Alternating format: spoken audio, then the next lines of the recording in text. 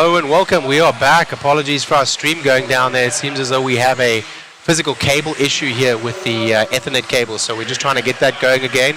Right now we will not have timing and scoring as we go into our next heat, so it says racing yet to be started. It is live, and we will go to the static camera now. I'll be calling from live RC where I'm watching right now. Calvin Bruce is our leader and Joe Fay in the 2, Avon Dorch in the 3.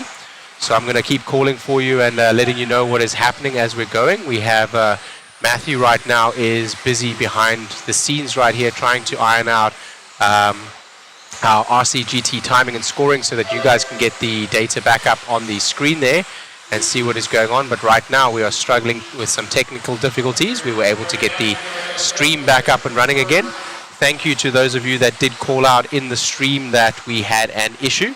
So with that being said, I appreciate you letting us know the stream was down. We were not able to tell on our side. I believe it is a physical issue.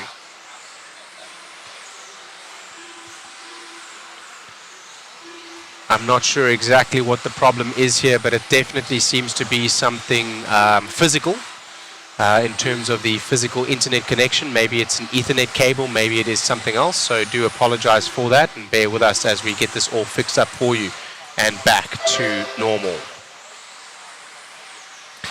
Thank you for joining us here at Clash of Champions 2024.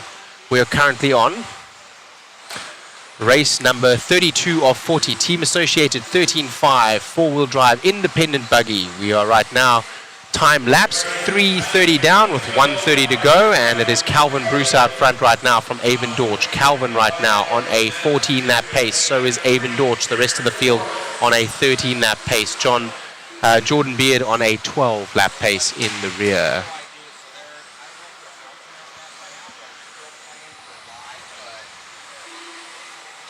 So as we're looking right now, 1 more minute to go.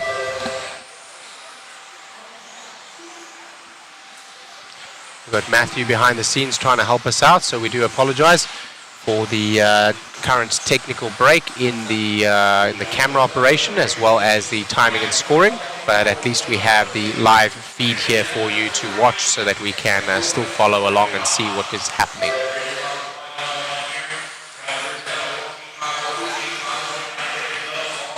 So this is the Team Associated 13.5 four-wheel drive independent buggy. Calvin Bruce right now is in the middle of his lap somewhere. He is on lap number 11. We will try to find him as he comes across the stripe. I believe this will be him coming across there. Yes, it is. He is the lead buggy there in the orange with the white rear and the white wheels. He's going around the. I think that's one of his tablecloths. Yes. He's going around the back of the track right now. As the clock expires, we will get the stream up and running again very soon. Apologies for technical difficulties here. Thank you, Alex. Yes, we are back.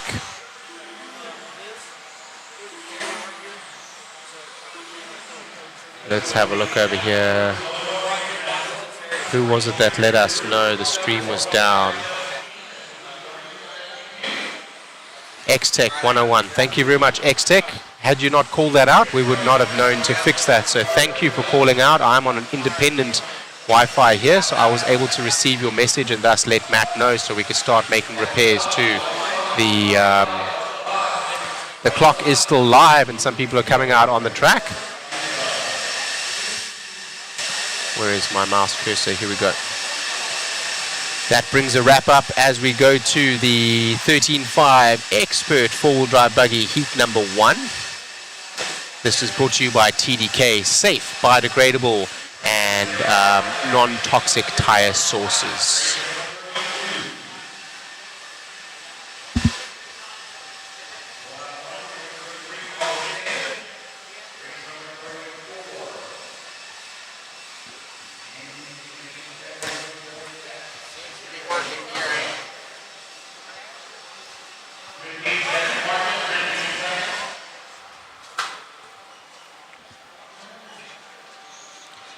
There comes Chris Mueller.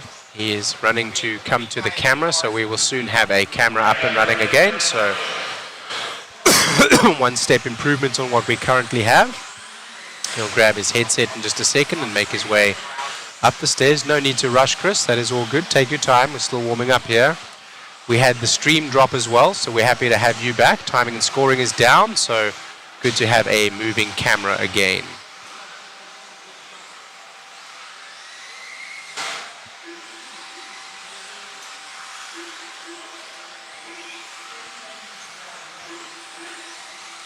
Could we change to the moving camera, Mr. Matt Olson?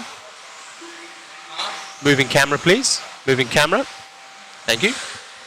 Alrighty.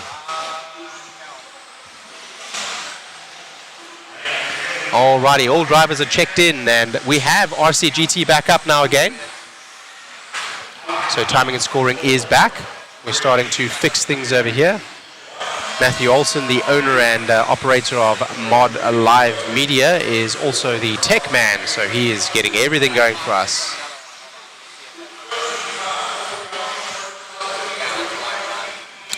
This is 13.5, sponsored by TDK Expert 4-Wheel Drive Buggy. Let's take a moment to thank our sponsors. Team Associated, ProTech RC, SXT, all gold level sponsors. Silver level sponsors, DRC, TDK, Exalt, TLR, and Phantom Racing.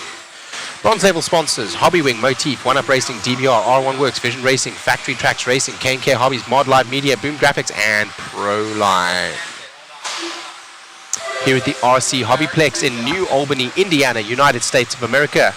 Currently sitting here at just past 1 o'clock Eastern Standard Time and looking at many, many, many more hours of racing. Let's have a look into our chat here. Mr. Mike Gilson, we are struggling right now technically to get our timing and scoring back up, as well as our microphones and cameras and so on. So the ability to do interviews is limited. So not right now, unfortunately. I do apologize. We will be interviewing as we go through the races and mains tomorrow. We should interview all of the winners. But right now in practice, and as we struggle with some technical difficulties, not able to take somebody away from that technical troubleshooting to do a interview. We will be increasing the level of coverage as we fix these technical issues. Apologies for that. Bobby Taylor, I believe, local racer here. Thanks to Eddie Henley for being my tech guy on site and getting the network back up. Yes, the network locally, I believe, went down. It may have crashed. I think we have overloaded the network just a little bit. They are kind enough to share their local network with all of the guests here as well. With that being said, unfortunately, I believe that we may have overloaded and crashed the ISP or the connection, or the modem needed to reset. Or we had a bad Ethernet cable. We're not 100% sure yet. 2 minutes 55 to go in this one, 2 minutes down. Nate Sutherland right now in the lead from Wyatt Brown, from Preston Janes. Jonathan Cantro in the 4, Spencer Gabrowski in the 5, Damian Perry in the 6, Nick Milato in the 7, Nolan Hunt in the 8, Will Santiago in the 9, and Brian in the 10. We're following right now with Nate Sutherland. Nate Sutherland's buggy is bright orange, looks red on screen. Red with white wheels is what it looks like. It is bright orange, electric orange, much like a pastel pumpkin color. Nate Sutherland had a very good run earlier. I'm going to have a look at timing and scoring over here to see where they sit right now. Nate Sutherland right now in this particular heat number 2 of 4, I believe, for the 13.5 Expert 4-wheel drive buggy, is currently the fastest driver out there. Wyatt Brown in the 2, Preston Janes in the 3. Those are all 3 on different lap paces. Nate Sutherland the only one on a 15-lap pace, Wyatt Brown on his own on a 14-lap pace, and Preston Janes on a 13-lap pace along with Jonathan Cantro. All the rest also now joining on a 12-lap pace, but a lap down. So separated quite a bit, and it looks like we will ride with Nate Sutherland, who had a great run in his 2-wheel drive a little while ago.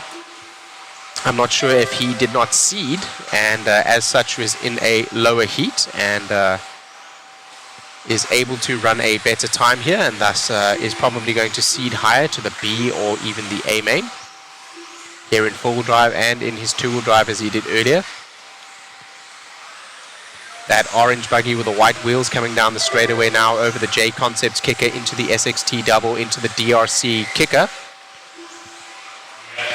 ProTech tabletop, Phantom downside, Proline S's, Exalt soapbox, Hobby Wing triple into the boot, around into the team associated double, and onto the start finish straight away. Traction here still staying high, the track consistent. I haven't seen too many people changing tires or much setup. I did see some shock package changes last night as I went through the pits. So the drivers certainly making some adjustments to make their shock packages better for this high traction surface. Traction, I would say today at a 9.5 out of 10, as we saw maybe a 10 out of 10 yesterday. Of course, the surface retreated with both water and glue last night by Eddie Henley, track director here at Hoosier RC HobbyPlex. A shout out to Angie Henley over in the hobby shop. She's doing a great job keeping it stocked and keeping our races going on all of the products that they need in order to keep their buggies tuned and competitive here at Hoosier RC HobbyPlex at New Albany, Indiana. Still Nate Sutherland right now in the lead as he's coming up on the back of some. He may do well just to stay there as they're going to try to run to the line. Does make a move on one of the buggies, did not need to do so. He's on a 15-lap pace and everyone else is on a 13-lap pace, with some on a 12. They are finished now.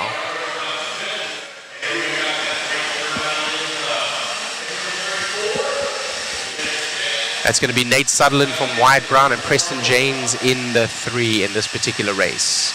Let's see what Nate Sutherland can do with that time. That was a good one, a 15-lap pace. Let's see if, as we go into heat number 2, 3, 4, and 5, that was heat number 1 of 5 of TDK 13.5 Expert 4-wheel drive buggy. Let's see how long he can hold on to that.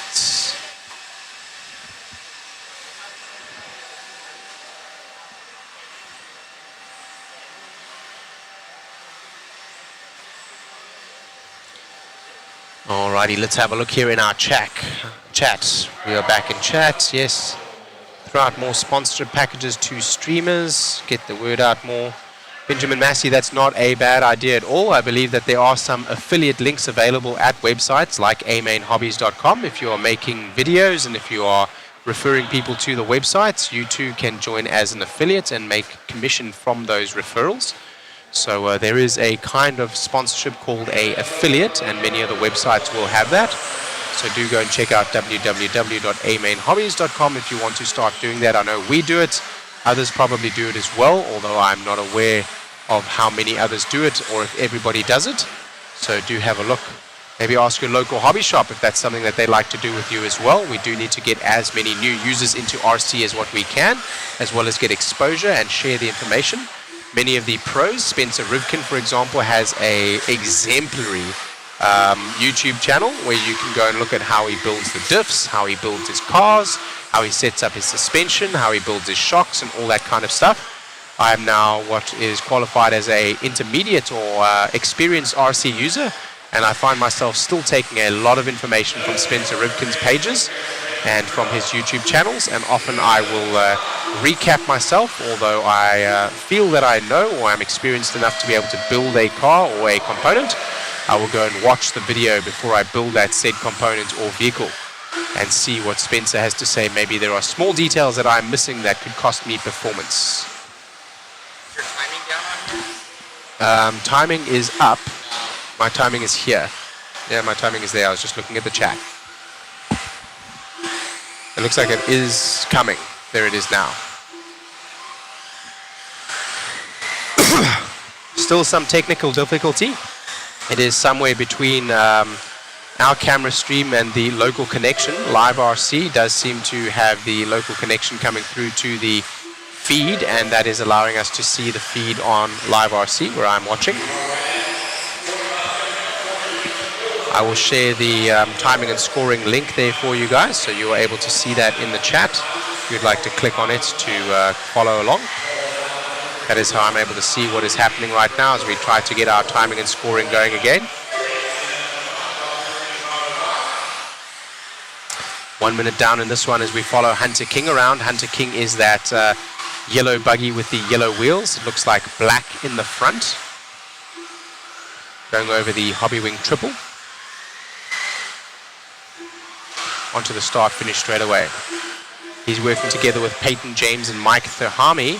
They're going to let him through because they're not battling for position. One takes a bit of a rollover and the other two come together. The leader lucky enough to escape there. a small amount of luck, but as Gary Player used to say, the more I practice, the luckier I get. So also experience to know which line to take there to make the safest passage through the back markers in order not to lose any time. Hunter King right now on a 15-lap pace and the only one on that pace. Let's have a look at how he is comparing to the gentleman Nate Sutherland. Nate Sutherland right now still faster. Nate Sutherland did a 15-lap pace with a 5:18, and right now Hunter King on a 15-lap pace with a 5:19, so he's got to find 1 second throughout his run here as we have 3 minutes left to go and 2 minutes down. Getting shuffled up now behind the leader. We'll continue to follow the leader, but getting shuffled up as Brody Thahani is coming up to the 2 spot now. Alan Bowens now makes me a fibber as he pushes up to the 2, and Brody goes down to the 3.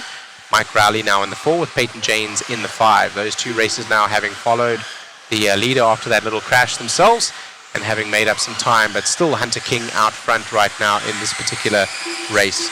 This is race number 34 of 40, sponsored by TDK, safe, non-toxic, biodegradable tire sources.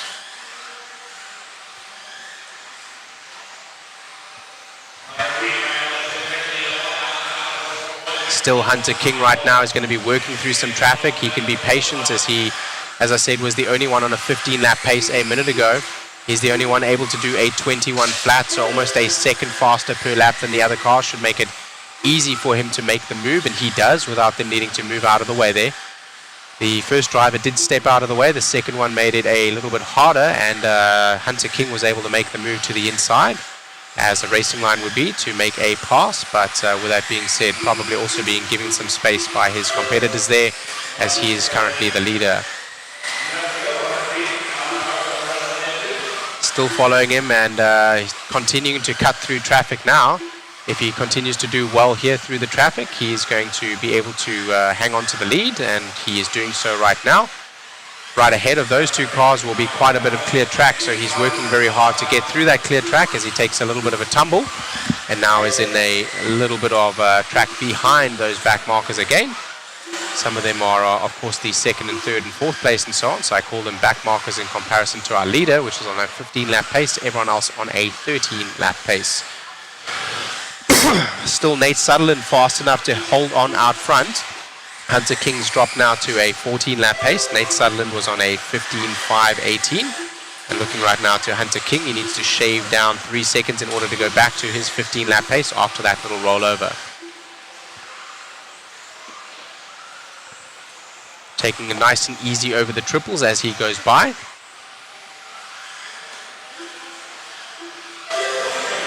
Over the stripe and back to the back of some of the back markers. Let's see how he makes the move. Back marker steps out of the way. That back marker there, I believe, was Brody in the 4. Looks like we're starting to get our timing and scoring back. We did go from a hardwire to a Wi-Fi connection, so we may have to reduce the stream quality in terms of the streaming sharpness. But happy to be here with you on the broadcast with Mod Live Media, brought to you by JConcepts, scoring by RCGT. rcgarage.info. Go and check it out and claim your profile. Just looking for a finish from Peyton James and Jasmine Nia.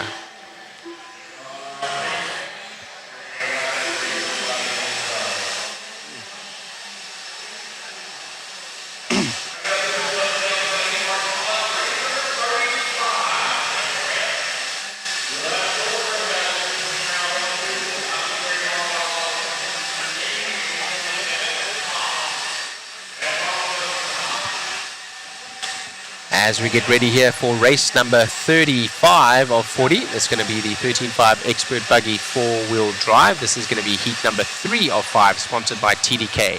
Safe, non-toxic, biodegradable tire sources. I see some big names lining up for heat number 5 of 5. Brian Dunbar is one of them that I see on the stand over there.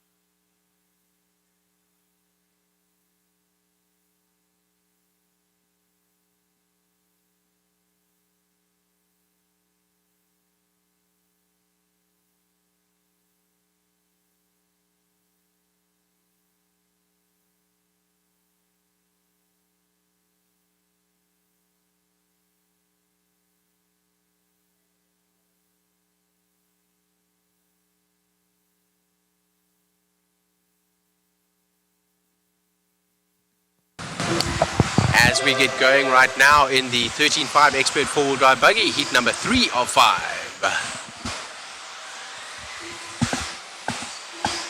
Still struggling with some difficulty here. We are not sure what is causing the issue. Could be the ISP, it could be the local internet connection, it could be the router, the modem, we're not sure. So a lot to troubleshoot, and of course not everything at our fingertips in one place. We are trying to get that all fixed up for you now.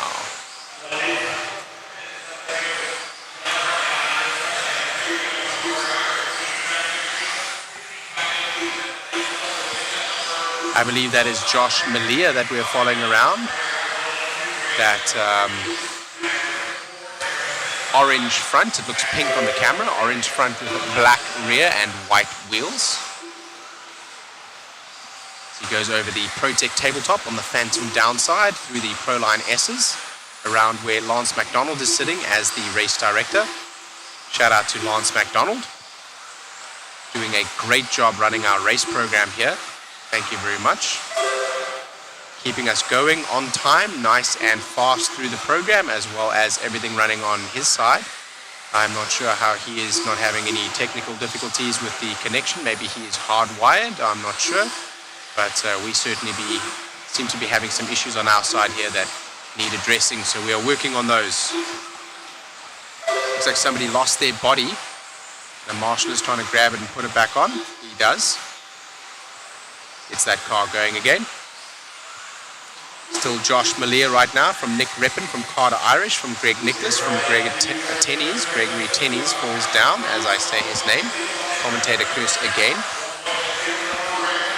So right now 14 lap pace for our top 6 runners. Our top 6 runners is Malia, Rippin, Nicholas, Lee, Maitel and Irish.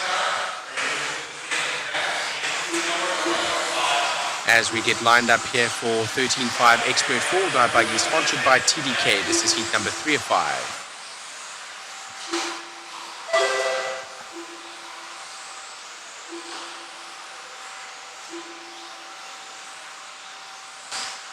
Not much changes right now, so quiet on the microphone here as Malia continues to work. Malia makes it by on a tumbling car there, is lucky not to get collected himself. Does well to get through there.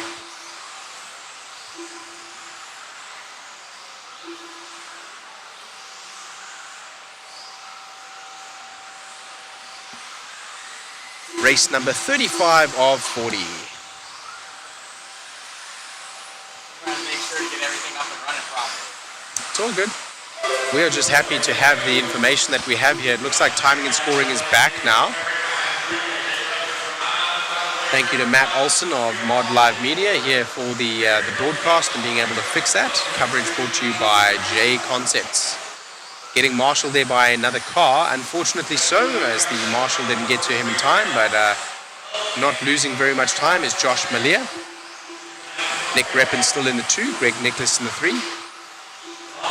Having another tumble there, and now maybe Reppin to the point. Yep, Reppin now will be to the point. Nick Reppin, local hero. There's Nick Reppin there. What a very friendly gentleman, and certainly a RC enthusiast. He runs several classes. Let's see, where is Nick Reppin? I think that is him there with the yellow buggy and orange back with the white wheels.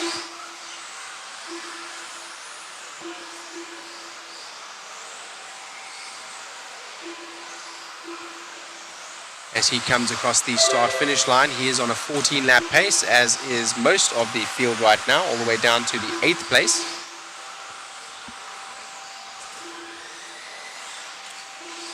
Some of my timing and scoring on live RC is also not looking perfect. Here we go, here it is. Nate Sutherland still doing enough right now on the estimated position data, the EPD, with a 15-lap pace. Right now he's going to sort up to what looks like will be the C or B main with a 15-lap pace. Hunter King from the previous heat is on that 14-lap 5:02. And Nick Reppin right now is sitting on a 14.510. He would be in 3rd place overall, 1st place in this run. Greg Nicholas in the 2, Isaac Lee in the 3, Carter Irish in the 4, Greg Tennies in the 5, Marcel Graham Bell in the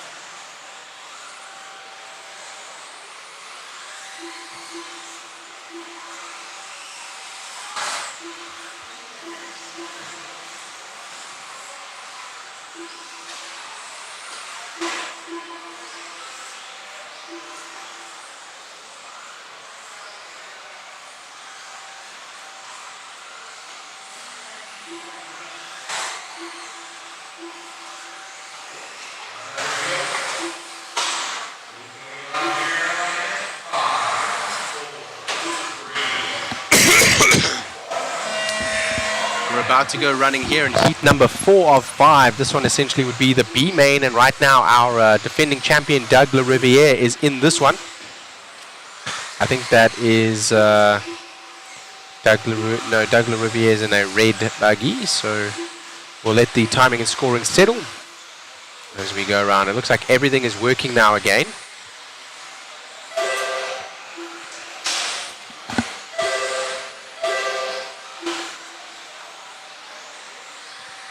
Doug LaRiviere, the defending champion, now to the point from the first lap. Let's see how long he can hang on to that. We had quite a lot of flip-flopping.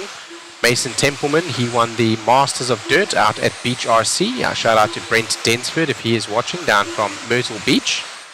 That is over at his track, another world-class facility, indoor play facility. Often also has quite a lot of elevation changes and a lot of interesting features. Damon Smith is in the 2. Templeman, who won that event, is in the 3. Dunbar is in the 4. Local hero racing for Yokomo. Zach Castellum is in the 5. TDK 13.5 expert four-wheel drive buggy, heat number 4 of 5. So I'm looking at the estimated position data, and right now Nate Sutherland is still sitting in what would be the 2-spot overall. So he's likely going to sort into the B main unless if the rest of these drivers have anything to say about that. Hunter King from the second heat. Nate Sutherland was in the first one. Hunter King from the second heat is still holding on to the 4 right now. But as I say that, Dunbar usurps him for the 4th and he gets pressed down to the 5th. Currently, they should sort into what will be the B main. So that will be a good sort for them, and there will be a sort after this qualifying round. So we'll have a quick break whilst we resort and post new sheets. And there may be some drivers that may move around just a little bit, for example, like Nate Sutherland and Hunter King. Definitely Dakota Fend in his four-wheel drive mod buggy as well, as he had an exceptional run yesterday, and they are about to see them come up in the next couple of races, I believe, with the four-wheel drives. That will be the mod. Right now we are racing the 13.5 expert class. So that is a motor turn limit on 13.5, and they must be running a blinky or stock ESC setting. Templeman now up to the 2 with Dunbar in the 3, Smith in the 4, Tyler Stanley in the 5. Still following around there with Doug LaRiviere. Are we? I believe that is Doug LaRiviere. That is the red front with the white strike through and white wheels. Local NorCal, local to A-Main Hobbies and Silver Dollar. Those of you that have been racing with us down there at A-Main Hobbies' racetrack will know Doug and will have met Doug before.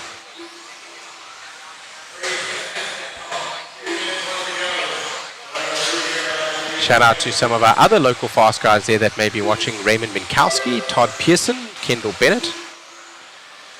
All some of which I enjoyed watching race. Mr. Kevin Jellick used to be one of those gentlemen there. I miss him so much.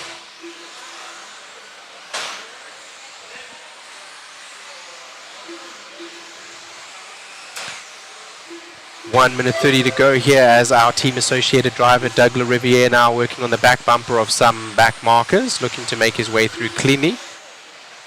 He has quite a bit of time to work over Damon Smith, about 6 seconds, so he can take his time, although he would want to go very quickly as possible through there in order to show that he sorts into the A-main. He gets piped, comes back onto the track, and unfortunately loses quite a bit of time. I don't think that would have been a 6-second loss, but Damon Smith is going to be close on his bumper now. Damon Smith covers the line, and I was correct. He was just behind him now. It looks like he's about 2 seconds behind now, 1.6 to be exact. Nate Sutherland still hanging on over Doug LaRiviere's time right now. So Nate Sutherland getting his car nicely dialed in. from that earlier heat, and he has got a good time. It looks like he will sort to the B main. The Heat 505 drivers, I'm expecting to usurp Nate, so Nate will probably be close to BQ or maybe even in the back of the A main. A good drive from him in order to put that time in the previous heat. Doug LaRiviere right now on lap number 13 with 11 seconds to go on the clock. It looks like he will get around for one more as he goes up the ProTech tabletop, down the Exalt soapbox.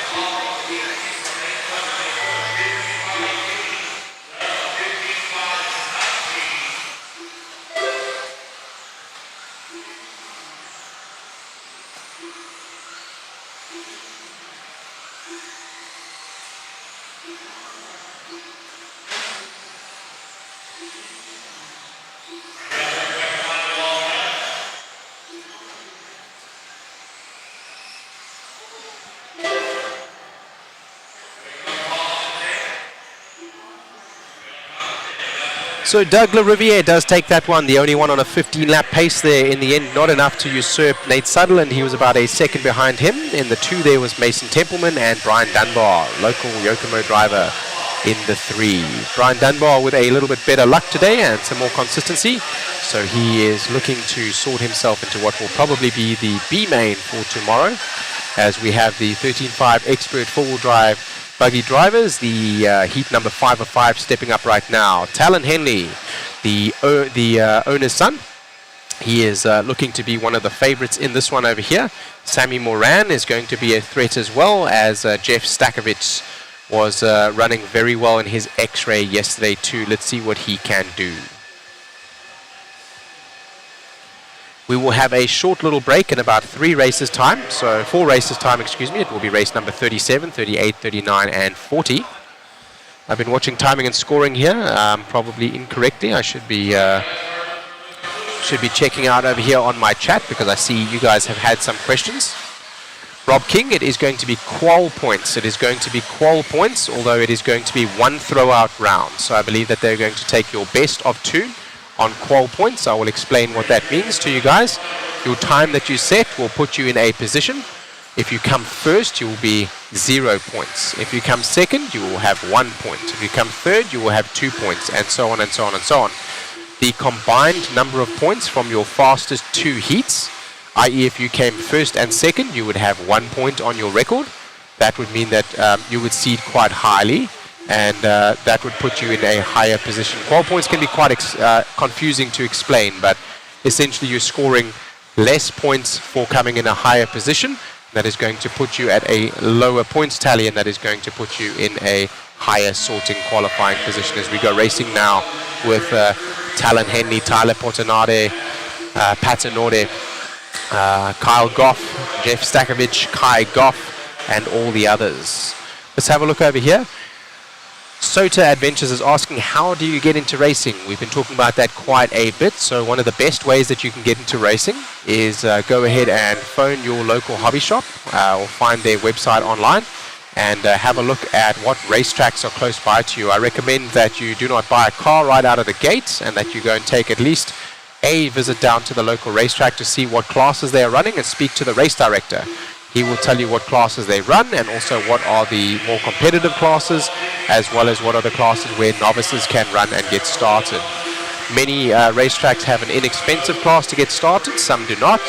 Some run different classes, so you want to make sure that you get a car that you will be able to run against the others that conforms to the rules. I will say a two-wheel drive buggy is probably a good way to go. So Sota Adventures, where are you in the world? Where are you in the world? Should be a rule that world tracks are not changing for a month after the race, so you can, yes, X-Tech 101, here at the local track and clay tracks that you see like this one, they are very difficult to build, and the amount of effort and time that goes into changing them is substantial. So this particular layout will be available here at Hoosier RC HobbyPlex for probably the next 2 to 3 months before they make a change again for what I believe will be their INS race, and then for what they will make a change also for their Apocalypse race. Those are their 3 big races, and in between that, for their club races, they will maintain the same track and facility. You may not see that often at carpet tracks because they are very easy to change. You see track layouts change more often than what you do on clay tracks. And the same can be said for dirt outdoor, dirt indoor tracks, which are loose dirt, not clay. They can also be difficult to move, and they will maintain those setups and allow racers like myself, novice or intermediate racers, to come out and race on these world-class layouts without the pressure of a large event. That will allow you to see how you stack up against the others. So right now it is a local hero, Talon Henley, as we have 3 minutes to go in this one with 2 minutes 20 down, so 2 minutes 41, to go. Talon Henley right now stretching with fast lap. His last lap around was a 29. His fast lap is a 20.4. He now working with some open track. He is that green buggy with a blue rear and white wheels as he goes down the Exalt soapbox over the Hobby Wing triple into the shoe. Over the team associated double. He's driving that TLR buggy as he goes across the start-finish stripe now onto the JConcepts roller, the SXT double, and the DRC kicker onto the ProSec tabletop, and the Phantom downside, and the Proline S next. Last lap around was a bit of a rough one there, 21.4, so let's have a look at their overall lap pace here between Kai Goff and Talon Henley. They look like they're quite close together, but he has about 2.5 seconds, or 2.2 seconds to be exact, over Kai Goff, so a little bit of time to burn. Talon Henley can be patient as he goes through those drivers, and we are showing up on the top left-hand side. That is a close-up of the driver's inputs. Notice how smooth he is with his inputs. The throttle, you may be more aggressive sometimes. Of course, we have quite a lot of traction in these cars with the Smoothie 2 tires from JConcepts and the SXT Source being used. And the steering, though, notice how smooth the steering inputs are. Also keeping very calm on the driver's stand. I was alluding to how much adrenaline there comes when you are racing a RC car and you're close to another car, and especially if you are in the lead. It certainly does feel like there is a lot at stake when you are in the lead or when you are battling for the lead, whether that's qualifying or in the actual race. And all sorts of things can happen. Your legs might start shaking, you might start sweating, your vision might blur out, all sorts of things that adrenaline can cause. And some people forget to breathe, some people forget to blink. Still Talon Henley right now, 1.3 seconds back though. Kai Goff is starting to eat into that advantage. He's starting to eke. We have Trevor Makalesco in the 3, Jeff Stakovich in that X-Ray in the 4, Kyle Goff in the 5, Lucas Smith in the 6. They're all on a 14-lap pace as everyone from 5 down and upwards. Number 1, 2, 3, and 4 drivers are all on a 15-lap pace. Nate Sutherland looked like he's actually going to sort into the A main right now. These drivers not able to usurp him, and him able to put in a very good time. Doug LaRiviere in the previous heat also looking that he will sort to the A main right now. And it looks like in the next go around they will be in this heat 5 of 5, because we will have a resort after this qualifier as the clock goes ding, and they will get by for one more lap and finish this one off. Does Talon Henley does finish there. He is done indeed. So he continues to charge around the track but does not need to. Or is he done? I'm not sure. He may have got by for one more. I'm not 100% sure. He did get by for one more. Alrighty, and there he finishes his lap. Well done from Talon Henley, mod driver and TLR driver. Son of owner Mr. Eddie Henley. I think we're going to go to an interview with Talon now. So I'll take a short little break. I will return shortly.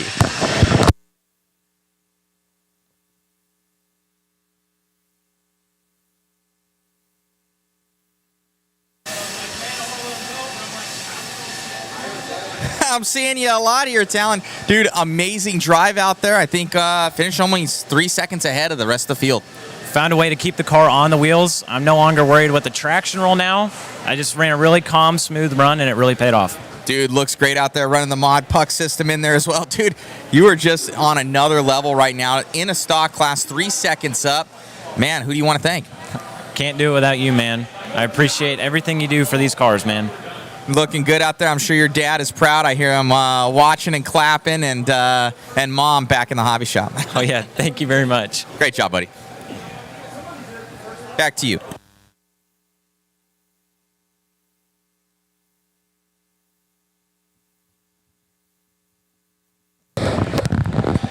All right, I guess it's back to me. We are getting running here, guys. This is Matt Olson from Mod. I'm trying to put on my double headset. I'm gonna have to purchase another headset, much like Shane's, which is mine, but to make it easier on my life. So that's gonna be a nice, healthy $200. Make life easier as we're doing more and more live media as of late. It's been nice having an announcer to talk to you guys. I'm kind of running around like a chicken with my head cut off and a lot of different stuff, but I really do hope that you guys enjoy the stream. We work really hard. We're up till about 2 in the morning every day, up at about 7. So we're getting about 5.5 hours worth of sleep and then working for 12, 14-hour days and deal with all the complications that there is. Like this whole internet thing's been really on my mind, so I'm gonna try and have a fail-safe backup plan. It won't be probably instituted until tomorrow though, but I do have a plan. So we'll get this one figured out. So thank you guys for tuning in, much appreciated. If you guys want to help support the stream, we'll post up that waffle link if we have a B7 for YZ, and it's gonna be like 10 or 15 prizes for you guys, so it's pretty sweet and it helps the live stream. So thank you so much to Shane and Jason on camera and shooting all those awesome photos. Be sure to look up Mod Live Media on Facebook or Mod, and you'll be able to see all those awesome photos there. Thank you to Chris Mueller. He's been on camera, absolute Iron Man up there. He's had a little bit of a cold too, so he's kind of toughing that thing out. So thank you to Chris. He's on the ball. So definite huge shout out, guys, to the Mod Live Media crew. It takes a definite team to make this happen. So couldn't do it without them. So thank you guys. We got Dakota Finn in the lead of this one right now. You would think that he's easily a lap up on the field right now. Oh. So let me refresh this. Hopefully this thing comes back. There we go. So we got Dakota Fend up there in the lead. We got Tater Sontag here in the 2. Sorry about that. Small glitches. It just seems to be the way that the cookie crumbles. So it's Sontag 5.5 seconds back right now. Another 2 back is going to be Riley, Matthew, Dan, Billy. Is it Ken, I think, and Tony. So I can hear the ruffling in the back right there. That's going to be Shane. Getting my microphones back on. Sorry for the noise, boys. As we have Dakota Finn from TLR down that straightaway. So those that don't know, that didn't tune in yesterday, he had a shock shaft issue, or it was a hinge pin issue yesterday in 4-wheel drive in seating. So he wasn't able, I don't even think he started. No, he didn't start, no.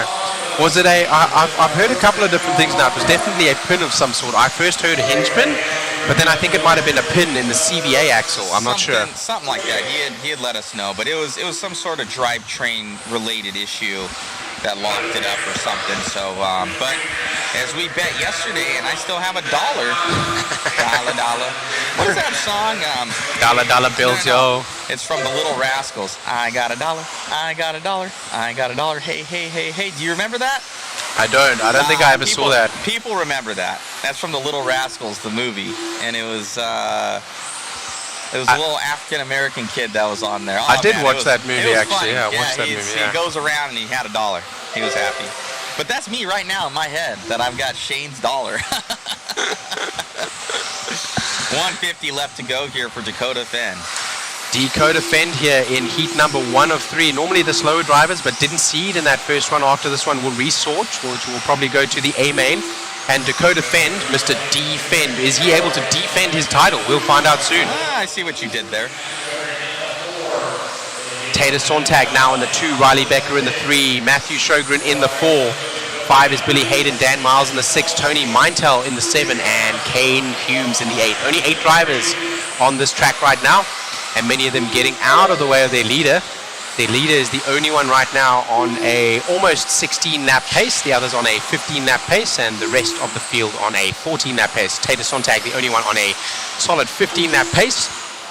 If Dakota Fenn can shave off another 2 seconds, which I think he will in the next minute, then he may be able to go to a 16 lap pace. Less than 1 minute to go right now here for Dakota Fenn. He's got that Trinity power plant in there. Fly Sky radio system from what we see. The Noble Pro. Little Birdie's telling me that we might be seeing a lot more Noble Pros here in the States with a really big distributor. But I hear rumors. But Dakota Fenn, Ryan Mayfield, Tater Sontag. I just saw they picked up... who is that out of Texas? So they picked up another guy, but they must be shelling out some coinages to get these guys, I'm saying. So I'm sure. It's a beautiful radio, lots of great features. I've seen it, it looks good. Able to go left hand for some people that want to go left hand. You know, some people that is important. Many of the pros just like the feeling of the radio and the adjustability. It allows you to be comfortable, as we were talking about staying calm on the driver's stand. You also need to keep your hands in a position that will be comfortable to drive for the period of time as Dakota Fenn goes across the line. I think he will get by for one more. He's already done. Has that blue mark there. Once they hit that green mark, it's solid green mark, it's done. We had that happen on the last one, and Doug LaRivia, I think, or somebody got by for another one. That's why I was so surprised. True. So, looks like we got Kyle Swanson and Dion Ward and Jared Wiggins. You are correct, Jared Wiggins. That new signage.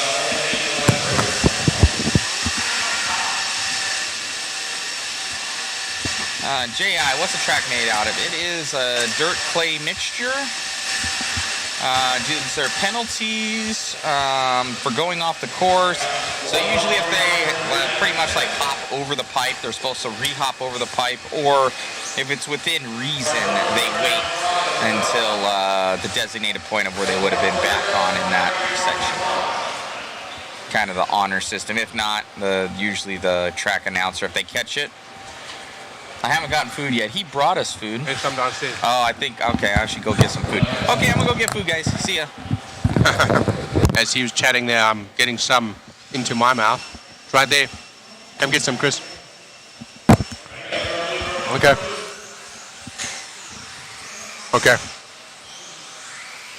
Right now, four-wheel drive mod buggy sponsored by ProTech RC, a higher level of performance. Available at your local hobby shop and www.amainhobbies for all your RC needs.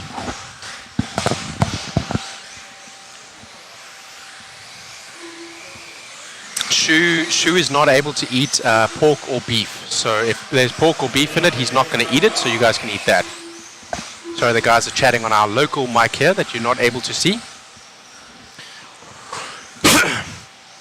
JI or JL, you were asking if there are any penalties for going off course. You must be a Formula One fan, I guess, where track limits are one of the things that we police very heavily, and of course you're able to carry more speed sometimes by going outside of the clearly defined white lines and thus improve your lap times. But the penalty here for going off course is that you will lose time because you will go over a pipe, which will be a less advantageous line.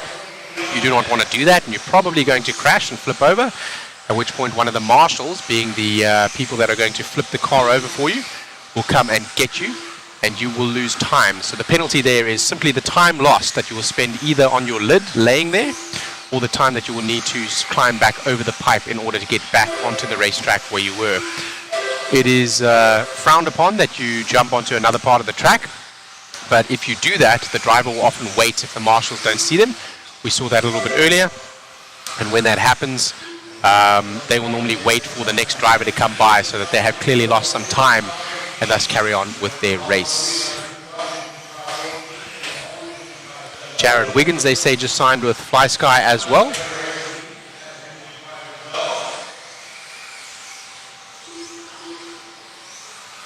Yes, JI, this is very, very, very good dirt. In fact, the dirt here is clay. It's some of the best clay that we get. It's from an ancient riverbed in Ohio, Mr. Eddie Henley tells me. Then what they do is they pack it down. First they build the track, they pack it down, they water it, they pack it down some more, and then they seal it with Elmer's glue over the top to allow the maximum grip possible and also seal to keep the track together. Absolutely. We are very happy to help you guys out here in the chat. If you have any questions, let us know. If you are new to RC and you don't know what we're talking about when we're referring to lap pace or time or quals or anything like that, let us know. We would like to explain to you what is happening so that you can all follow along and enjoy. And also come and join us down at your local hobby shop and racetrack to start racing. It is something that everyone is able to do. If you have, if you're able to look out and see a car and grab a transmitter, you can squeeze a trigger and turn a steering wheel. So if you can play Xbox or PlayStation, you can race an RC. Come and join us. Phone your local hobby shop, get a hold of them, Google what is your local hobby shop. If you are in a area and you want to know what your local hobby shop is, call out in the chat and let's have a look at the race. Heat number 2 of 3, four-wheel drive mod buggy. We're sorting out now with Aiden Horn. Aiden Horn now is in that blue buggy with the purple rear. It looks pink on the screen, but I can assure you that is the picture of his car right there on the left-hand side. That is what his car really looks like. That looks pink. On the photograph, it's perfect, but I'm just calling out so the drivers can see. That is Aiden Horn on the top left-hand side as well. You can see how calm these drivers stay. Watch their steering inputs. The only time he had a little bit of a rough one there as another driver coming to his inside. Not sure who that is. That may be Ethan Mechanic, and that may be for position, and that is why they are battling.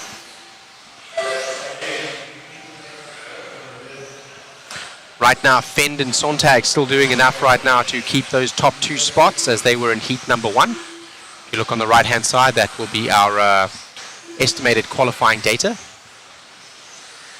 EQD.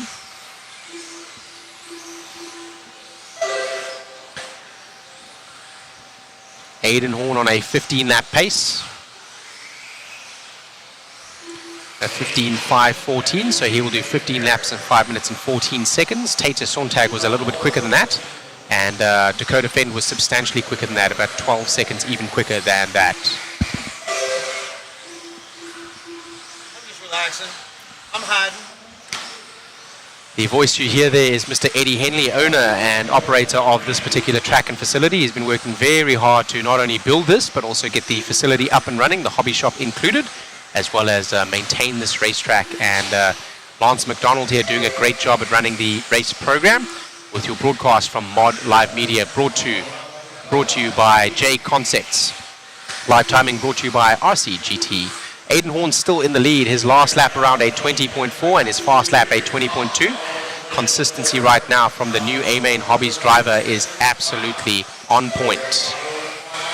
Still Horn at the front right now. He has now usurped Tater Sontag, but still Fend in that first heat. As we resort after this particular qualifier number 2, I'm sure that Dakota Fend will go to the A-Main. Or should I say heat number 3 of 3. That will be the fastest of the drivers, which will be up in the next race. 2 seconds to go on the clock here, with Matty Gonzalez in the 2. In the 3 is Mason Herrick and Aaron Kothman in the 4. They're all on a 15-lap pace. Getting out of the way there was one of the drivers to let Aiden Horn come across the line. It looks like that will do it for him, and he will get 15 laps in the end. I think he is done, although he continues to drive just to ensure that he is not left wanting at the line. Matty Gonzalez takes that 2 from Aiden Horn, and Mason Herrick is in the 3. Alrighty.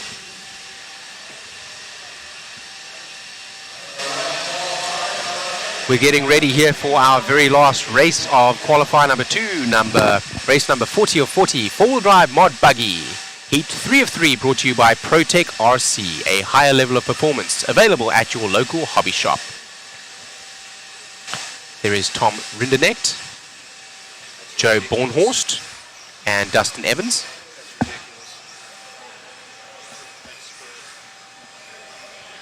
So right now, as we look on the right-hand side of the screen there, heat number 1 of 3, Dakota Fenn put in a stomper of a time, 15 laps in 5:01. If you see, he has an 11-second lead over Aiden Horn. Although we have the last heat coming up here.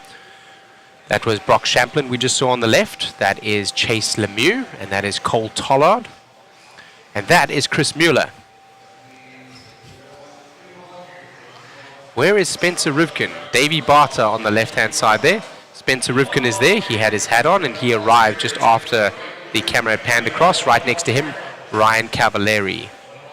Ryan Cavallari now for Schumacher. Rivkin for Team Associated. Brock Champlin, also a Schumacher driver.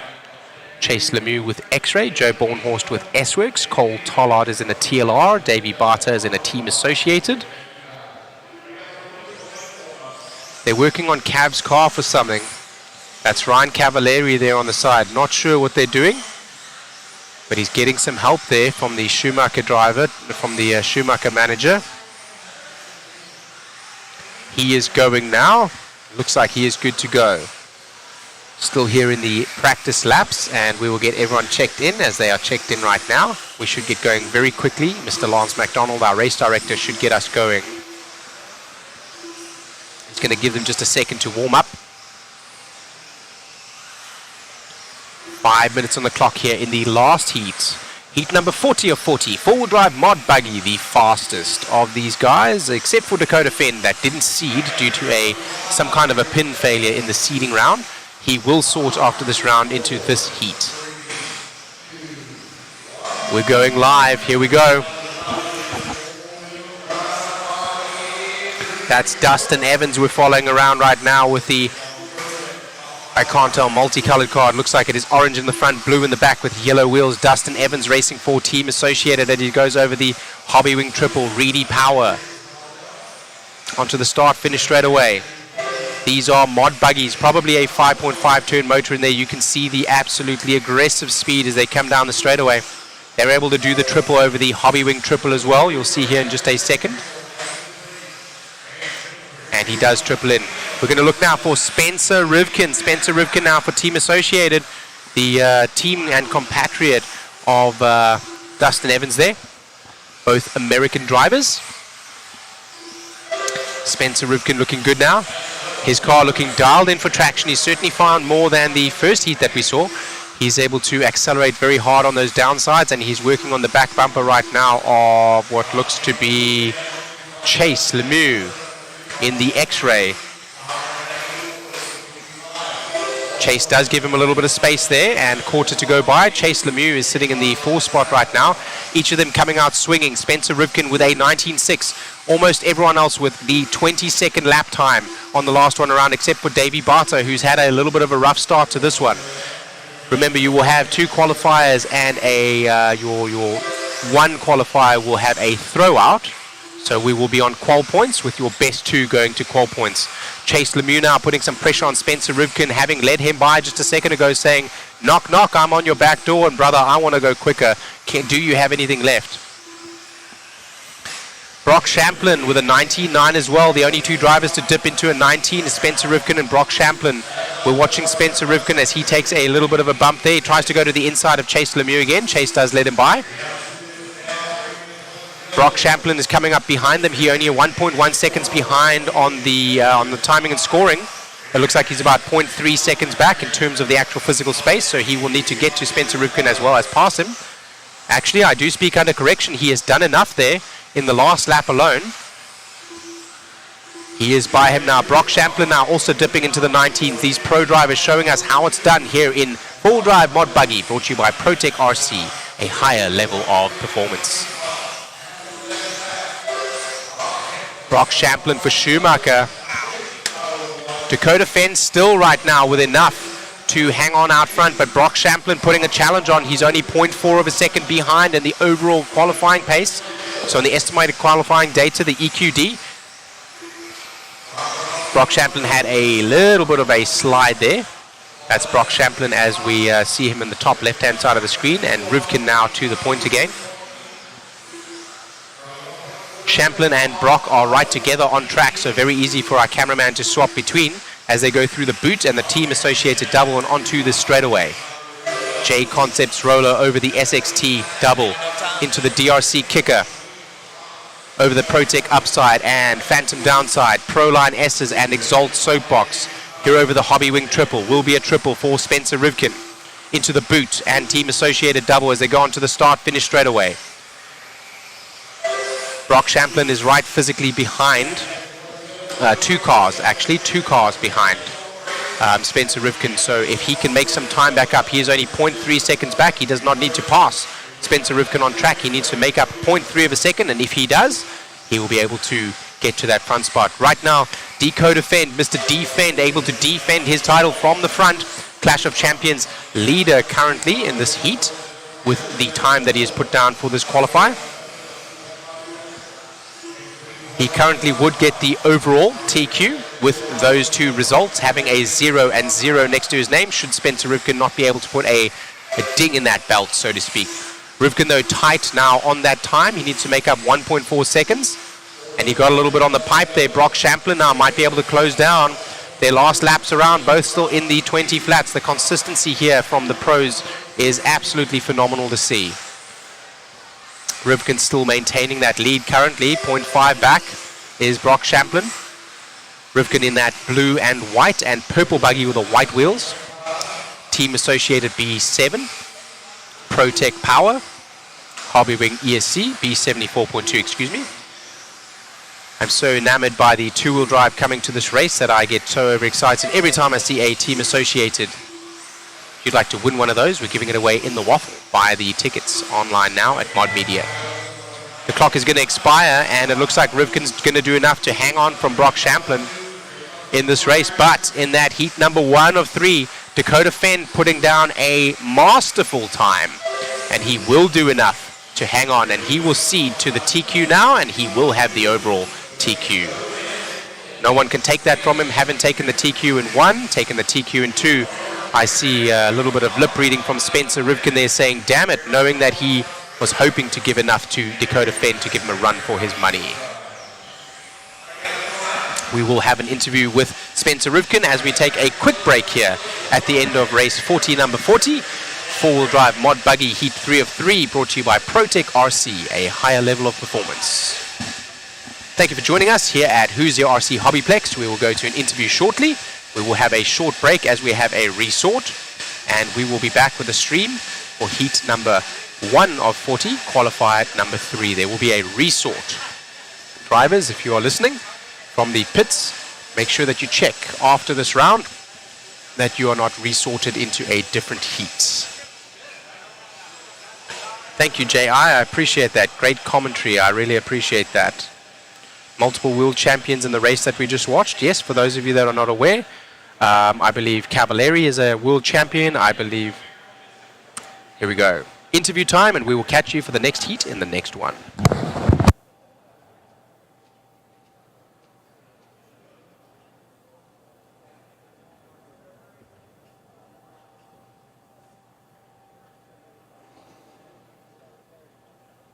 Amazing run out there, man. Grabbing that one from that third heat again. It's kind of like deja vu from last night, and I think it was by about a second.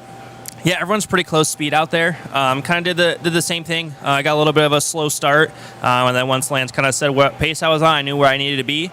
It seems like full drive, we kind of stayed a similar pace as yesterday, where the two-wheel drive stuff was a lot faster. I think we're kind of just at the point grip-wise, like we can only go on the track so fast, and we're kind of at the limit for the four-wheel drive stuff. So probably breaking a set of tires for round 3, and maybe try a little something with the car for tomorrow. And yeah, should be good to go. Just glad to get clean runs on there out of the seesaw. You never know what can happen, so that's a lot of weight off the shoulders. Oh, looking good out here, man. You seem to you really like this track. You've always done very well here. Yeah, for whatever reason, just kind of suits my style, kind of on that edge, and yeah, we'll keep it going. Got to need another clean round in truck, and then a good one in two-wheel drive as well. Congrats. Best of luck. Thank you. All right, guys, back to you, and then Shane's eating a little bit right now, but I think we're going to...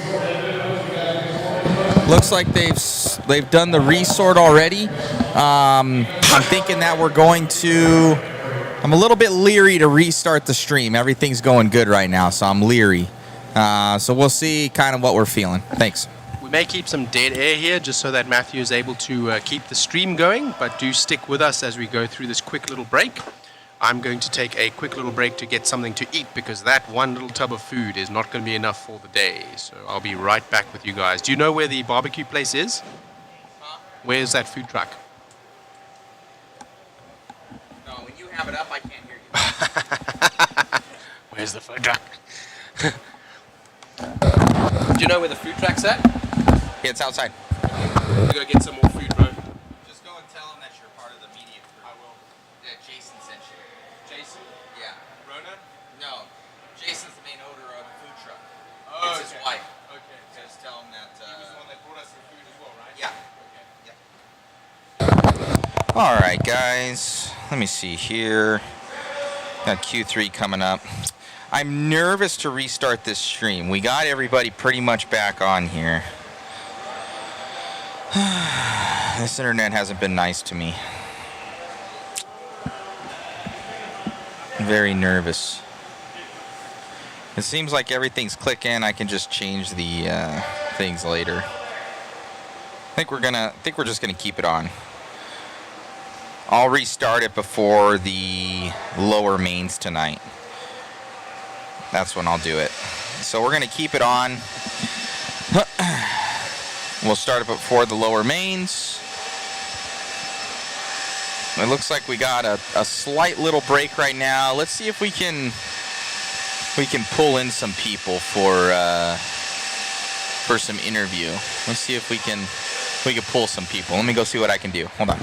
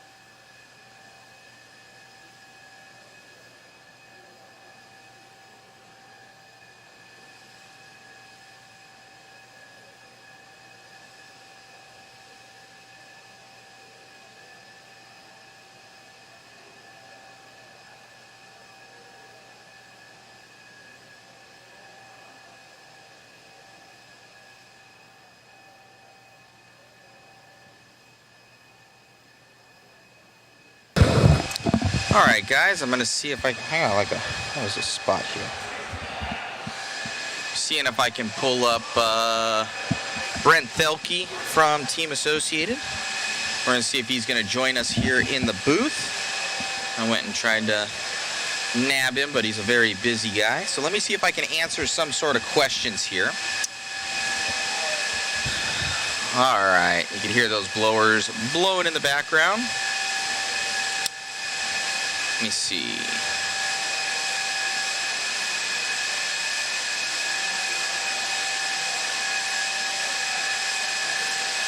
Ask up questions, guys.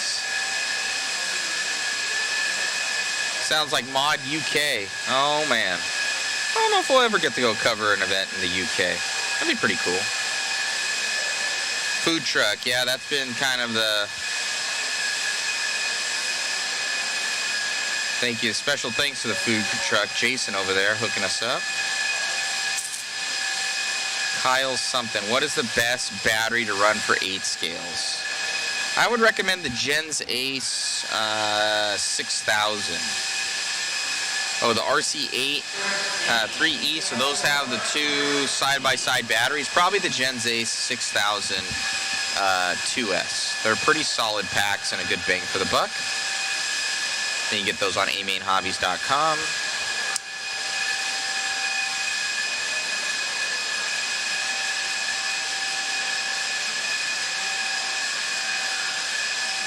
If it's other one where it's just a solid stick pack, get the 6000 long pack for them.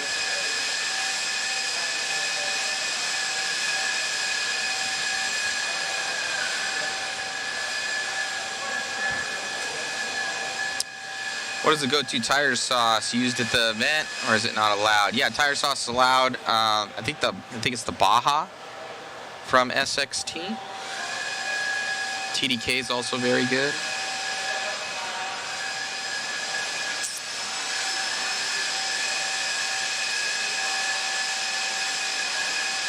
Yeah, go support your local track, guys. What is the best buggy for around $200? Something that is used. You can probably find something RTR for $200 that somebody's selling. Probably get an old B4 or B5 ready to run for that, I imagine.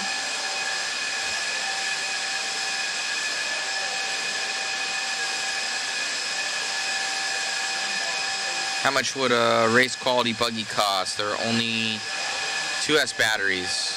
Depends on buggy, but pretty much in 10 scale, yeah, 2S is the limit.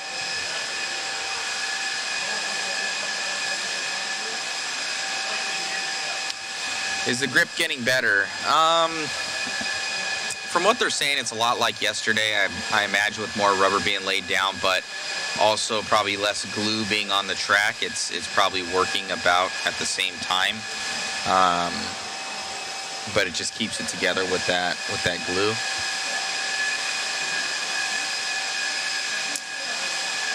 Let me see. Ask when the B7 ships. Yeah, I don't know. I need to call Brent. Be like, dude, where are you? My phone's dead. Oh, man. I gotta charge my phone. That is actually important.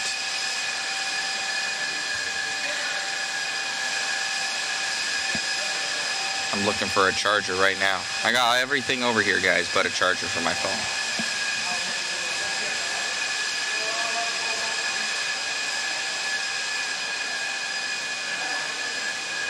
There is a minimum weight restriction when you get to the bigger events. Smaller events, club racing, no, nobody really cares.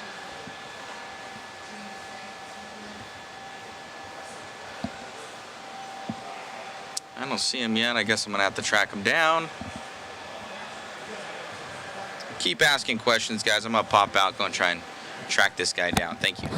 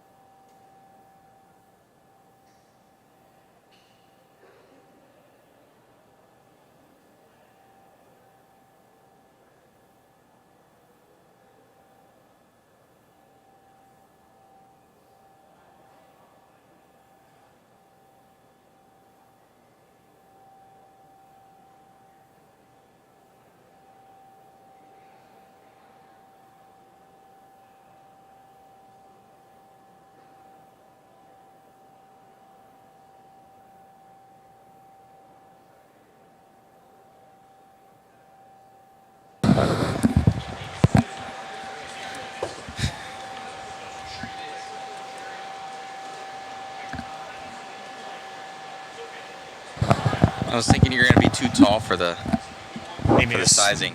I think you're all legs. That's what you are. You're all legs, not upper torso. all pedal power. Right on. So we do have Brent Thelke here, guys, from Team Associated, team manager for the world. And they have the all-new Team Associated B7 debuting this weekend here at the Clash. Thank you for coming on, Brent. Yeah, thanks for having us. Yeah, we got a couple guys running the car actually worldwide this weekend, so pay attention to the socials out there. You'll see some guys running in different areas as well. Very cool. So you actually grabbed, patting yourself on the back a little bit, first TQ ever, and 40 plus with yeah, it. Little caveat there. That first Q1, and locking it up in that too, and dude, the car looks great out there, and yeah, I was kind of looking over it. Usually, it looks like you guys do a facelift on something, a little longer arm here, a swept arm there, a little bit different chassis length or something. This is all basically a whole new redesign. Like, there's like 2 parts that are shared in between this and the B6.4. Yeah, I mean, once the customers get the car, you'll really see, even though it looks very similar, it's an associated styling, is what we like to say. But yeah, the car is 95% different. Things you think are the same might not be. So the big keys that, the dollar items that do transfer are going to be the shocks and the tie rods. So, a lot of people have B6.4s out there. They have the Kashima shocks already, and they have the chrome shafts, and they have... So this comes standard? No. Okay. No. But I'm saying if you already have your B6.4, those items would transfer over. But it's always nice to have fresh everything, too. Got it. Is the steering rack also the same? Or is that different? The steering assembly is the same, yes. Okay. So I noticed, kind of lead us in the front end here. This is there's a pivot ball in here. A lot is going on in this front end. Lead us through kind of what's up. Yeah, there's a lot of new technology there that is new to two-wheel drive off-road. It's not new to RC in general. It's just new to two-wheel drive off-road. So the term we use is KPI, which stands for Kingpin Inclination. Mm-hmm. And it's we have something I can point with that might help a little bit. I'm going to adjust the camera here. Okay. It's doing a autofocus thing, so maybe it'll autofocus itself. There we go. That's a little bit better. Yeah, somewhere in there. So basically the Kingpin Inclination is the difference between this bottom pivot and this top pivot, and there's an angle here. So I'm kind of exaggerating, but we have a few different stages of this particular part that in the past we'd only adjusted the trail, so now we can adjust the trail and the inclination of the difference between the bottom and the top. Let me see if the camera can then focus. It's not being nice to me.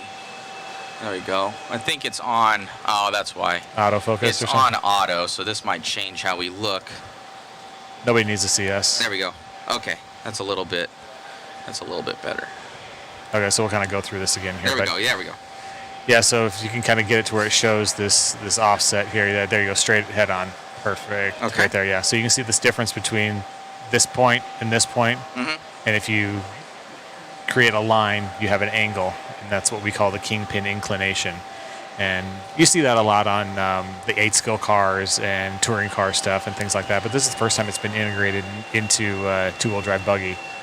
And so far our testing has really shown that it changes quite a bit as far as the corner speed and general feel of the car based upon the grip level. So we've been all over the board trying to learn on this particular surface that's different than what we've done some other testing on. So it's really exciting.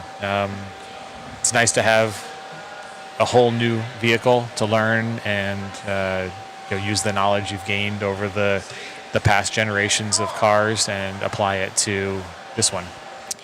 Another big thing that I noticed, you guys changed a little bit with the servo mount, but I was looking, 2 major differences is, I don't know if people can see it, but how narrow these pivots are, front and rear on the chassis. So from what I can see, basically, the arm's going to be much longer, your pivot point's much narrower. Lead us through what that does for the car.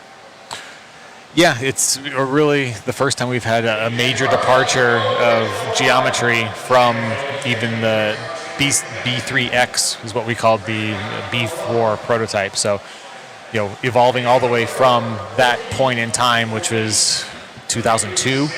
We've had roughly the same arm length geometry, pivot width geometry within a few millimeters here or there.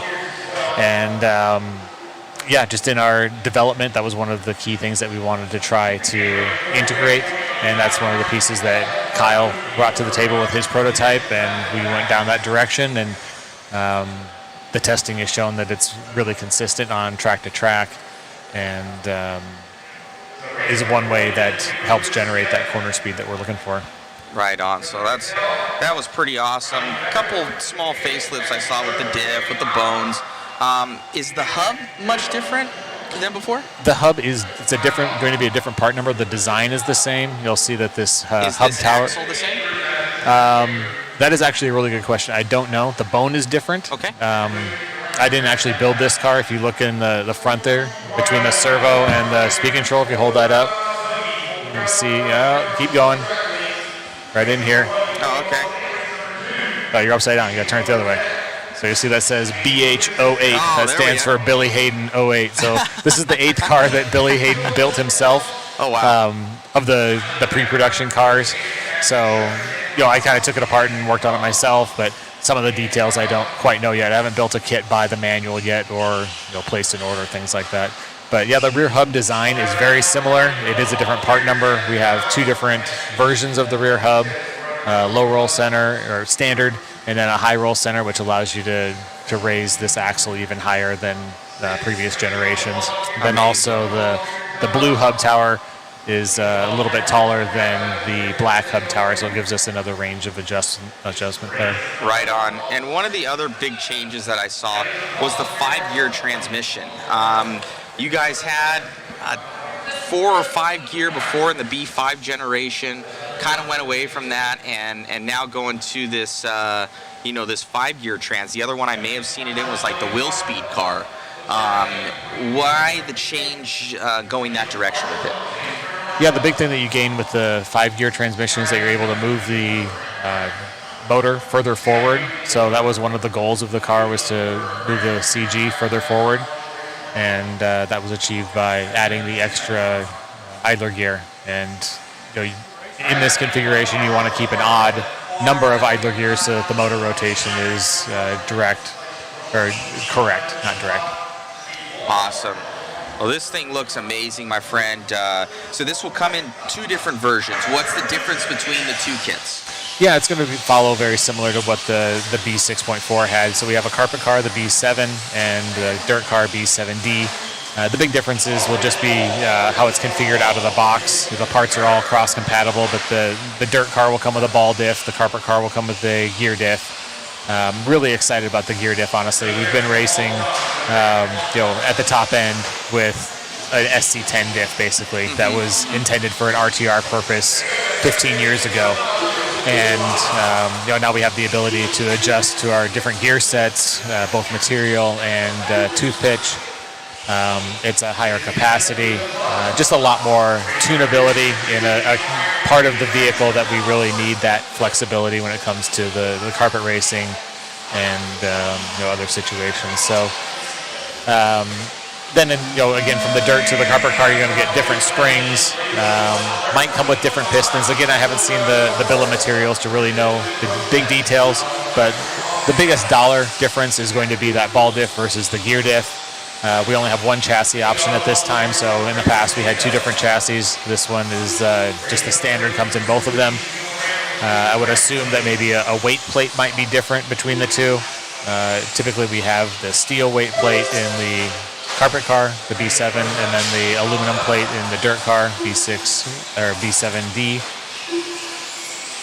This was another cool kind of option here with, or just a feature I would say is looking at that motor mount. It's like low CG, with it. You guys can see there. Usually it comes across the top of the motor, and just opting for those 2 bottom screws. Yeah, that's something that Kyle brought over from his touring car experience. I've heard other people talk about it that way. So what I really like is if you hold up the bottom of the car, typically we had the waterfall, and that really affected the flex and tunability of all that, and you can see that you're flexing it there, and it's pretty stiff, right? Yeah. But then if you show the bottom of the car, you'll see this line of screws here. Yeah. Wow.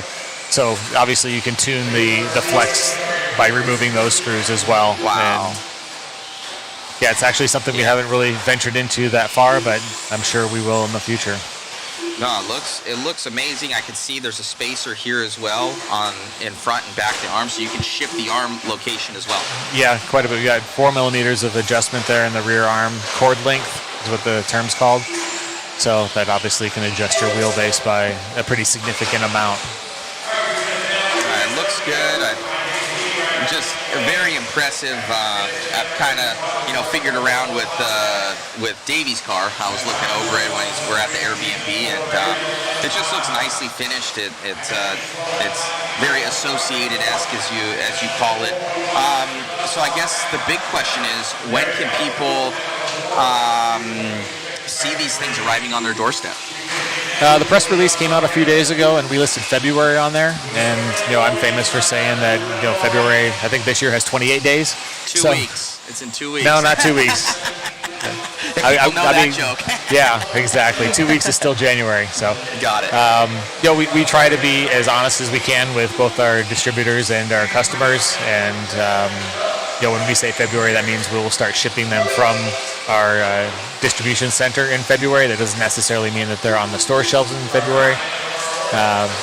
But I would anticipate, you'll see the supply filled, kind of within that early March time frame. Maybe Desert Classic time frame for those guys that participate in that event. There's a couple other events, towards the middle and end of February that I've had people ask me about. What the JConcepts series at Trackside. Then we're going to start getting into again the JConcepts series at RC1. So kind of some of those events we might be able to hit a first production run, but you'll see the team there running the B7s for sure. Right on. And is it too soon to tell? Is this going to, I would imagine so, transfer over to the truck line of products? Yeah, I mean, it's no secret. Yeah, it's no secret that we use the two-wheel drive to develop the platform for the truck, and a lot of these same parts that you see here will transfer over. I talked to Dustin and Spencer quite a bit, and they do their live videos. And one of the most asked questions is about the truck, and people are excited about the buggy style shock setup that they have. And we're doing some development, and I wouldn't say a lot. Factory Tracks has a tower system that they've put out. I think Dark Side Designs has a tower system that they've put out.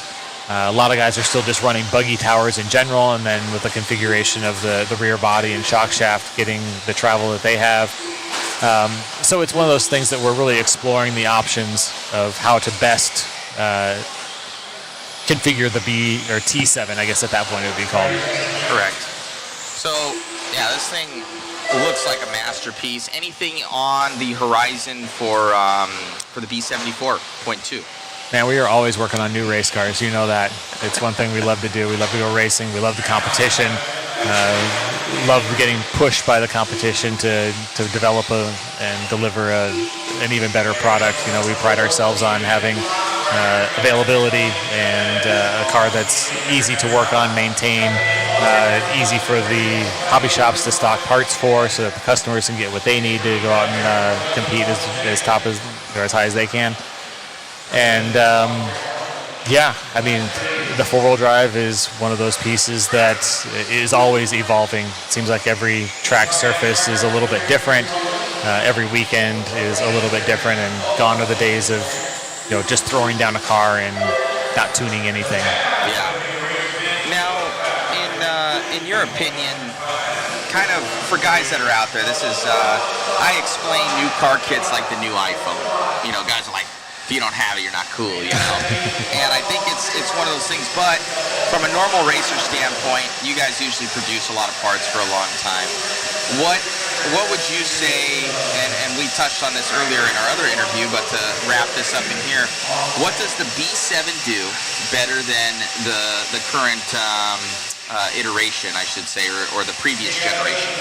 Yeah, so when we talked earlier, it was, we haven't really ran it on this type of high-speed, high-grip surface, but we have ran it on a lot of different types of tracks. And the one thing when you compare the B6.4 to the B7 that continues to stand out is just that steering feel. It's a really linear, one-to-one type feel, and from the steering wheel in your hand to the performance on the track. Between that and then just overall consistency of the car throughout the run, I think I've done maybe 3 runs above 98% consistency, and I might get one of those a weekend with the B6.4, and we've seen that with testing with Aiden, with Spencer, with Dustin. The Halls have done some carpet racing and some carpet testing. Marcus Carup's done the same thing, and that's one of the things that continues to pop up in all of their reports, is just how consistent the car is. Amazing. And let's see if we can take a couple questions here. Oh, rough street price. It's a good one. I believe the press release lists it the same as the B6.4. I saw somebody comment on that. I don't know off the top of my head, so I don't want to misspeak, but it's not going to be a $600 car or anything like that. We try to make a product that is affordable to the average RC consumer, and then offer option parts that they can make it their own. No, it's pretty much that was one of the main questions. So guys are just asking where I can get it. Pretty much every major retailer will have this thing. For sure, yeah. Check with your local hobby shop, and a lot of them have their lists going. I always encourage the racers to support their local tracks. Without tracks, we don't have a place to develop and race, and that's what we love to do. So, if you have a local track in your area, it's worth spending a couple $100 there, and as opposed to maybe where you can get it shipped a day earlier or something like that. So I always try to encourage that piece of the transaction. 100%. No, this thing looks amazing, man. You guys have done your homework. So from what I'm hearing, we were talking about it last night, you guys are playing on the 7th thing. It's like there's 7 cars here or something like that. Lead us through that. Was that planned? Absolutely. I mean, it's one of the things that doesn't really show up until you get kind of to the end of the whole reveal.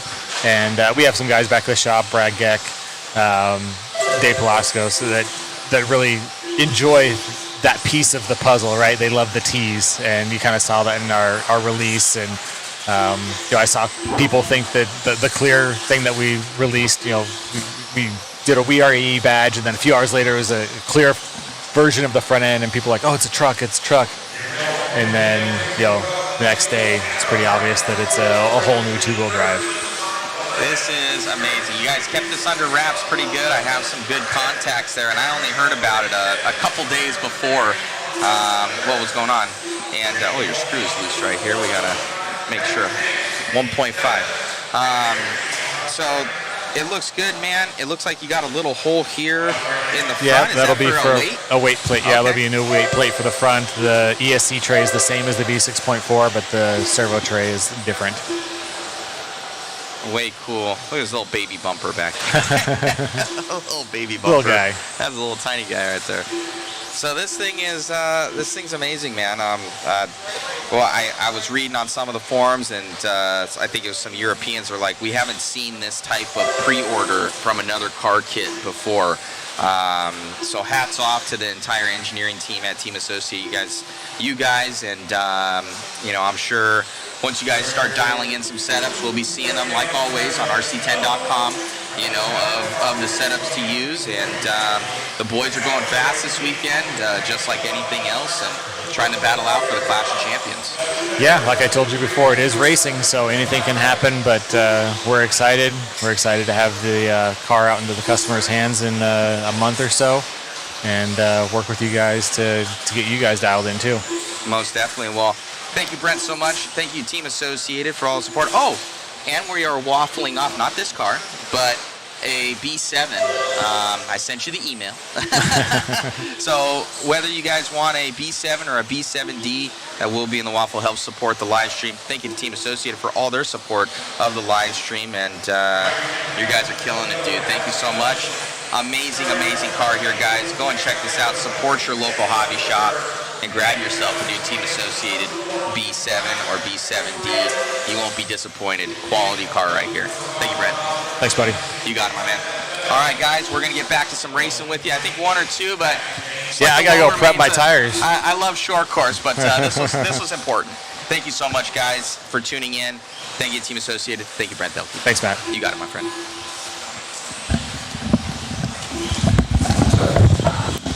Good job, sir.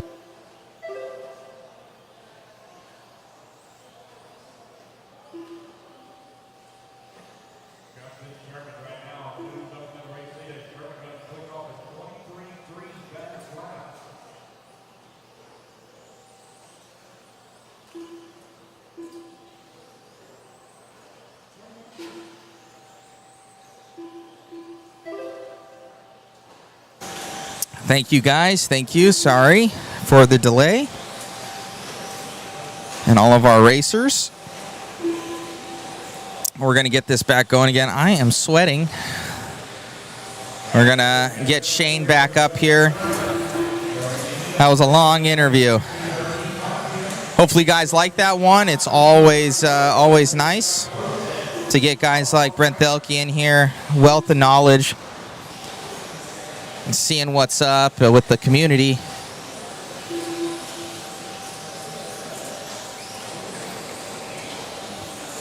So we are getting this going. Thank you to Megan online, my lovely girlfriend. She chiming in there about the mod squad. Alrighty, let's see here. See if I'll get our timing and scoring back up. Get our top 5 back up. And ProTech 13.5 short course. Looks like Justin Sherman going to take this one. We'll get an interview with him very soon.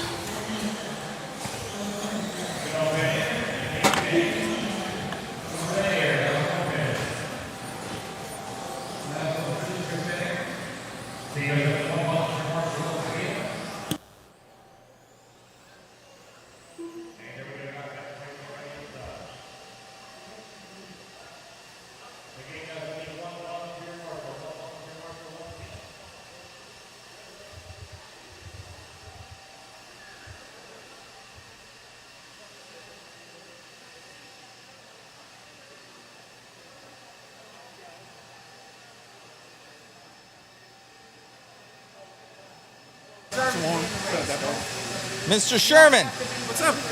Dude, amazing run out there, man. Thank you. Looking good, and I know Adam Rails. That dude's wicked quick. Oh, yeah. You're grabbing that one. Yeah, it felt really good. I knew I had to get him in this one so I could wrap it up overall. It's going to be a really good race for at least the top 4 trucks. Congratulations, man. Looks like it's an X-ray rig here. Doing well. And where do you come out from? Well, Noonan, Georgia. Right on, buddy. Thanks for coming out. Anybody you want to thank? Just my dad for helping me get here. X-Ray, Exalt, Kevin, and everyone with X-Ray helping me out with the truck. It's freaking awesome. Congrats, my friend. Thank you. You got it. Back to you, Shane.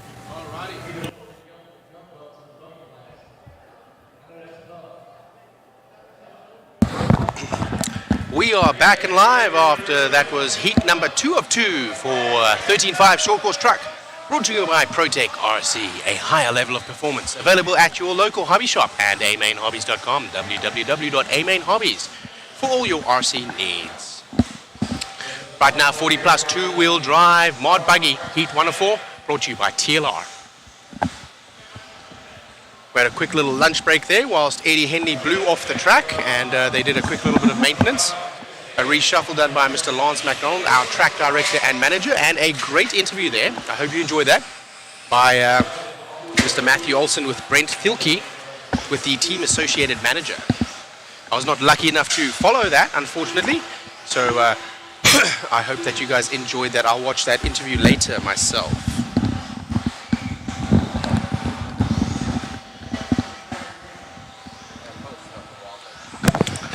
waffle link is posted, so you can win a B7 just like the one that we just saw from Brent Filkey. And that will be given away by Mod Live Media. On Sunday, there will be a waffle. So make sure that you check in. It's $20 per ticket. You can buy as many tickets as you like. You can only win once per ticket. And there will be a live spin. It will not be Brent Filkey's car. It will not be a built car. It will be a brand new car in kit, just to let you know. It is one like that, not that one. Several other prizes also to give away.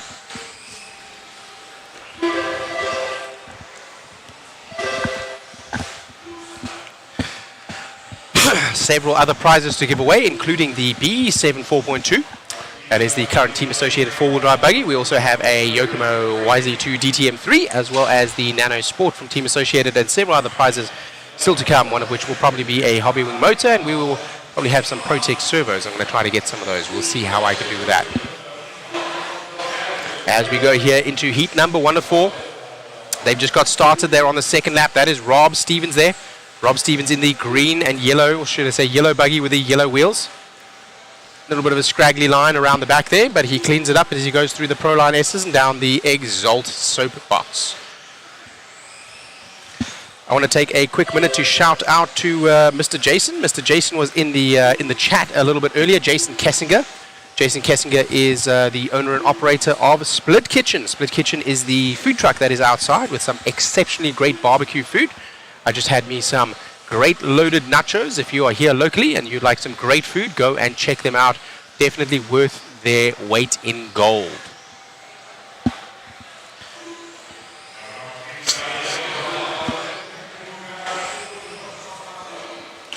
The difference between the waffle and the raffle would be that one is a waffle and the other one is a raffle, and one is spelled with a W. That is the only difference.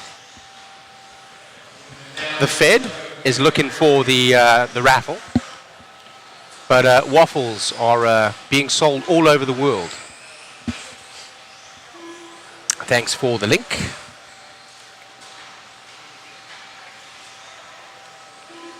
I'm not sure the answer to that question there, Mr. Exec 101. Have Alexander Landon Sweden tested the car yet? I'm not sure. Mr. Wesley Napier, great interview and very sweet kit. You too can win one of those. Buy some waffles. Alrighty. J.I., let us know if the buffering is fixed. It should be good. You may be able to refresh the page. I see you on YouTube. We're also broadcasting on Twitch, on Facebook, as well as on Mod Live Media. So if you're having a problem with one of the streams, sometimes Facebook times out at 8 hours and YouTube will time out at 12 hours. Unfortunately, earlier today was an internet failure, not a timeout. So with that being said, nothing we could do about that. Unexpected too. Heat number 1 of 4, TLR 40 plus, 2-wheel drive mod buggy. Right now, Tony Schroeder out front. Fastest lap is a 24.8. Last lap was a 27.4, so a little bit of a scraggly lap. He is the red buggy with the white and blue front and the white wheels, coming onto the start-finish straight away now. Second in the 3-car train there. They're going to let him by, and now he will be the first as he goes over the DRC kicker into the Protec tabletop and the Phantom downside. Into that S-bend. Look at the amount of rubber going up on that S-bend now, and the traction is coming up. It may catch some drivers by surprise, as it's doing here for Tony Schroeder.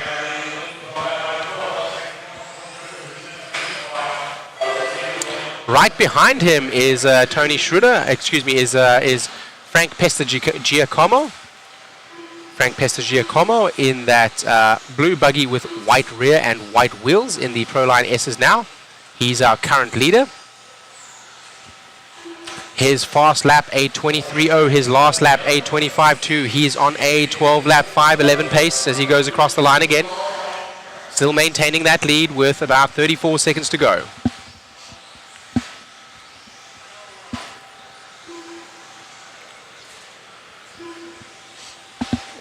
Thank you very much to you all tuning in. If you have any questions or if you'd like to give a shout out to your local hobby shop or track, post it in the chat. Can be Facebook, can be YouTube, can be live stream, can be Twitch. It should come up on my chat stream here. And I'd like to interact with you guys as well as give a shout out to all of your local hobby shops. Shout out to Eric Lucas from Twisted Steel RC in Oregon.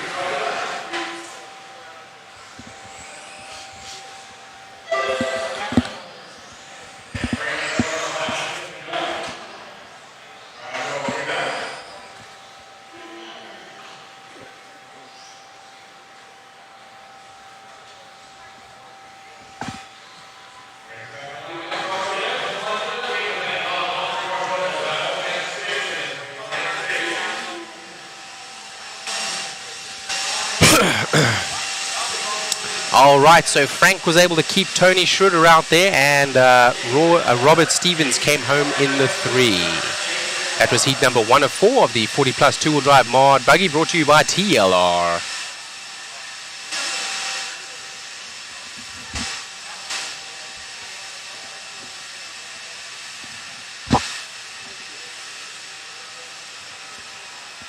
As we get warmed up now for what will be heat 2 of 4.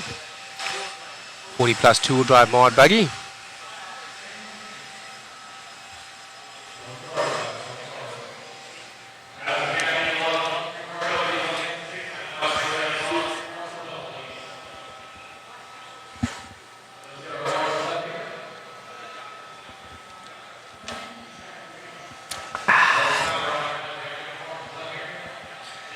Getting in a couple of drinks and a little bit of food.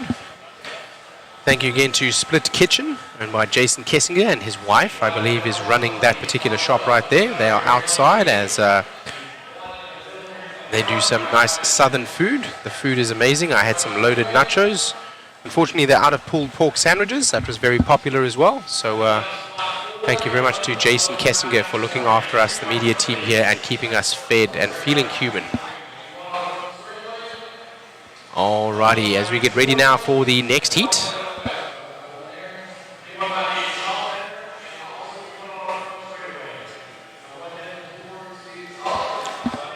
I see Jason Kessinger actually out on track right now. He is on the left-hand side of the track. If you can show him over there, Mr. Chris. He's on the left side of the track wearing the hat. He is the man on the most right-hand side. There he is. He's shouting now. That's Mr. Jason Kessinger, owner of the Split Kitchen. Thank you so much for looking after us for the food today, for the mod media team. We appreciate you. We're getting checked in. Here we go for heat number 4 of 40. We will be getting through qualifiers 3 today, which will be the last qualifying round. And then we will go ahead and we will get up to... we will get the D mains and the C mains for those races that have D and C mains. So tomorrow we will only run the A and B mains. We should be here for about 14 to 15 hours total broadcast time. It's going to be a long one today. We are less than halfway as such. Yesterday we would have been halfway about. Now it is 2:56 local time here at Hoosier RC HobbyPlex in New Albany, Indiana. That is Eastern Standard Time. Live for the Clash of Champions, brought to you by JConcepts here with coverage and timing and scoring from RCGT as we get started on this heat.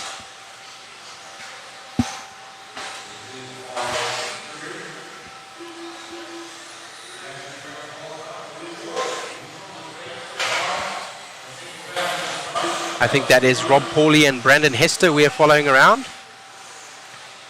I'm not 100% sure. We'll see when they come across the line. Yes, Brandon Hester in the front there with the red buggy. It looks pink on screen, but it is in fact red with the white wheels. Behind him now, I think, is Will Santiago. So Will Santiago is in the 3. Jason Grimes is somewhere behind us in the 2. Making a quick pass, there's Jason Grimes. I think he's going to come to the top now. He does. Jason Grimes in that white buggy with the white wheels. Oh, nice sharp turn there somehow. Managed to hop around that corner. All right, as we are having a change of guard here, we will let the timing and scoring settle a little bit. Will Santiago now to the point with Rob Pauly in the 2, Derek Eldridge in the 3, Mike Veyers in the 4. And they change up some more. Let's let them settle in for a couple of laps here. We'll try to find your leader again in just a second. That may be Will Santiago in the white front, red middle, and blue rear buggy with the white wheels and clear wing.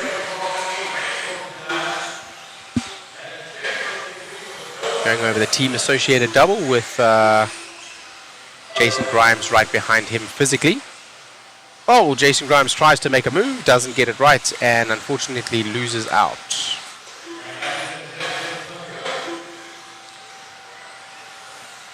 Will Santiago now with a 13.521 lap pace. Right behind him is Brandon Hester.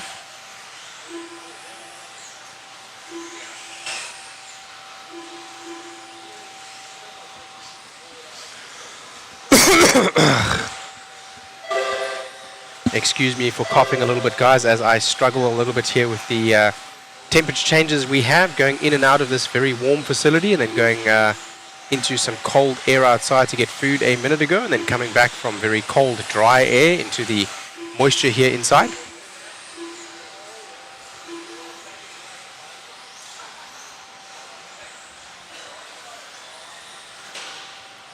That is Jason Grimes we are following now, going through on his 6th lap. He is currently the leader, and he has a substantial lead now, so we can stay with him for some time. He's in that yellow buggy with the yellow wheels. It may look green on the screen, but I can assure you that is all yellow.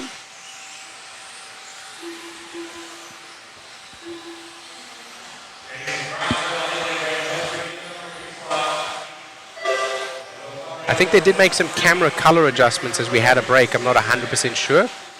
But we may have made some camera adjustments, so we may see the colors a little bit better.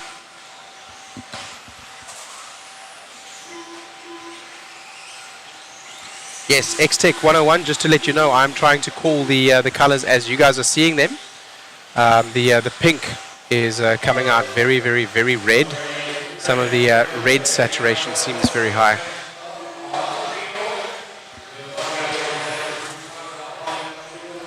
So I'm just going to call what I see on the screen.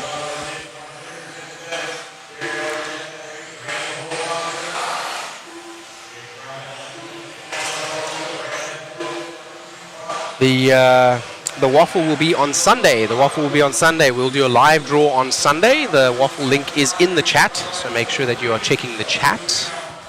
You can scroll up and you can find that waffle link. Each waffle ticket will get you a chance to win one of the 10 awesome prizes, of which many of them will be kits. 2 of them from the current team associated kits, being the 4-wheel drive B7.4, and then the other will be a B7. We also have a a Yokomo YZ2 DTM3, as well as a team associated Nano Sport. We'll have something from Hobbywing, and we'll probably have something from ProTech as well. As we follow the leader around, that is a reddish pink buggy. It looks very pink on the feed that we see here. White wheels. I don't believe you have to be there for the live drawing. I believe once you buy your waffle ticket, you will be able to win. We will notify you. I just need to double check that to be certain. As the clock expires, it looks like Brandon Hester is going to bring this one home from Will Santiago and Jason Grimes. He's got a good lead there, about 2 seconds, so bar a mistake or a failure, he's just got to get to the line and he should take this one. Heat 2 of 4, he is the fastest right now out of the drivers, with Frank from the last round still maintaining that 3 spot in terms of overall pace.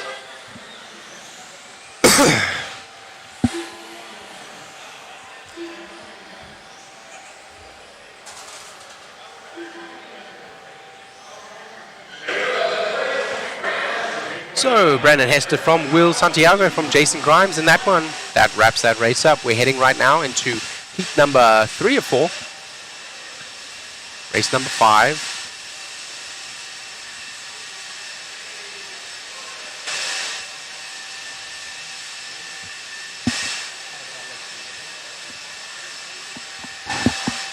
We need to see a red car is what we need to see. Actually, that's orange. The orange is pretty good. Yeah, that looks much better now. It's still a little bit of red hue added, like that's a little bit pinker in real life than what it looks. Yeah, that looks good. That looks good. We're having Matthew Olson make some color adjustments so you guys can see what I'm seeing. So we can call the true colors rather than the TV colors, which will be confusing as we are in the pro races, but the other ones won't really matter. Yes, that's orange. Okay, we're a lot closer now. We're a lot closer now. Thank you.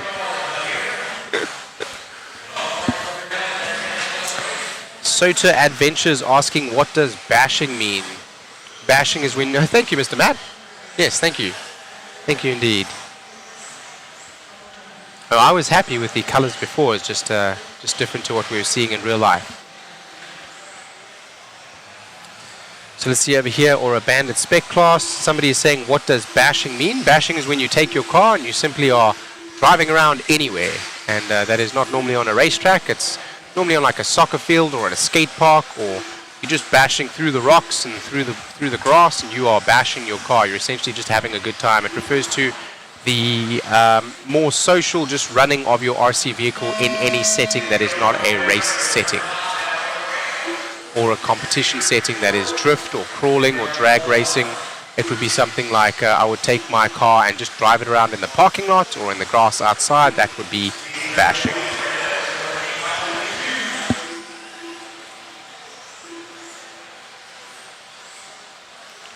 Yes, X-Tech 101, that's a very good example. Kevin Talbot has a good YouTube channel and he does a lot of bashing, so you can go and check him out.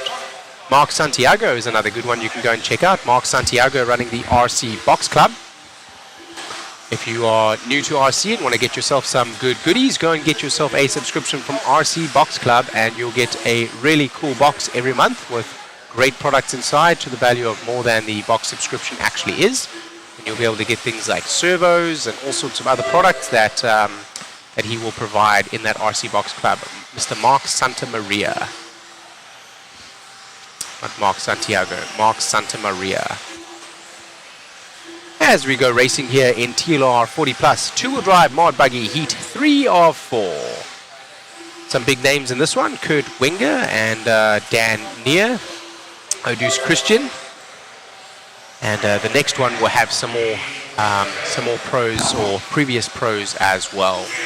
As you can see there, heat number 3 of 4, our top 5 drivers going green in this one on the right-hand side. That means that they're all in this heat and going faster than the previous heats.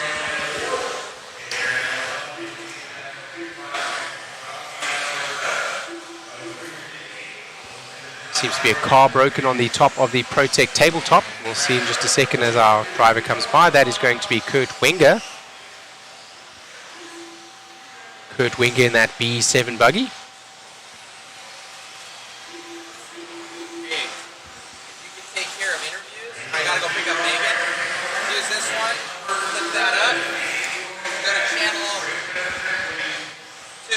Who do you want interviews for? Who do you want interviews for? Like Amy, #1 guys. Okay. Got you. I should be back. Okay. Please grab my. Please grab those 2 vitamin supplements that are on my table.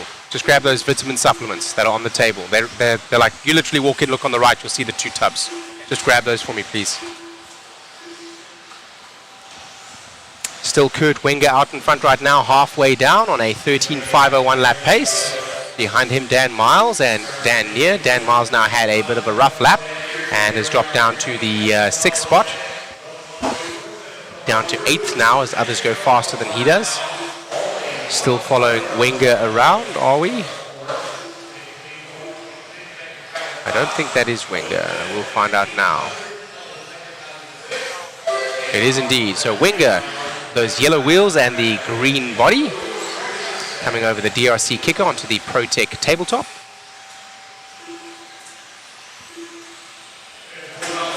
Down the Exalt soapbox and over the Hobby Wing triple. He doubles and singles in there around the shoe and onto the team associated double.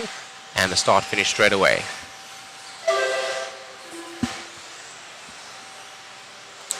JI supplements for the win, yes. Well, we have a rather large temperature difference between the outside and the inside of this facility. It's about 30 degrees outside, maybe about 40 degrees at a maximum. If you look at New Albany, Indiana for weather, you'll see what I mean. It is very cold and dry outside today, and it is very warm and humid inside, a recipe for getting sick. So I want to make sure that I am taking some vitamin supplements to keep myself topped up and not falling prey to any kind of virus or sickness that I might have. Or might get, not might have, might get. Alrighty, so Wenger right now has Brian on his back bumper there. Somebody's calling for the marshals, and I thought something was happening a little bit more serious than that, but of course very serious to that driver, calling when he's lying on his lid and the marshal is not seeing him in the trough down below near the DRC kicker. Still Wenger right now, as 31 seconds left on the clock. He's going to get by probably for this lap and another one.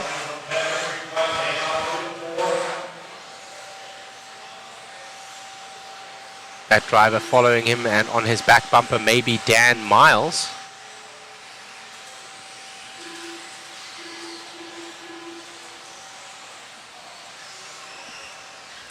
Still right now a 13 lap pace, and may go to 14 if he's able to squeeze out 0.4 of a second faster is Kurt Wenger. Kurt Wenger now stretching a little bit of a lead over Neer and Gastelum. He just needs to get to the start finish to get through, and of course he's going to take this one and be fastest of the lot so far, but still going to push to the line in order to get as much time out as possible, because he wants to sort into that higher heat. Right now he would be in the B main, and he would like to make it to the A main. All right, Wenger from Neer, from Gastelum, from Miles, from Spurgeon, from Simmons, from Brian. I'm not going to try to pronounce that name. From Vanitsa, from Gabrowski, from Irvin, from Christian. We just saw Mr. Brent Thielke right there in camera shot right now, standing right next to Dakota Fend. He was up here having an interview a couple of minutes ago.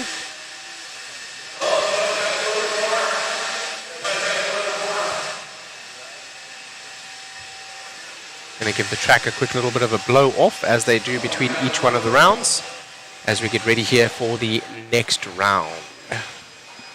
Yes. Yes, I will do the interview. Don't worry, I got it. He showed me how to do it. So I'll go to the static cam, which is number 2, and then I will do the interview. He only wants the, essentially the A main winner. So it will only be out of a couple of heats. I won't need to do an interview every round. I'll only need to do an interview after the main heat like this one, which is 4 of 4. This is the 40 plus two-wheel drive buggy, heat 4 of 4. Race sponsored by TLR, race number 60 of 40 here at the Clash of Champions 2024 in New Albany, Indiana. You're listening to Shane from A Main. Happy to be here with you guys. Thank you very much for having me.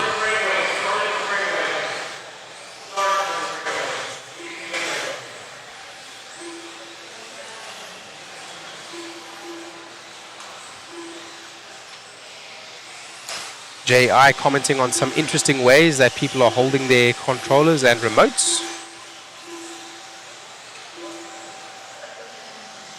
It's definitely, he's asking whether or not holding it upright or sideways has any benefits. It's totally up to you as to how you hold it. If you hold it sideways, then your left and right is actually moving left and right rather than your steering wheel, which would be moving forwards and backwards otherwise.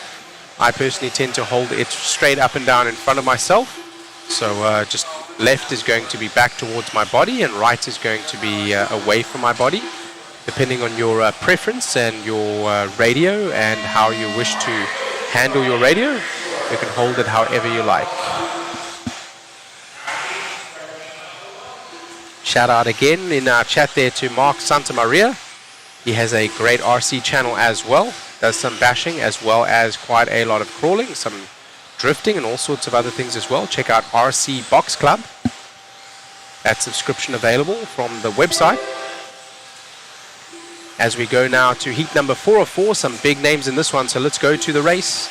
I believe that's Paul Ciccarello that we're following around in the white front with the yellow rear, white wheels. Paul Ciccarello racing for X-Ray, many will know at his tenure for Serpent.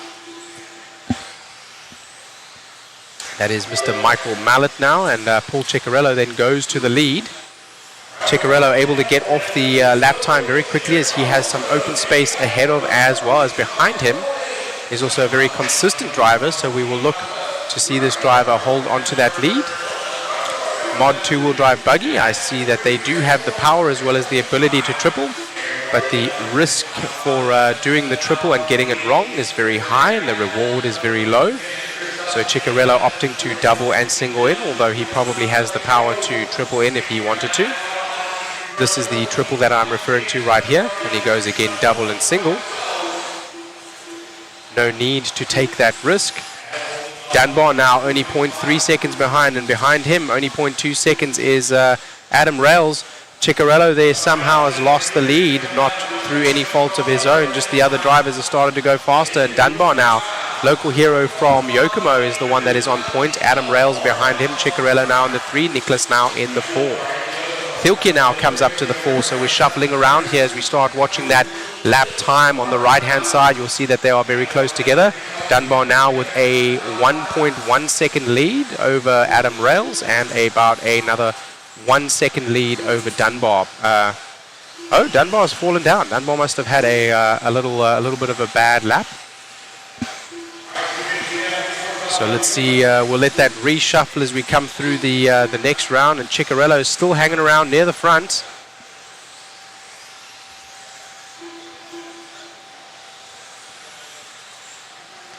So it looks like Ciccarello back to the point, and they're shuffling us up just a little bit.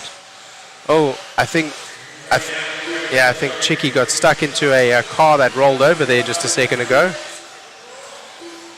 And now it's Dunbar back to the front again. So Chris having his work cut out for him, finding a new car every 5 seconds here as these drivers reshuffle, and that is Dunbar and his Yokomo there. Dunbar in the red front with yellow back and yellow wheels, clear wing, coming down the exalt soapbox now into the Hobby Wing triple.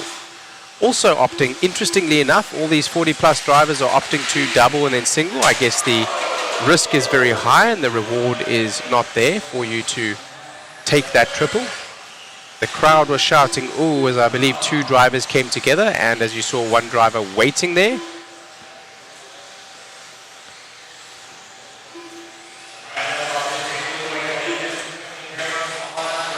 Oh man, actually I don't think they came together. I think looking at just hearing from Chris over here, Chris was saying, the cameraman was saying that he was laying on his lid and the other car had collected him. I'm not sure who broke, if it was the guy that was upside down or the guy that hit him ended up breaking. So I think that was Chris Venair. So I think Chris Venair is out of this one. We're going to see him tumbling down the screens if that is true. And that is Chris Venair. No, we didn't. It wasn't. We couldn't quite see it, unfortunately. Yes. So still Dunbar right now. Dunbar coming back with some consistency, something that he is known for and has been known for years, driving for that Yokomo team, getting a little bit squirrely into the first corner there. He's on a 14.511 lap pace right now, just inside the 511. 1.3 seconds back is Thielke in that team-associated B7. Here we are in the 40-plus two-wheel drive mod Buggy. So this is a aged elimination here rather than a skilled elimination. That is going to cost Dunbar now as the car ahead of him rolls over and he clips him. Thielke now will come to the front and Rails will be in the 2. Unlucky, much like we had yesterday with Dunbar, he had a couple of unlucky moments like that. And Thielke there in the pink car with the white wheels. Thielke now working on the back of one of the drivers and getting through there nicely. He comes around and maintains that lead. The last one, as he made a pass by a couple of cars, was 22.4. His fast lap is a 21.2.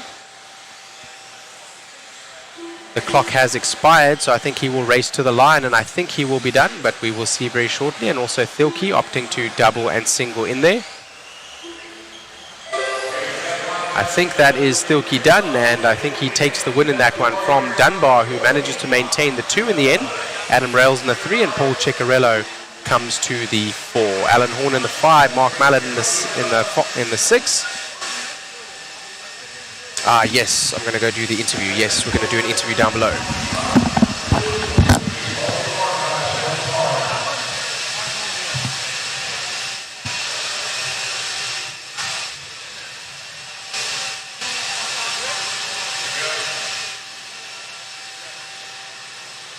The Brent Thielke of Team Associated here taking another TQ there. A lovely run, and it was a fight with Brian Dunbar there behind you. Yeah, Brian was going really good. I saw him get collected over here coming onto the straightaway. I'm not sure if that was him hitting somebody or somebody crashed in front of him or getting taken out or whatever. And unfortunate, he was going well, so I'm looking forward to battling in the race. They're in the main event with him and Paul and Alan and all the other guys. It's going to be fun. Yeah, it's looking like a really great battle. He had a car in front of him that flipped over and got a little bit unlucky. He had a couple of unlucky strokes yesterday, but, you know, as Gary Player used to say, the more you practice, the luckier you get, and you having a lot of consistency and luck yourself, so well done. Thank you. Yeah, just trying to do the best I can. All right, well, good luck in the next one, and I think for the resorts, I think you're going to be very high up. You've obviously made the A main, so good luck in the race. Yep, thank you, buddy. All right, let's go back up to the top.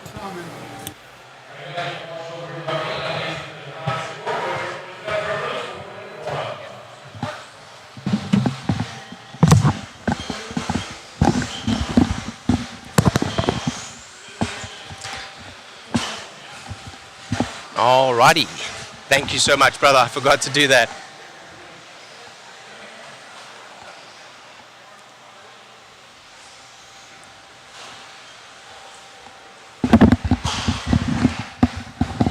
Yeah, he's pretty tall. He's pretty tall, Brent Thielke. I am 6'1", so just to give you an idea, if I'm standing next to Thielke and I'm actually wearing some tennis shoes, the tennis shoes probably add about an inch to my height, so I'm probably 6'2" as I stand there. So depending on how tall he is, yes, he's probably taller than I.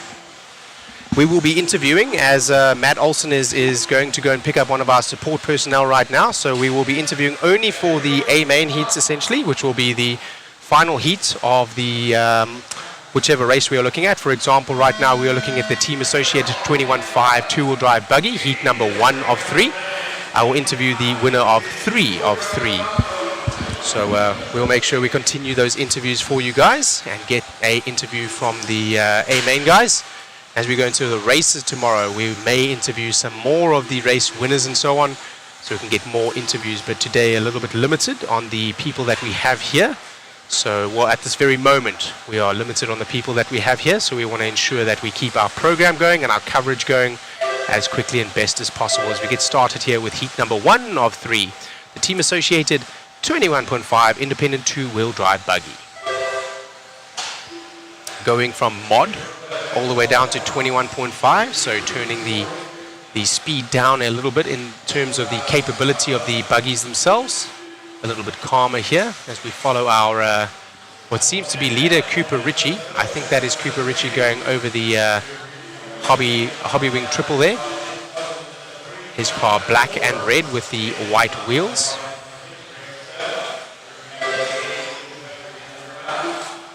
That is correct. That is Cooper on a 11.507 lap pace. Sean Bowers behind with Tim Sutherland in the 3.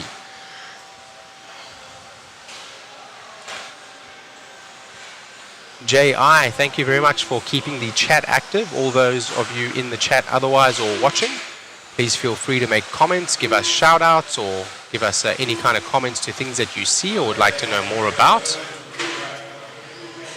If you have any questions, let us know. We love to interact with our chats. Thank you for joining us here today for the Mod Live broadcast, Mod Media.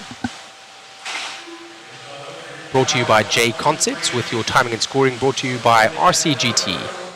RCGarage.info. Go and claim your profile. Oh man. That is called winging another driver, which is when you come up behind them and you hit them in the rear of the car and thus shove your bumper into their wing.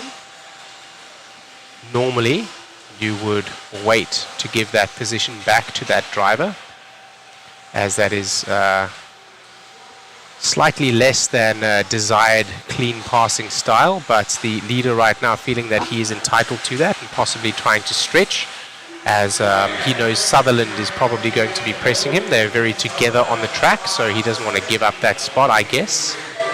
Tim Sutherland is the leader right now. I think Tim Sutherland is that buggy in the front there with the white body and the white wheels. In fact, Sutherland is the second buggy in our picture there with the green and white with the white wheels. taking his time to cut through traffic, and if you see they're being careful, cautious, making his way around, that is going to lend itself to consistency and will allow him to probably maintain that lead, as we see now Cooper Ritchie having had that little moment, as well as a little bit of contact with another driver and a pipe dropping down. Cooper Ritchie is that one below and behind the buggy we are following right now. So physically they are very close together on the track, but Tim Sutherland, now having made the pass, is quite a bit up on him now. It looks like he's about 7 seconds his better. So Tim Sutherland right now, heat number 1 of 4, he is on a 11-lap pace, as is Cooper Ritchie now back to the 2 spot, but he has about 11 seconds that he's gained out, although Cooper Ritchie is physically right behind him on the track. So Cooper Ritchie would need to pass Tim Sutherland as well as make up 10 seconds ahead of him on the clock in order to take that position back. Not just physically pass him, that would not be enough. 26-second lap times, a little bit slower than what we've seen previously from these guys. They were doing 24.5s, 24.9s, around about 25-second lap times as well, with a scatter of their lap times all the way down to about 27 seconds. I wonder if the moisture in the air is starting to settle into the track and we're starting to see a little bit of a groove forming. As the groove forms, that will mean that the Elmer's glue is rendered a little bit more useless as the moisture sits on top of that, and we see the outside of the corners becoming a little bit slick. I think that is what Tim Sutherland is battling with. When he stays on the black part of the track being rubbered in, you will find a high amount of grip, and as you go off that line, as he did right there, you will find a very low amount of grip. It looks like the grip is decreasing. We're probably at about a 7.5 or 8 right now if you stay on the black stuff like he did right there, but you're probably at about a 4 or 5 if you go off the black stuff, which is right there what he did. So he managed to hang on to it that time. So it looks like it's going to be Tim Sutherland from Cooper Ritchie over Tony Ford for this one. And Tim Sutherland doing well to smooth his inputs as he goes through the last lap. Looks like he just needs to finish his lap. He's going to get marshaled. And passing him physically on track there was Cooper Ritchie, but that won't be enough to take the spot back, unfortunately. They're all finished now. It will be Sutherland from Ford from Ritchie.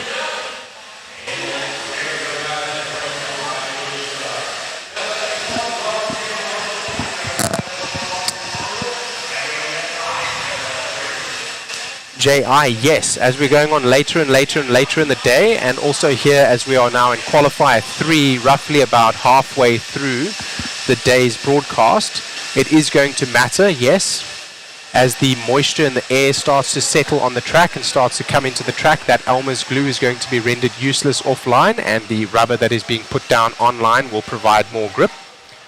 We will see less grip offline, so it will start becoming more like a Formula 1 circuit, where if you're online, you're able to brake very well and you're able to accelerate very well, and if you go offline, your tires will get dirty.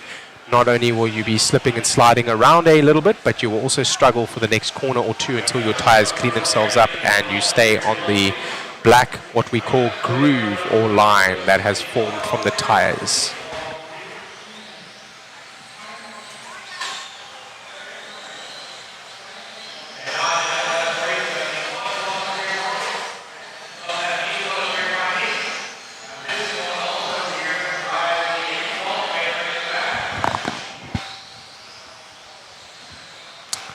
We see one of the classic cars out on the track over here.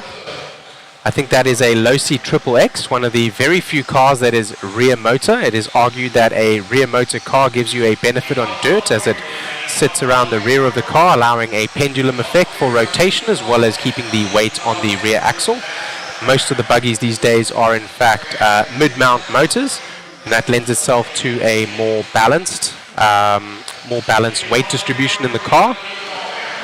Having experienced and tried a B5 that I used to have, that I used to run on dirt, and then going to a mid-mount motor, I can tell you that I think the mid-mount motor is beneficial. The weight distribution is better, and the weight is in front of the axle, which I did prefer. Bush Tuck says it was not intentional during qualifying. You are racing the clock, not the driver, so generally you only address weight in the main race, etc. That is arguable. I mean, that's your opinion. You're entitled to that. But if you get into another driver, you must wait. Is generally the winging a driver is not a clean pass, and even if it is not for position, you generally will wait. As at the tracks that I've raced at, that's what we do. And each to their own, and each track is going to be different as well. I've been to tracks where they do motocross block style passes, and they literally take you off of the track, and apparently if you have the inside line, that's clean in inverted commas. But to me, if you're making contact with another driver and causing them to spill, that is not clean, and in my opinion, you should give it back. But you know, each to their own, and like you said, it is qualifying, so you know, we are going to have one throw-out heat here. That driver, Mr. Cooper, was definitely trying to squeeze out as much performance as what he could from his run, knowing that he was in the lead at that time and that he may struggle to maintain that lead, so he was squeezing every ounce of performance that he could, and each to their own. Each one of these driving etiquette standards that I mentioned, as I've said many times, is recommended, not required.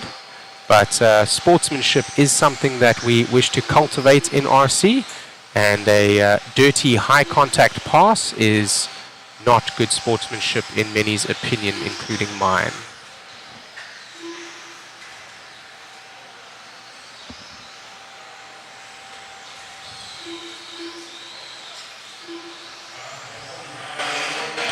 If you make maybe a little bit of wheel-to-wheel contact, like if they contacted there, sure, I guess that is okay. As you see, sometimes the other driver also, let's say the gentleman that was in front of that actually ended up getting winged, it could be said that he could have stepped outside like the darker buggy did there just a minute ago for our leader, for Sean Helvey, and had he done that, he would not have made contact. So yeah, you can look at it any number of ways. I can tell you the driver that got winged will tell you that wasn't clean, and the driver that winged will say he was entitled to the space because he was the leader. So opinions are always going to matter, are going to differ. As we are about 2:30 down here, Sean Helvey is the car that we are following right now. He is that red buggy with the blue rear, clear wing, and yellow wheels. Behind him is Derek Eldridge and Colin Walter. Right now, as we are in heat number 2 of 3 for 21.5 independent two-wheel drive buggy, sponsored by Team Associated.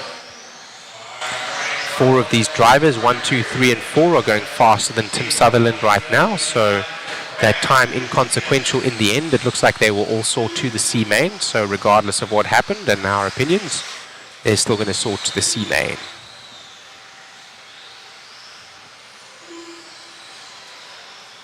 Absolutely agree with you, X-Tech. Yes, if both cars are able to make it through, even if there's some form of contact, if both cars are able to make it through, and one driver is not impeded, punted from the track, or flipped over, we can call that clean. If not, like that's unlucky, for example. Just didn't have the situational awareness to look ahead. Whereas we have 1 minute left here, still Helvey in the lead, but I think he took a little bit of a tumble there. 2 little tumbles in a short succession, so let's see if he's able to hang on. He's not. Derek Eldridge now to the point. Derek Eldridge will come across the start-finish line in just a second. Excuse me.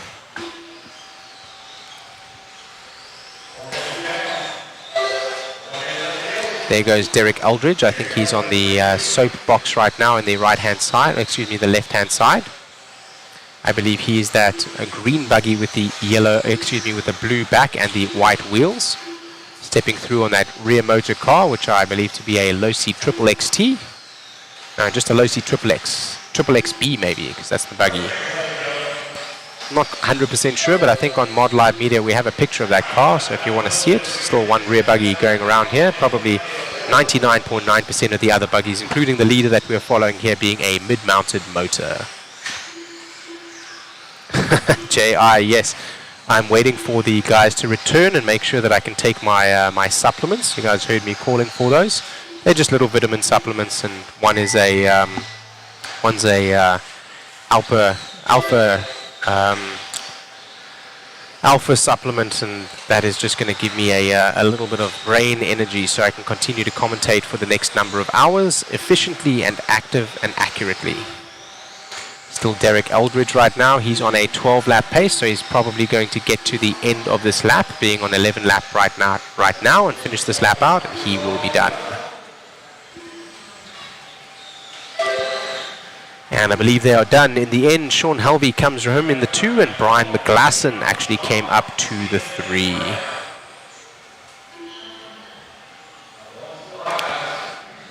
.21.5 independent two-wheel drive buggy heat number 3 of 3 coming up now, sponsored by Team Associated.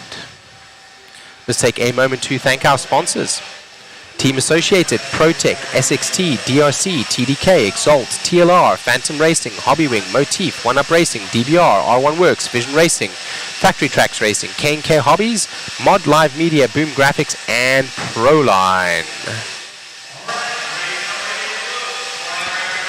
Getting ready now, Mr. Jason Kessinger is in this race. He's in that 7 spot right now as he starts the race, that yellow 7. He's the gentleman that owns the food truck outside. Thank you very much for the lunch. It was exceptional. Doug Powell, a local hero, also known as Fat Ninja.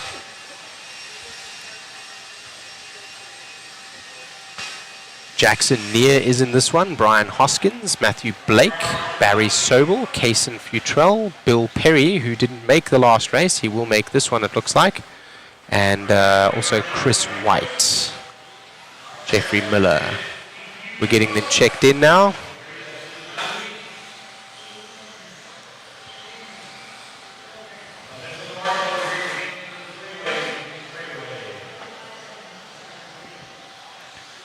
As Mr. Lance MacDonald, our race director, doing an exceptional job to keep this program ticking over at a rate of knots. At the same time, giving all drivers enough time to get a quick little practice lap in, but at the same time, getting each and every single one of the drivers through the tech he's calling them. They need to go through tech to have their battery voltage checked, to make sure that they're running a legal motor, and if they're in stock class, that they are in a blinky mode. The mod guys, no tech. I think only voltage. They can run any motor in any setting that they wish, so no tech required apart from voltage. Voltage here running the raw rules, which sets you at 8.44 volts, so not running LIHV. That's a beautiful color car, isn't it? So that's a purple and pink car with a pink wing. I'm not sure who that is. That's not Doug Powell. I know that. I haven't seen that one yet. Yeah, Doug has the white wing.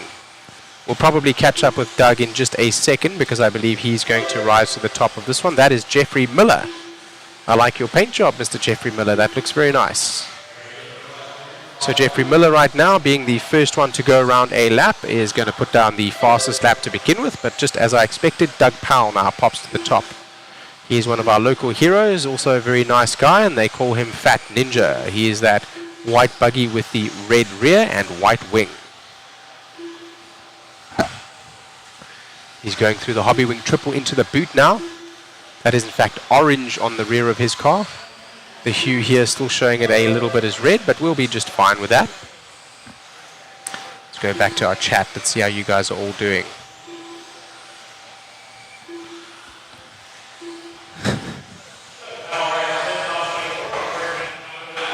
Bush Tux. Gatsby had some in Cape Town. Yummy. Are you from South Africa as well, Bush Tux? I did say Fat Ninja, but J.I., I'll write it here in the chat. It's Fat Ninja, like this. Fat Ninja.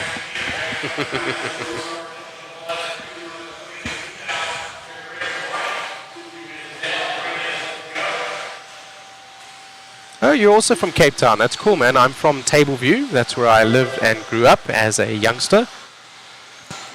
I went to Milnerton High School. Still Doug Powell right now. Let's follow him around as he's doing some pretty sweet laps. He was looking really good in the other heats as well. Right now he's on a 13.509 lap pace. The top three are all on a 13 lap pace. So that's Jackson Neer and Chris White also on 13 lap pace. Matthew Blake on a 12 lap pace in the 4th place. It's still Doug Powell, Fat Ninja out front. He drops down the Exalt soapbox over the factory tracks hump there. Onto the start-finish straightaway. That JConcepts kicker is holding up pretty well. It's had a fair amount of chassis degradation. Chassis degradation, I'm referring to the chassis touching and gouging the face of that jump there, being a very steep elevation jump from a flat to around about 45 or 46 degree elevation. It is about a 2-foot jump, this little one right here. It says JConcepts on it as we go over the SXT double into the DRC roller. Coming now onto the other gentleman that we were watching just a second ago, and quickly by does Fat Ninja over Jeffrey Miller. That is the pace difference right now between your first and sixth driver in terms of overall speed. Jackson Neer is in the 2, Chris White in the 3, Matthew Blake in the 4, Brian Hoskins in the 5. This is the 21.5 Team Associated Heat 3 of 3. We will have a quick interview after this one, and it looks like we'll be interviewing Fat Ninja.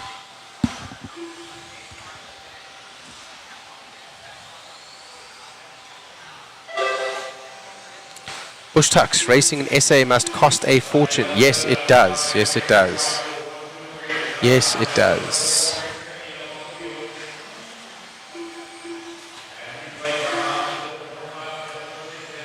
Everything's expensive in South Africa. In South Africa, it is so expensive you can barely afford to pay attention.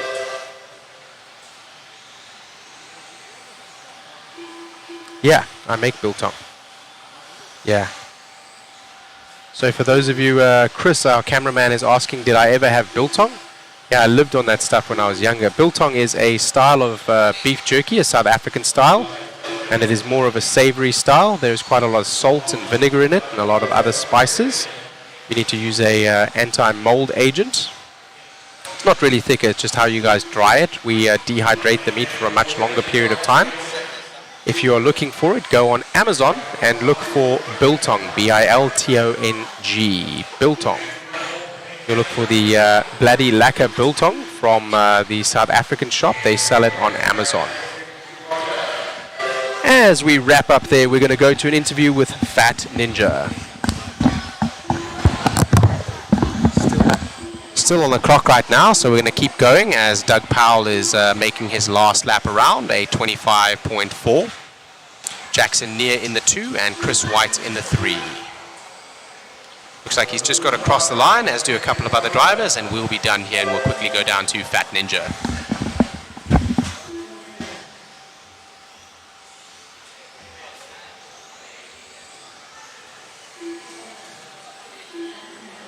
I understand, so he's going to come down and see us in just a second.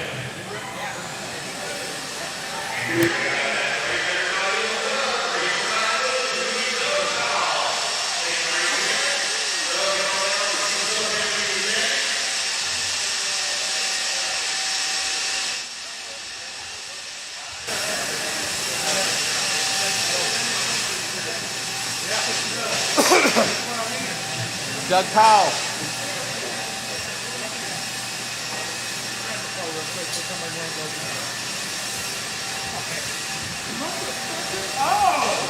They want to trample his car after he beat him out. Nice run there, guys. Come on over here, Doug. Nice run there, Doug. We were just having a joke with the guys as they call you Fat Ninja, right? Tell us about that. Well, I'm fat and I'm a ninja. Yeah, you were telling me yesterday, though, you spell it with PH. You sure we're looking like a ninja out on the run today, looking really, really, really good. I think you got a TQ in Q1 too, didn't you? Yes, yes. Okay, so that locks up the overall TQ. What will you be doing in Q3? Are you going to scrub in some tires? Or are you going to try go for a faster? Well, I've already got the tires scrubbed. Going to add a little bit more durate in the car, go through the diff, go through the shocks again, rebuild them, make sure everything's fresh, and make sure that my MOD puck system is good to go, and lay it on them. All right. Well, thank you very much for all the tips to those guys that are looking out there. If you want to maintain your vehicle in between rounds, and if you've locked up the TQ like Doug has over here, that's what you do in order to get better for your next race round, which will be tomorrow. Thanks for joining us. One more thing. I want to thank Eddie and Angie for putting on such a great show in the facility, and you guys for coming out and calling all the races. Thank you very much. We appreciate that very much, man. You have a good one and great run there. It was fun to watch. Back up to the top. We'll see you in just a second.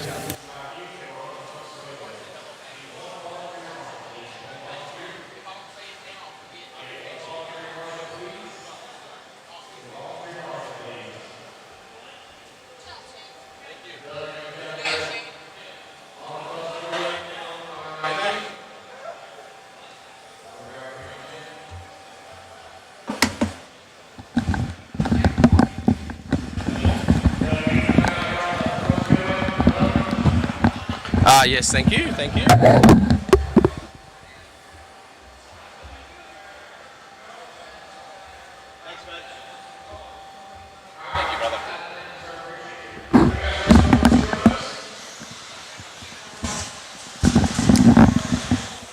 Alrighty, as we get going here in the 13.5 Stadium Truck Heat number 1 of 3. This is race number 10 of 40, presented by Exalt. That Rye guy is asking scrubbing tires. Somebody was asking here what is scrubbing tires. J.I. was asking what is scrubbing tires. Scrubbing tires, so essentially clay is very much a tire game. So on carpet, you're able to buy tires and brand new out of the box. You can glue them up and you can go out and you can start running the hot laps. In fact, some of your best laps are going to be run whilst the tire is brand new. The clay tires are not quite like that, and especially slick tires like this on a very high traction surface. What you need to do is you need to scrub your tires in, and in order to scrub your tires in, you do 3 things. First, you'll probably sand them down. You'll put them onto a drill with a chuck attachment. You will sand off what will be the mold releasing agent that will allow the tire to open up a little bit. You will source the tire, you will let it sit. You will source the tire, you will let it sit. You will source the tire and you will let it sit. That essentially allows your source, if you're using a tack style source, to begin tacking the surface, or if you're using a solvent, to begin breaking the tire open to make it softer. And then you will come out and you will run the tire, whether it's a practice session or whether it's a couple of practice sessions, sometimes 2 or 3 practice sessions. The more you run them, the more the tire starts getting scrubbed in. And essentially a scrub set of tires is one that has had all of that prep done to it and will start providing the best level of grip to your tires. As we go now with Dax Hodgkins, I think is the multicolored buggy there. I think that's him. We're going to see now as he comes across the line. It is not. So Dax has fallen from the lead, and now Zach is in the lead right now. Greg Nicholas now. Let's follow Greg Nicholas. We know that's him there in the blue. We have seen his color scheme before. Zach now to the front again. So Zach is behind somewhere. We're trying to find the leader as they're reshuffling with 1 minute 20 down and 3 minutes 43 to go. Absolutely, J.I. We're very happy to help anyone that is watching here. I was new not too long ago again back into RC racing, and only through people at A-Main Hobbies that I worked with, as well as in the community that I raced with, helping me and answering the questions that I had, was I able to gain the knowledge and experience that I have now. And I wish to help everyone that is new in the hobby or looking to get into the hobby to get into the hobby as well. So happy to answer your questions and very happy to see your questions. We're very happy to see the engagement. I always say there is no such thing as a simple question. There's only simply best to ask the question. So very happy to help you with understanding what we are looking at and what we are talking about here.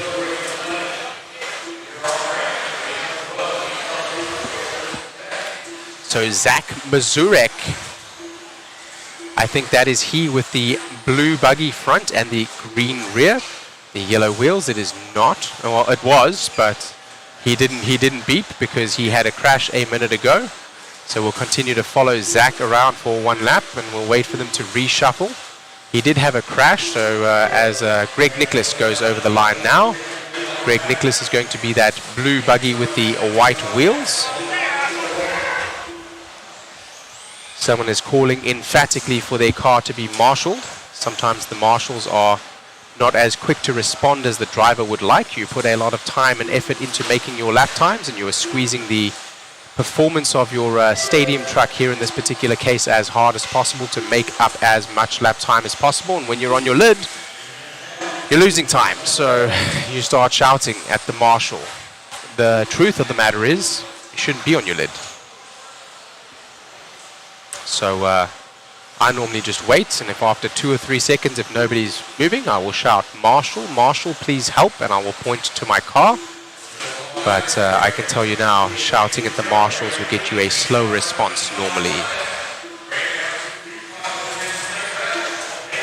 Absolutely, J.I. We like that you're not shy about asking, and thank you for joining us in the chat. We're very, very, very happy to have you asking the questions.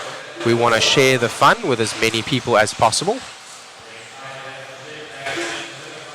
So Greg Nicholas is back to the lead right now. He's just gone over the start-finish stripe. He keeps coming to the top over there. Greg Nicholas is just ahead of Zach as well as Peyton. They're very close together, all on a 13-lap pace, spread from 13.512 down to 13.514. So there's only about 1.4 seconds that separates 1, 2, and 3 right now. This is heat number 1 of 3, of course, in 13.5 Stadium Truck.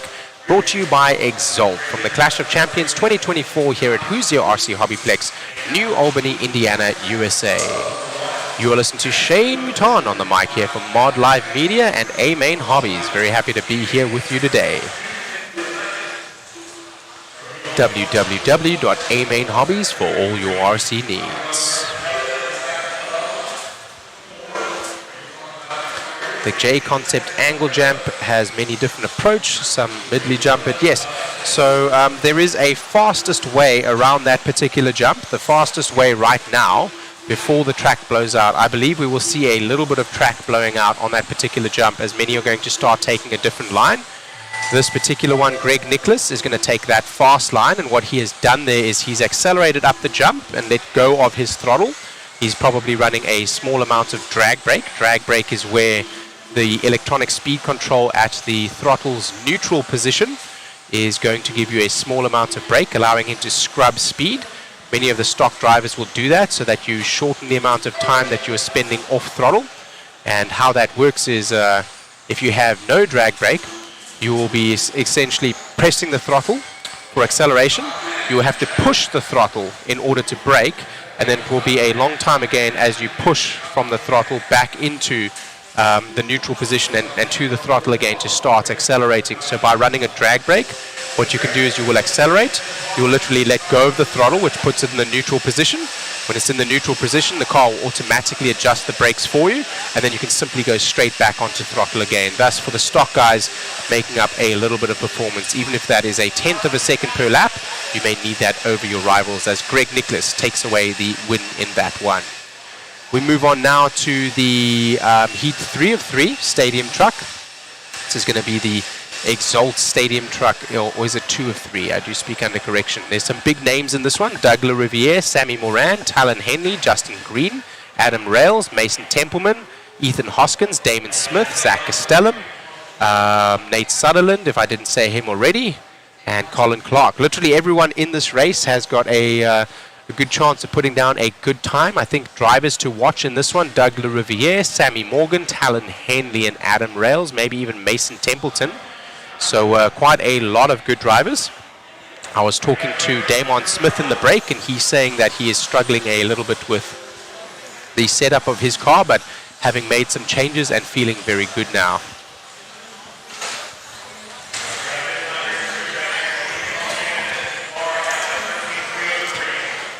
This is heat 2 of 3, so I correct myself from my earlier statement there. Race number 11 of 40, 13.5 Stadium Truck, brought to you by Exalt.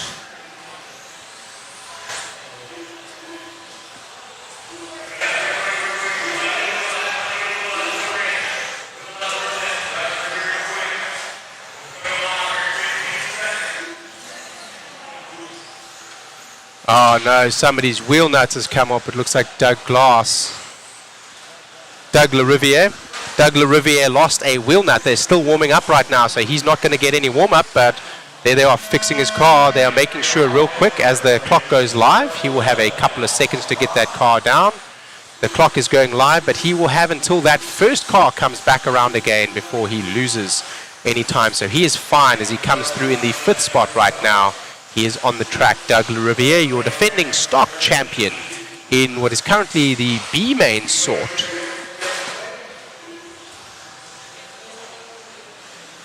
This is the B main sort, brother. It looks like an A main with the number of great names we have in this one. So Doug LaRiviere lucky to get that start. He and Mason Templeton switch hot laps by 0.1 of a second. And now who goes to the top? Sammy Moran. Sammy the Killer, soft 7 Moran. Sammy got second in the last round. Here comes Talon Henley too. Talon Henley, I forgot to mention him in the lineup there. So how come our timing and scoring is reading heat 2 of 3? I might have been correct earlier when I said it was heat 3 of 3. Our timing and scoring may be incorrect. I do speak under correction. Let me check. Let me check live RC.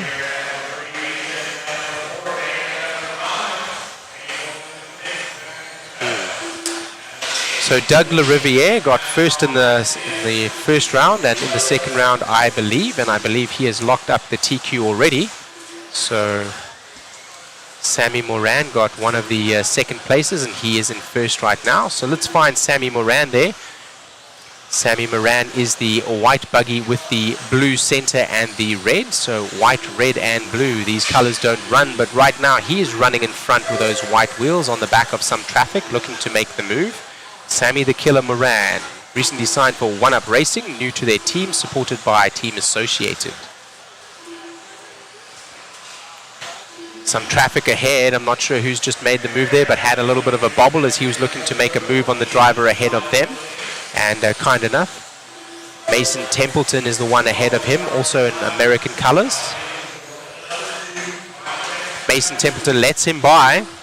Mason Templeton in the 3, Talon Henley now in the 2. Mason Templeton is looking to make up some time, so he would do well to follow Sammy Moran if he can to make that time up. Sammy, though, stretching a lead as Templeton has a little bit of a bobble. The champion from the Masters of Dirt series down at Beach RC.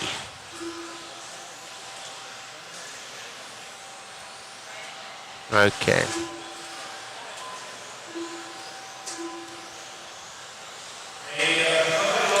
Right now, Sammy Moran, Talon Henley, and Doug LaRiviere. Doug LaRiviere having a rough lap there the last one round. Templeton now back up to the 3 with Gastelum in the 4, Nate Sullivan in the 5. LaRiviere is down to 6 now.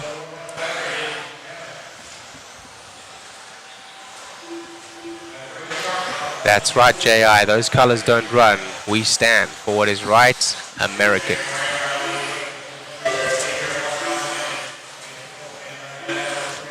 Thank you, Dawkins. Luckily, you know what I'm talking about, so whether or not that pronunciation is just a little bit on or a little bit off, you still see what we're talking about. I can tell you now, trying to speak at a very high and fast rate like this, as well as consume information from 4 different screens, sometimes you make a little bit of a pronunciation error, for which I apologize, but I can assure you it is just a small and momentary lapse. Rolling over is Sammy Moran, and he is now going to go definitely down to... No, he might not. He had 6 seconds over Talon Henley, so let's continue to follow him as he goes to the stripe, and we'll see if Talon is able to bring that to the lead. Talon Henley, the son of owner Eddie Henley, here the owner and operator of Hoosier RC HobbyPlex. It does look like he hangs on, and as Talon goes through, we're going to follow him now. He did put a faster lap down on the last one and capitalizes on that mistake. A 21.7 is his fast lap to Sammy Moran's 21.9 as he goes over the Hobby Wing triple, downsides that into a double and a single over the Team Associated jump. Through the boot, he was nice and tight. That JConcepts little bumper right there. Sammy Moran did put in a good lap on the last one again, so they're flip-flopping. They are separated by almost nothing. Have a look at that time. They're both on a 14.516 lap time. Sammy Moran on a 5:16.1, Talon Henley on a 5:16.2 right now. It's going to come down to tenths in this one. 5:16.3 that time around for the overall lap pace for Sammy Moran. So I think Talon is going to have a reply on the next lap around. As the time expires, it's going to be very, very, very tight. Both of these drivers driving in the Mod Puck system. So with that being said, both of them with that advantage of the lightened drivetrain as well as the more responsive drivetrain. Sammy Moran in a little bit of traffic. I think he did get by for another lap, so this is important, and I think this may play into Talon's hands here in order to take this particular heat. Oh! A tasty collection there, but the stadium trucks was strong enough to take the hit. Talon Henley now is going to finish off. He is the one that can dethrone Moran for this heat, and does he? He came across the line, it looks like, and he doesn't have enough in the end. Very, very, very close. Need a interview. We're going to go down with Sammy Moran.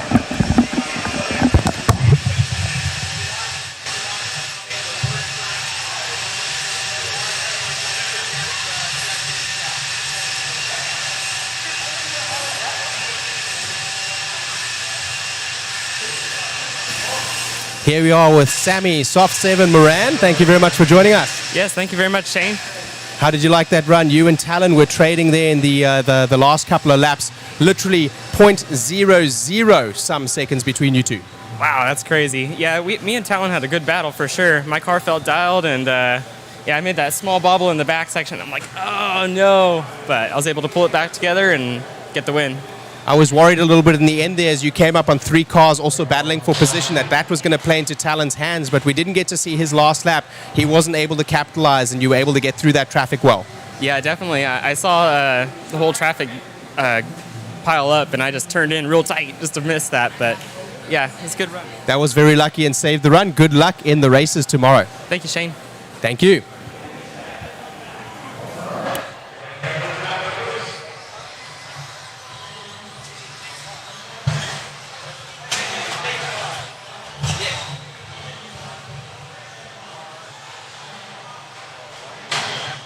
That's moving camera. I'm going to take a quick little break. I'll see if I can get a little bit of help up here. I need to just go to the comfort break real quick.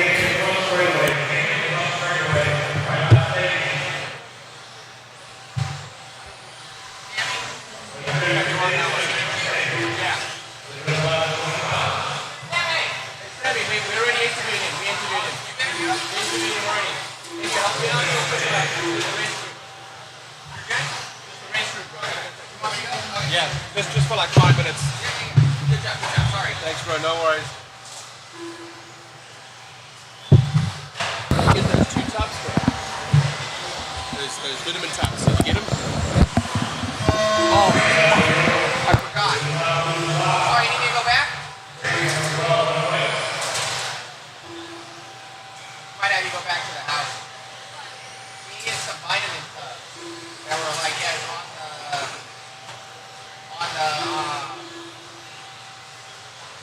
You want to run back there?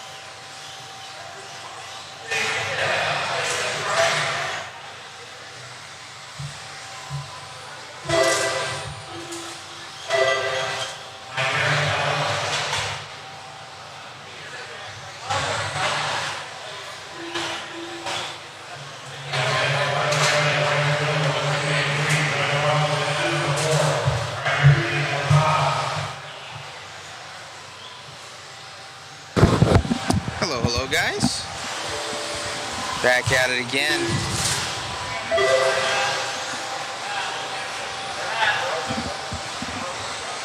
I believe we gotta update our titles here for some reason.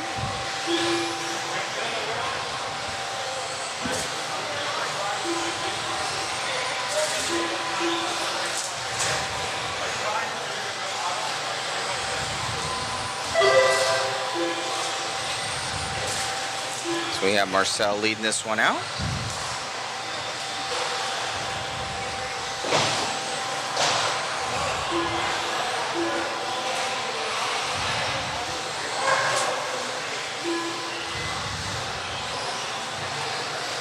Sorry, timing and scoring's a little bit off. We've been having all sorts of little tiny glitches this weekend.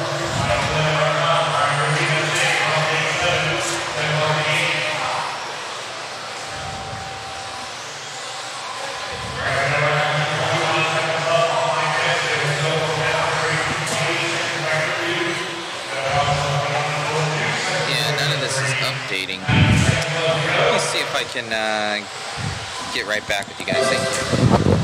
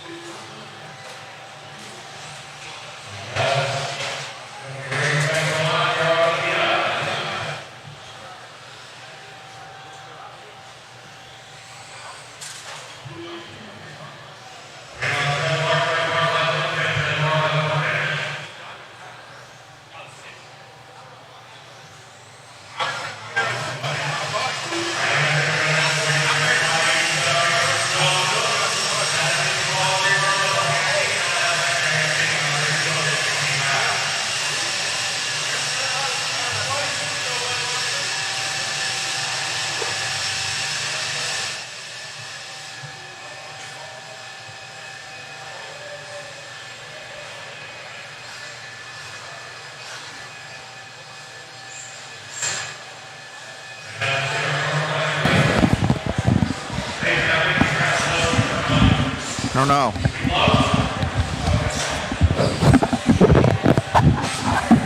I thought the...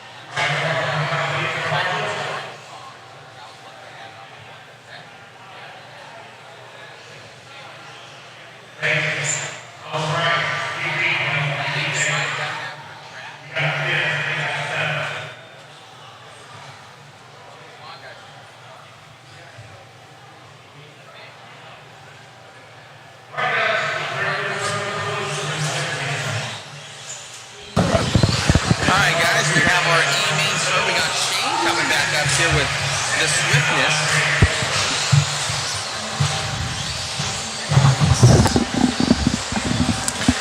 Yes, yes, yes. Here we go for race number 13 with some of the pros. It's going to be Mod Stadium Truck. And we sent Megan back. She's going to get it. Oh, man, you didn't have to do that. Making it happen. I will tell you it's going to help the broadcast because when my brain goes a little bit soft like this, rather than drinking Red Bulls and having to go to the bathroom 100 times, Megan's going to get them. that supplement's going to help me out. Sorry about that. Oh, you're good, man. No worries. All right. This is the A-main sword. It is one of one, so it must be.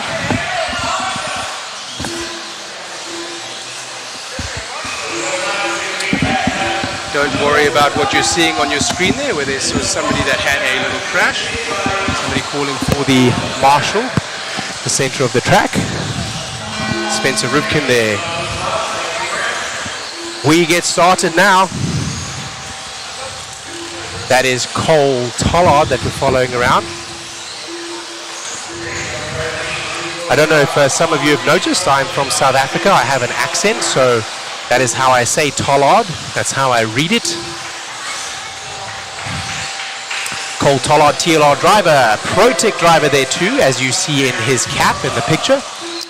Barter now just behind him. Barter there with the green buggy and checkered rear and yellow wheels. Young driver from Coyote Hobbies, driving the team associated truck.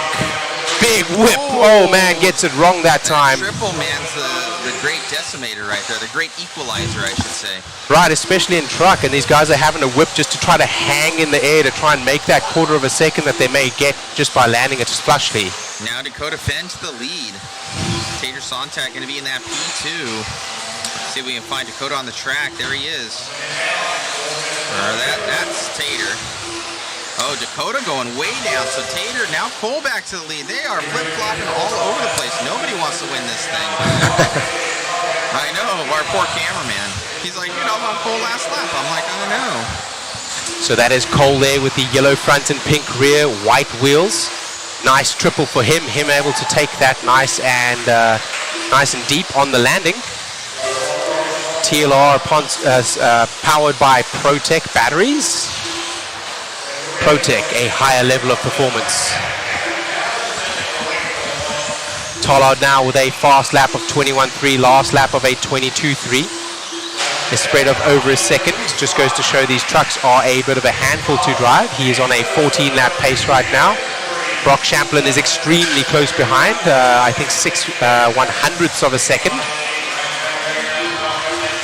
You can see his controller movements right there in that top left-hand corner. Ah, there we go. Yes.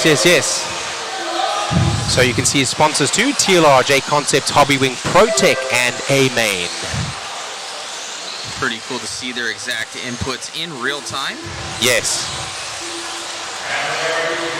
Oh, getting a little bit off there. That might give it to Brock Champlin. I think it will. Brock Champlin there. They're on a very, very, very close lap time right now. Tollard was on a 14.505 and Brock Champlin was on a 14.506. Champlin now to the lead. I believe that's Brock there with the white, green, and black car with the white wheels. Yes, it is. He's in the Schumacher. Is that a Schumacher truck? Does Schumacher have a truck? I'm not sure. I'm not too familiar with the Schumacher cars. Schumacher does have a truck, I'm informed.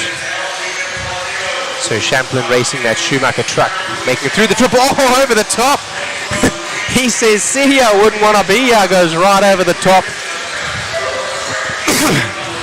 He manages with that particular input to keep that lead. Tollard very, very, very close behind. It looks like separated by about 0.3 of a second. Tollard in that TLR. Brock doesn't seem to struggle with that triple there, Matt. Yeah, he's a different breed of car right there with the Schumacher. He's looking pretty dialed. Right there, you can see with that from Taba. Oh, right, yes. I didn't notice that. Watching their inputs there, guys. This is our pros here, so stealing with our eyes a little bit. He seems to easily be able to do that triple. Tollard was able to do it quite well as well. Many of the others are having to whip just to stay in the air. Fend now comes to the 3. He's going to need to qualify as well as possible here in truck. Probably the weakest of the 3 disciplines that we've seen Fend in out of the 4-wheel drive, where he looks to have TQ. And I think, does he have the TQ in 2-wheel as well? He might. I think in 4-wheel he's grabbed it, and truck he's got it. Does he have it already on truck? Okay, so this inconsequential. Because Rivkin got first yesterday with the B7. Got you. Still Champlin out front now from Tollard, from Rivkin, from Fenn, from Vushina, from Sontag, Evans, Cavallari, Barta, Rendernecht. I said it right that time. Herrick, Horn, and Becker. 14.503.4 here for Champlin. About less than a second up on on Qual now. Sorry. Correcto. And with 10 seconds left to go here, actually less than 10 seconds, they come across the line. He is still live on the clock, so he's going to keep charging for that one last lap. That's Brock Champlin.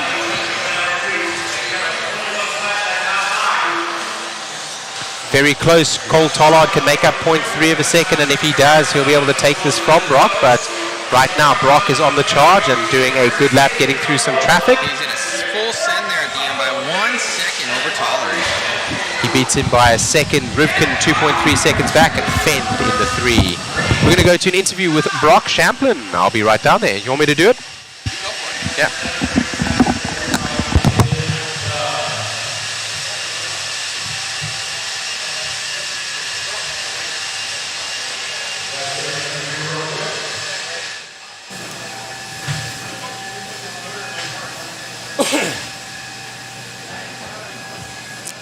I'm here with Brock Champlin of Schumacher. A nice clean run there.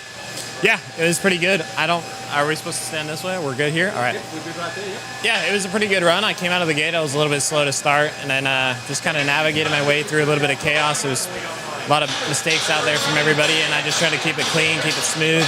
I definitely need to adjust a little bit more, but we're getting more comfortable. So we noticed you made your way through traffic and then found some clean space. Your truck looked like it's easily able to do the Hobby Wing triple. Others are having to whip just to stay in the air. What do you think that's down to? Maybe tires, motor? What do you think that is? Well, the whole weekend I've kind of just been swooping really wide there. Like I got taken out in one of the qualifiers just swooping really wide there. But I think it's some of the line. I don't really have that much power, but I just go really wide before it. So I lose a little bit of time, but I gain some just on consistency over the run. But yeah, it's definitely good. I haven't announced who I'm signing with, but it's pretty obvious if you look at the stickers. Yeah, it's making the triple easy. So exciting. We'll make sure to zoom in on the truck main there, and we'll have a look at your stickers for the main. Thank you very much for the interview. I hope you have a good race. Yeah, thank you. All right, catch you guys. Let's go back upstairs. So letting the cat out of the bag there a little bit is Brock Champlin saying that he has a new sponsor. So we should try to have a look at his buggy. Let's see if we can zoom in on that bad boy. Chris, let's have a look if we can zoom in on that bad boy. Zoom in on Brock Champlin's buggy. I want to see his stickers, please.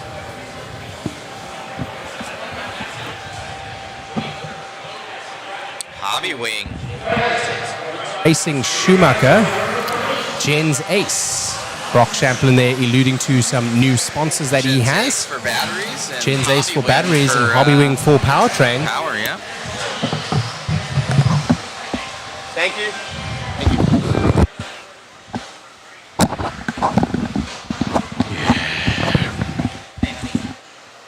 William, nice man.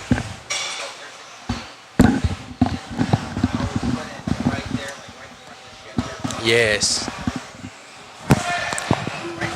Somebody broken on the straightaway there.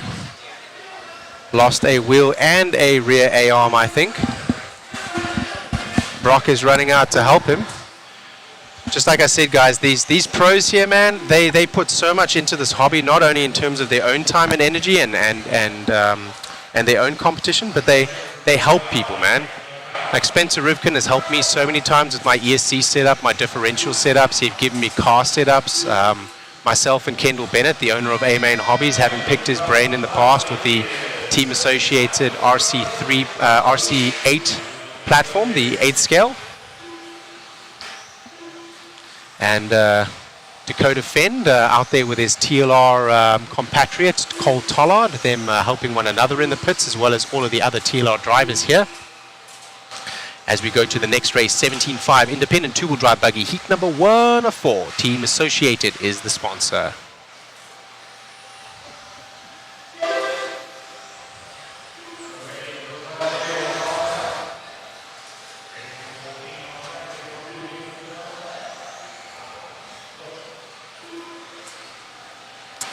All right, let's have a look over here at our chat. Let's see what's happening. Cavalieri is with Schumacher, yes. Richard Cameron, he is with Schumacher now.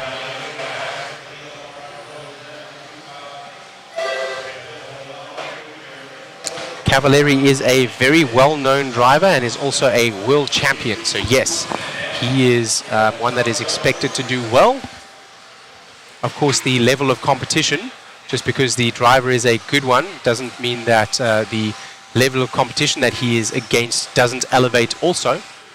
Ryan Cavalieri is an exceptional driver.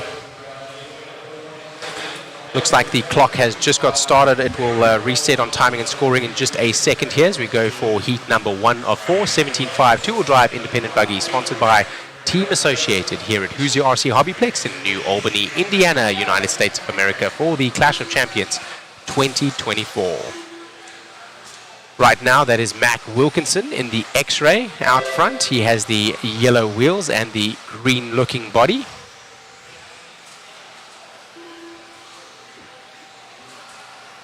I believe that is black in the front and green in the rear, mostly looking green to me with the yellow wheels and clear wing. As he goes through that double single hobby wing section there over the Team Associated double onto the start finish straightaway. Right now with 3 minutes remaining and 2 minutes gone, it's Mac Wilkinson from Derek Eldridge, from Dean Fieger, from Brian Krull, from Mitch Cantrell, from Brody Langman, Alton Henley, the youngest son of Eddie Henley and Angie Henley, Paul Johnson, Doug Powell. Is that Fat Ninja again? I think Fat Ninja is up there. That is Doug Powell. Tom Rendenecht is in this one, and as is Riley Becker.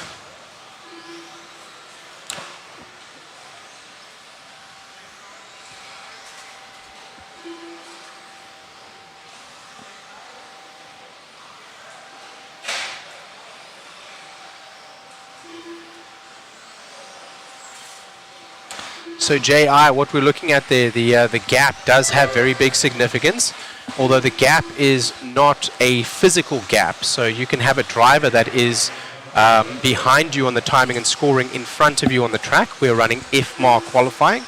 IFMAR qualifying is where the driver goes across the line, which starts their 5-minute lap timer, and they need to do as many laps as possible through their 5 minutes. So if you see Mac Wilkinson right now is expected to do 13 laps in 5 minutes and 24 seconds. You'll see that on the right-hand side. As we go through the heats, that right-hand side is going to show you the overall qualifying data, the EQD as I call it. And the estimated qualifying data is telling us who is the fastest driver out of all of the heats so far, not just in this heat.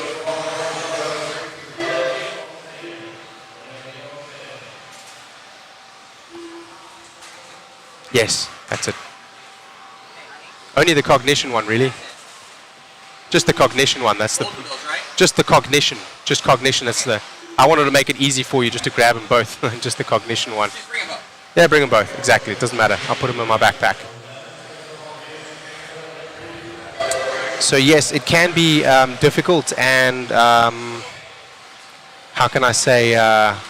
The barrier to entry to understand IFMAR qualifying is difficult to explain and difficult to understand when you are looking at the track, JI, but it is used as a format for racing all over the world.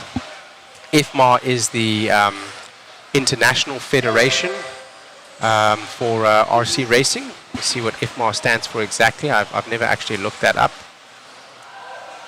IFMAR definition. International Federation of Moto Auto Racing, so IFMAR. IFMAR rules are established for international, are generally used in Europe, and then there is also going to be RAW, which, let me see over here, RAW RC, Remote Operated Auto Races, Remote Operated Auto Races, and that is the rule set that applies here in the USA and is often what we use. Although IFMAR qualifying is a style of qualifying that we use all over the world internationally, it is generally accepted to be the best way to calculate the fastest driver, as Mac Wilkinson brings home the win from Mitch Cantrell. And it says there on our timing and scoring that Spencer Rivkin was in this race, but he was not.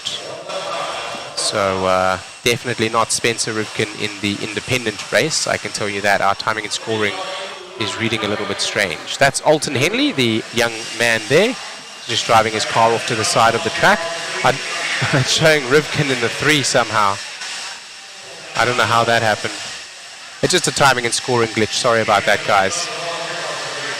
Alton Henley was in fact in the 3. Alton Henley, the youngest son of Eddie Henley, owner of the track Hoosier RC HobbyPlex.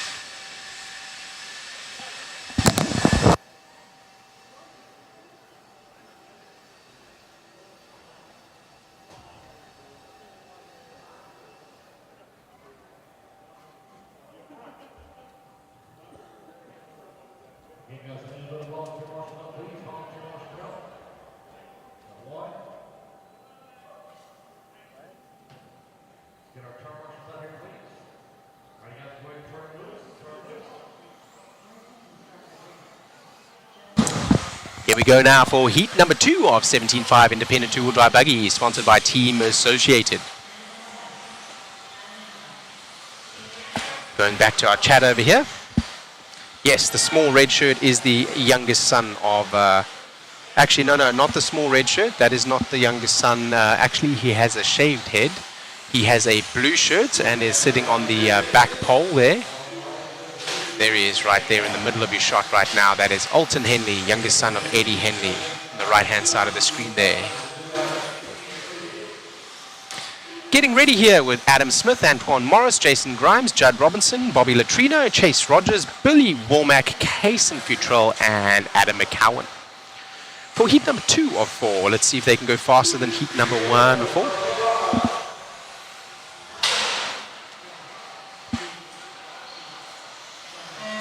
And we are live.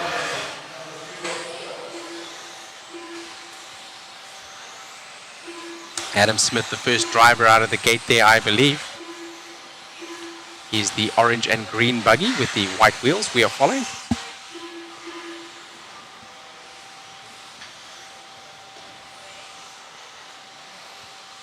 The next interview that I do, I will start asking them about grip. These will be independent drivers. So these independent drivers are expected to be of a lesser skill than the mod drivers that we interviewed a couple of minutes ago. Brock Champlin, for example, is a well-decorated racer that we have just interviewed a minute ago, a pro racing for Schumacher, looking to possibly have just signed, I believe, for Hobbywing. He was with LRP before, I believe.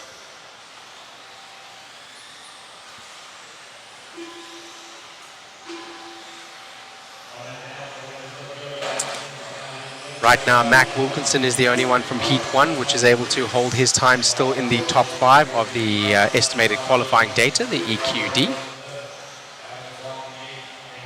Adam Smith, Judd Robinson, and Chase Rogers all going faster with those 12 and 13 lap paces.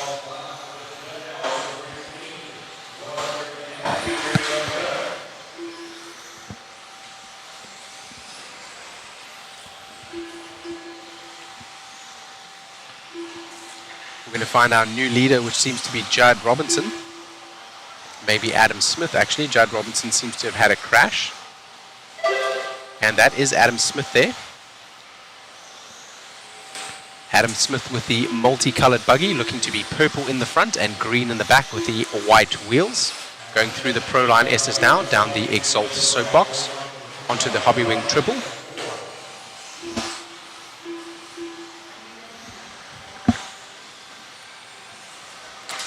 Let's take a moment to thank our sponsors: Team Associated, ProTech RC, SXT, DRC, TDK, Exalt, TLR, Phantom Racing, Hobbywing, Motif, One Up Racing, DBR, R1 Works, Vision Racing, Factory Tracks Racing, K&K, Mod Live Media, Boom Graphics, and Proline. Excuse me. Sorry about that, guys. About halfway down here, Adam Smith is still in the lead right now, and it looks like he has quite a commanding lead over Chase Rogers, which is the next best driver in this particular heat. He's on a 13 lap pace, and Chase Rogers is on a 12 lap pace. Chase would need to go 1 second and 1.6 seconds faster to go into the 13 lap pace, which is quite a big ask here with 2 minutes to go. Currently faster, though, those two are than Mac Wilson was in heat number 1. But Mac Wilson's still faster than some of the other drivers now. are in this particular heat. Remember, as we sort the heats, the heat number 1 is generally the slowest seeding drivers. Heat number 2 is faster, heat number 3 is faster, and heat number 4 will be the fastest. We normally put the fastest drivers last. That is just how we sort them. I believe the track right now may be going down in a little bit of grip as we're seeing the times a little bit slower than what we did yesterday. I believe they were around about a 23.7 lap times yesterday and seeing about a 24.4 today. The track rubbering up and you needing to stay on the black grooved in part of the track. The grooved part of the track referring to the rubber being laid down by the drivers under braking as well as under acceleration. The other parts of the track becoming a little bit slicker now as the moisture from the air settles not only into the track but also into all areas of the clay. And should you step off from the black stripe that is being formed as the groove, you'll not have as much grip and you will suffer to get your lap times where you need them to be. Still Adam Smith right now, and he has dropped a little bit of time. He is now on a 12 lap pace also, but still faster than Mac Wilkinson. That is not going to help him. That is going to help Mac Wilkinson to maintain that as he comes across the stripe now. We're looking at the EQD, the estimated qualifying data. There he took a little bit of a step off of the line just a second ago, and as such his tires may have been moist and dirty even though he was on the black grooved section there under braking. His car spun around. Judd Robinson now to the point with Chase Rogers in the 2 and Jason Grimes in the 3 as Adam Smith falls down to the 4 after having that rough lap. Judd Robinson right now, I believe, is that car right there with the white wheels and yellow body. And as the clock expires, he may have done enough right here to take the current TQ. And we will go on to the faster heat next. 17.5 independent two-wheel drive buggy, sponsored by Team Associated, heat number 3 of 4.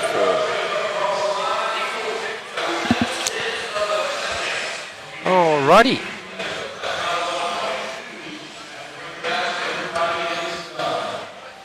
That Rye guy, yes, each one of the, you'll see right now as we look out onto the track.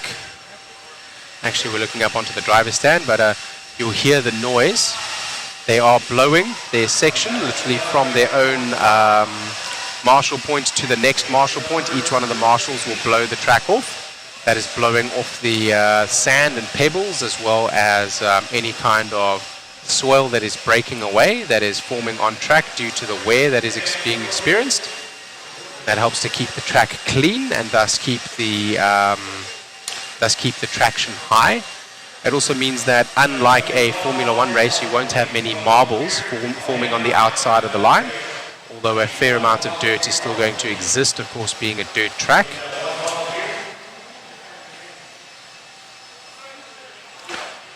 Cody Dunley saying that Brock is awesome. He's always helping to volunteer and marshal. Yes, he is. Like I said, a lot of these pros are just the nicest guys you will ever meet. And even though they put their heart, soul, and all of their effort and time into this hobby, they still somehow happen to have the passion as well as the experience and know-how to help all the rest of us as well.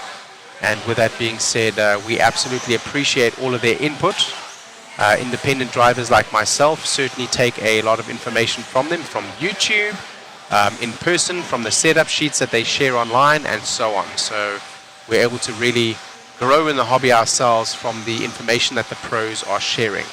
So get ready here for heat number 3, Team Associated 17.5 independent two-wheel drive buggy.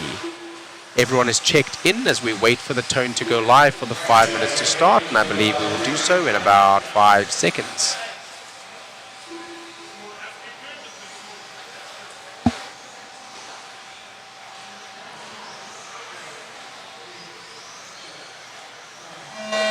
And that is our tone, and here we go live.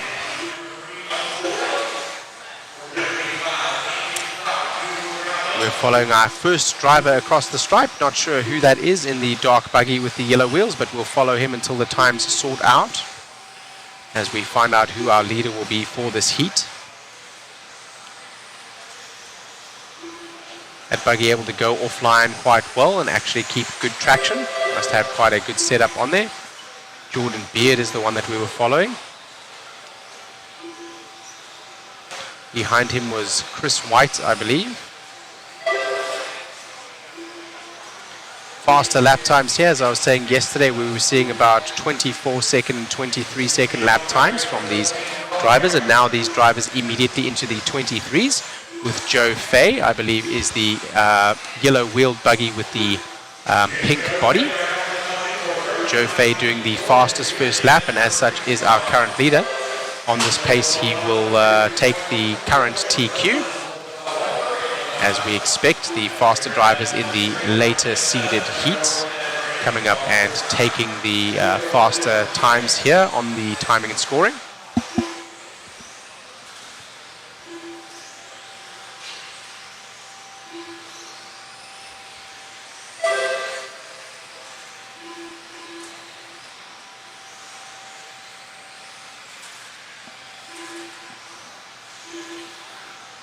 We continue to follow Joe around. Joe has got those yellow wheels and the pink body as he comes through the boot onto the team associated double and the start finish straight away. Quite stable out front now with around a 1 second lead over Jordan Beard. Chris White in the 3, Matthew Blake in the 4. Adam Rayburn now in the 4, Matthew Blake to the 5. Each of those drivers on a 13-lap pace.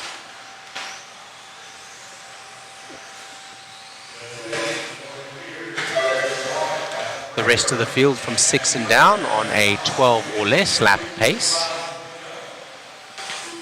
We're almost halfway in this one with 2:30 down and about 2:30 to go at about this point now. You can see the clock winding down on the left-hand side of the screen. We're in race number 16 of 40, heat number 3 of 4 for 17.5 two-wheel drive independent buggy. You're listening to Shane Mouton of A Main Hobbies, www.amainhobbies for all your RC needs. amainhobbies.com.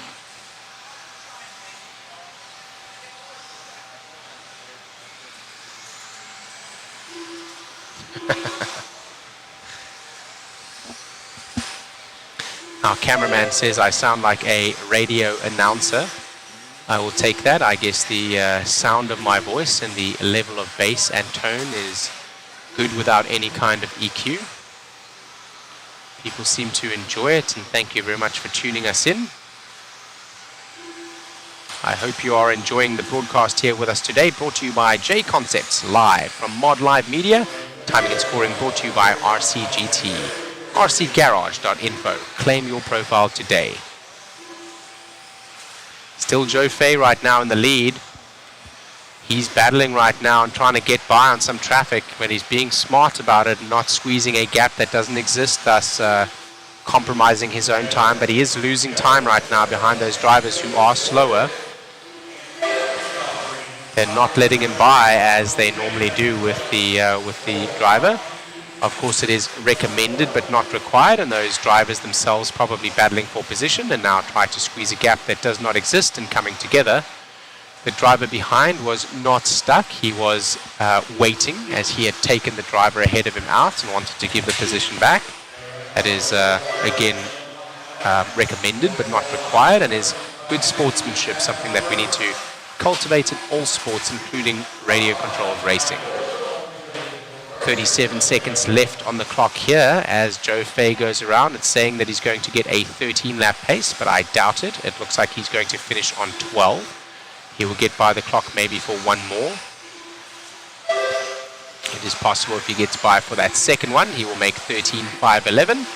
But I think he's going to be at a 12.507 or something like that. We'll find out in just a second. He will get by for one more, and that will put him on 12 laps into the back of another car. That was accidental and unintentional. Nothing lost, nothing ventured, nothing gained, and thus he just continues to race and passes the other car after a couple of seconds, and he will finish on what looks to be a 12-lap pace.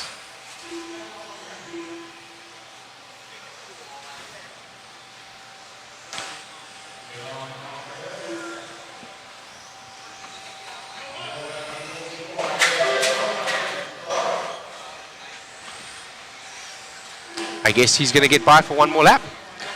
Make me eat my words.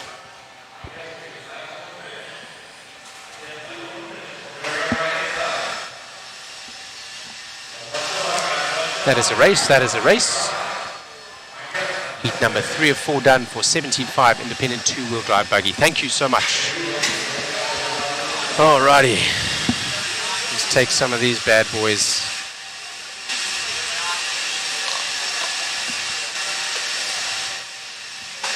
Taking some vitamin supplements here to make sure I can stay nice and sharp for the broadcast. Starting to get a little bit fatigued.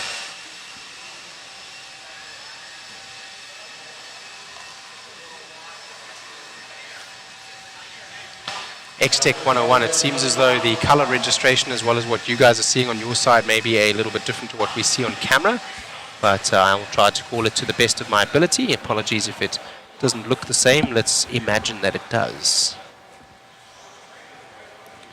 Alrighty, let's get some water here as we get ready for the next heat. Team Associated Independent 4-wheel drive, a 2-wheel drive buggy, 17.5, heat 4 of 4.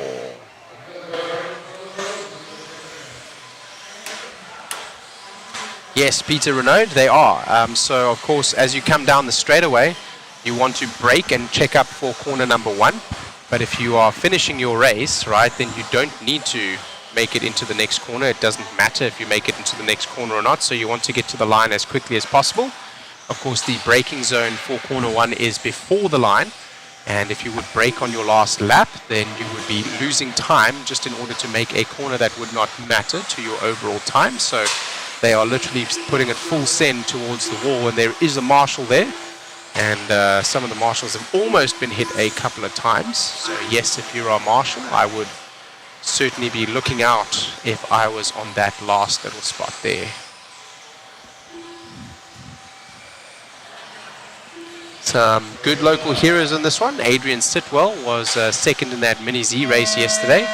He accompanied Cole Tollard, Jared Miranda, Josh Kinser, Anthony Russell, Jeremy Kramer, Jackson Neer, Calvin Bruce, Zach Janes, Brian Hoskins, and Ryan Thurfelder, I guess. All right, hang on 1 second. I'll be back in just a minute.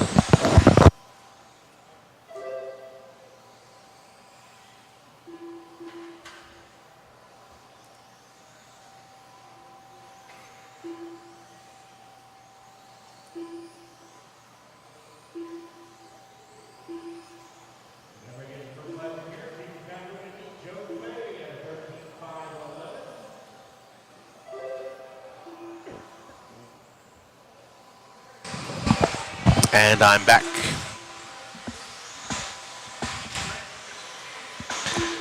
Darren Kearney asking if that is a South African accent. Yes, I am South African of origin, but I am in fact also American.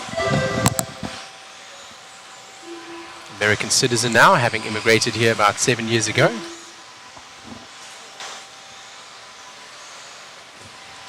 Originally living in California, now in North Carolina. Very proud to be here and call this my home.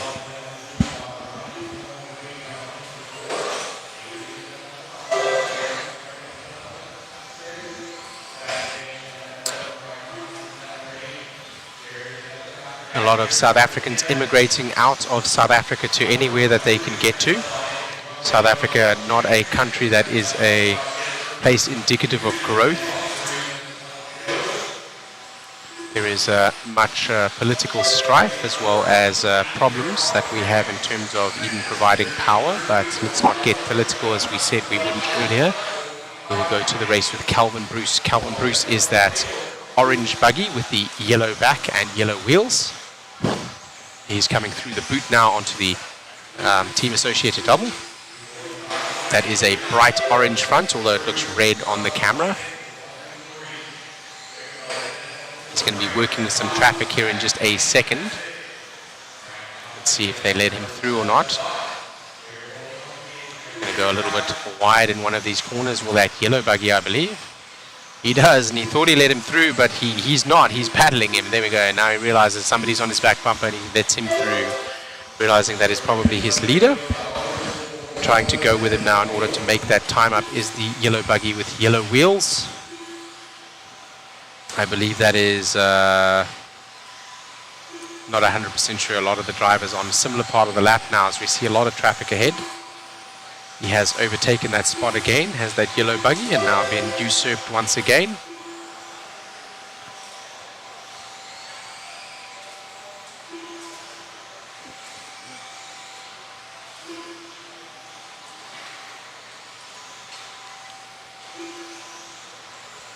One minute 30 to go in this one. 1 minute 30 to go in this one, and it looks like Calvin Bruce will be the one that we are going to interview. He's the only one on a 14-lap pace. Somebody took a flip on his lid there, and I thought for a minute it was our leader, but it is not. Josh Kinson out to the 2 with Anthony Russell in the 3. Independent buggy here. Non-sponsored drivers, 17.5 turn motors. Race number 17 of 40. We're probably about halfway today, and we're at 4:44 p.m., so that does not bode well for what time we will get out of here today, but that is RC Racing. We will be here for a while. I made sure that I just dropped some supplements just a second ago, some multivitamins, as well as some Cognition Neotropics, so that I can keep myself nice and sharp for the rest of the broadcast here with you guys. Ironworks saying that Talon Henley is still the best local driver. Talon Henley certainly is a local hero and the owner's son.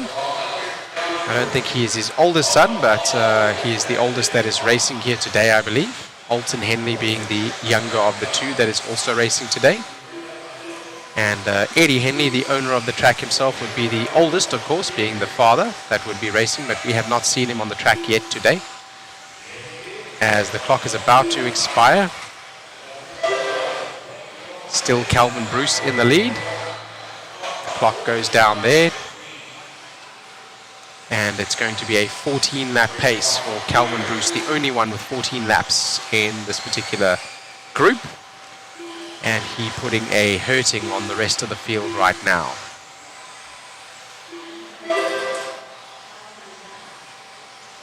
And they're done. Let's go down and have an interview with Mr. Calvin Bruce.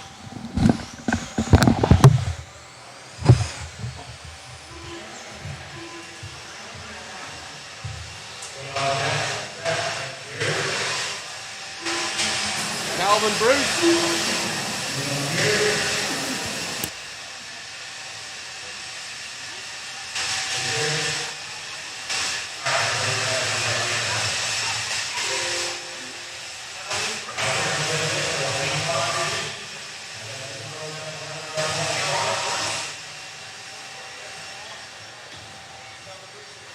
Interview real quick. 17.5 independent buggy. You win out in that one. The only one on a 14-lap pace, putting a hurting on the field. You got the right guy. Are you Calvin Bruce? Where is Calvin Bruce? Calvin Bruce. We need Calvin Bruce. Ah, there is Calvin Bruce. Excuse me there. Excuse me there. Calvin Bruce, let's step over just over here. If you'll stand just over here for me, we'll be on camera. The only one on a 14-lap pace there, putting a hurting on the field. Well, that was the best run I've had all weekend. Car's great. Tires are great. JConcepts tires working good. Same associated car working good. Excellent. As a independent driver, is it a little bit more difficult to get support out there? Are you a local driver? Who are you getting help from? Just my local area in Jonesboro, Arkansas. NEA Hobbies, Force Raceway. We've got a good team of team-associated drivers in the other side over here, and many of them running with a B7 and really doing very well with the cars. They invited us over there, so if you want some setup help, doesn't look like you need it right now, but they're over in the other group if you want to get some help. Yeah, I'll be over there if I need to. I've got a lot of help from Drew Spurgeon. He's a team-associated driver and like a manager, I suppose, so he's helped me out a lot too. Good stuff, good stuff. I just wanted to highlight for our viewers how all the RCAs are helping one another. So thank you very much for the interview and good luck in the race. I hope you guys are able to hear me on this microphone, as I'm not able to hear myself in the earphone at all.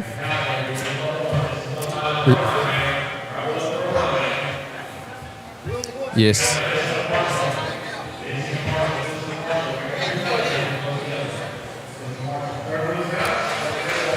Alrighty, let me know if you guys can hear me. Thank you very much, J.I. I appreciate that, because I can't hear myself in this particular one on the side over here. I appreciate it, Hellseeker.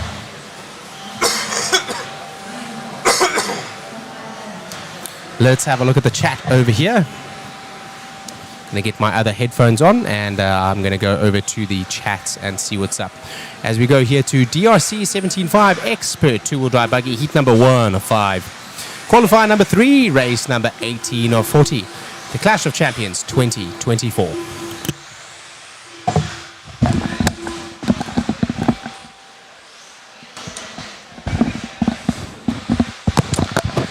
Alrighty. Now this one I can actually hear myself in, so I know it is working, but thank you for confirming that that interview is working. Otherwise you will just see me just mouthing away just silently, but able to get that interview with Calvin Bruce. Initially had one of my friends there, and he is confused as I just had a little bit of a brain fart moment there. I believe that was, let me see who that was. Get his name up over here. It's cleared off now from the screen anyway, so apologies for the gentleman we pulled. That was the wrong gentleman for the interview. DRC makes custom leads. They have a website, and they are also available, their products here at Hoosier RC HobbyPlex. Zach Jonathan, the owner of that particular brand, making those lovely products. Everything color-coded, as we love to do in RC. As you can see here, everything that these drivers are going to be doing, and each one of their color schemes for each one of their cars is going to be similar, because that is what we call our racing colors. We like to match everything up, including anodized metals, including leads, including wires, including connectors, including charge leads, all that kind of stuff. We like to trick out and match to our colors as we follow Brady Lucas around right now. His car, that purple and white front with pink rear and white wheels.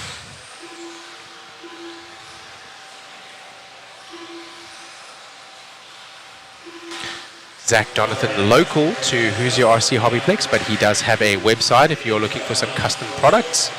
He can print your name on heat shrink. He can print your sponsors' logos on heat shrink, on logos, and on all sorts of other things as well. And he can color code all of your leads and make nice braided leads of any length that you wish, in any style that you wish.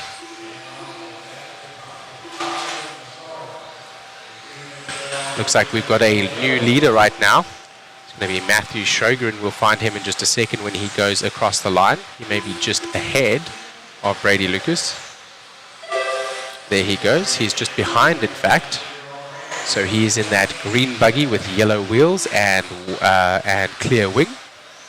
He's going around the Proline S's now.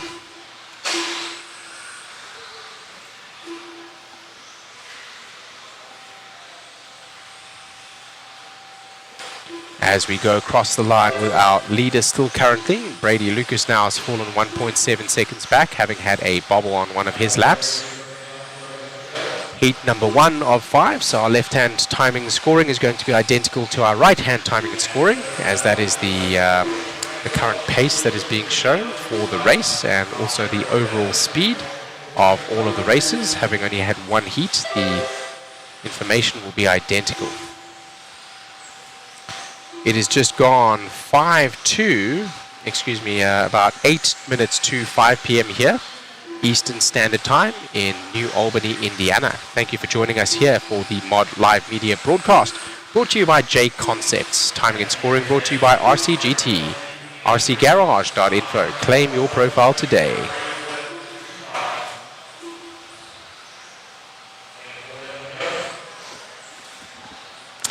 Matthew is from MA and represents RC Excitement. Shout out to Todd Anderson and Toddy Anderson. They are astute racers themselves, and that is who is running that track up over there. Trying to interview Jared Miranda. They look similar enough, and I know Jared. Thank you very much, Shelley. That was who I was looking to interview. Yes. I'm having a look here through the chat again just to answer some of the messages.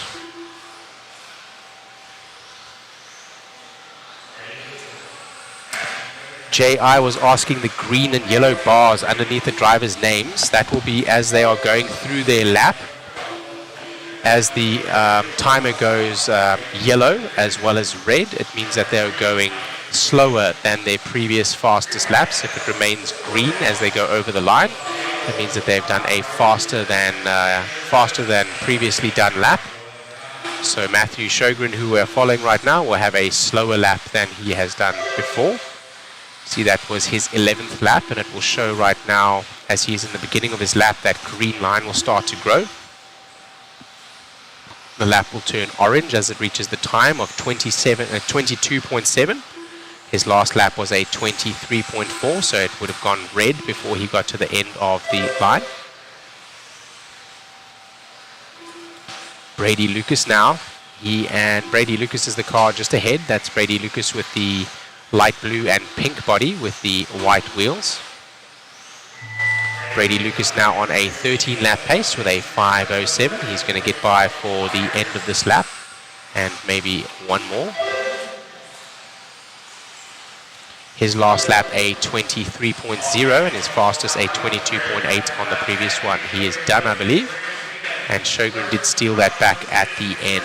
So it will be Sjogren from Lucas from Sherman. That is heat number 1 of 5 done of the DRC 17.5 Expert two-wheel drive buggy.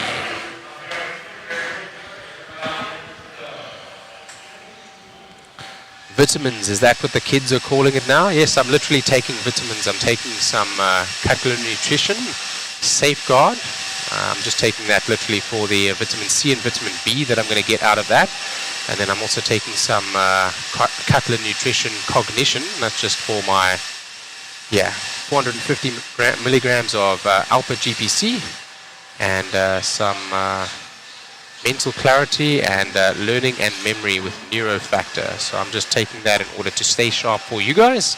Otherwise, I would be drinking a ton of Red Bulls. The caffeine helps as well. But then I need to go to the restroom every 5 minutes, so then we don't have somebody to announce the feed. So instead, I take these supplements to stay up on the stand and stay sharp for you guys.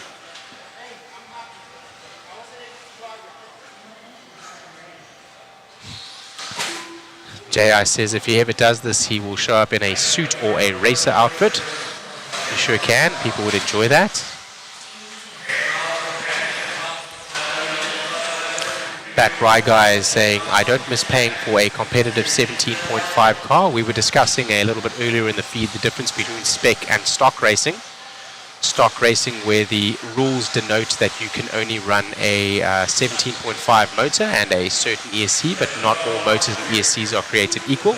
So thus, if you are able to buy some of the better manufacturers' equipment, and they are normally more expensive than the others, you may gain a performance advantage over your competition, thus making it a very expensive part of the hobby. Sometimes it is actually cheaper to run mod, just simply because you don't have to buy certain manufacturers. You can just literally buy the manufacturer that you like and the performance that you like. Peter Renaud, my pleasure.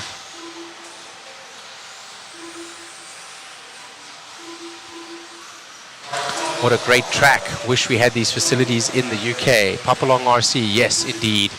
As you know, retail and rental space in the UK is incredibly expensive. It is also here in the USA, but in certain parts of the USA, you're able to get some more space for less than what you would be able to in the UK, so making it a little bit more cost-effective to run a 100,000 square foot facility like this one. I think it's 100,000, maybe it's 60,000 square feet, somewhere in between 60 and 100,000. Our racetrack here is 120 feet by 90 feet, so it's 120 wide by 90 feet deep. So the straightaway is almost 110 feet long on the front side. As we get started here with heat number 2 of Expert Two-Wheel Drive Buggy, sponsored by DRC.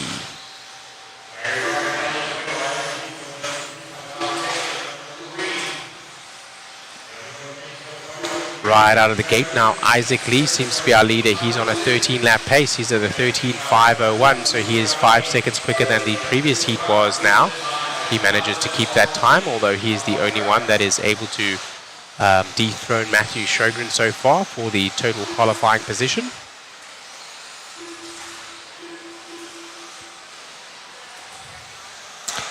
X-Tech 101, Papalong. I'm not sure what you mean there, but all right.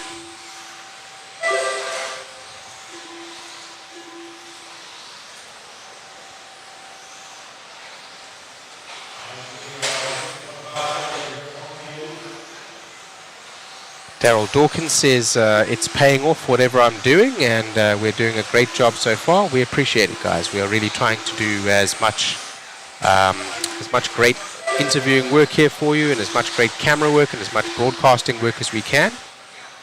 Sammy Arnone was asking to interview with Brody.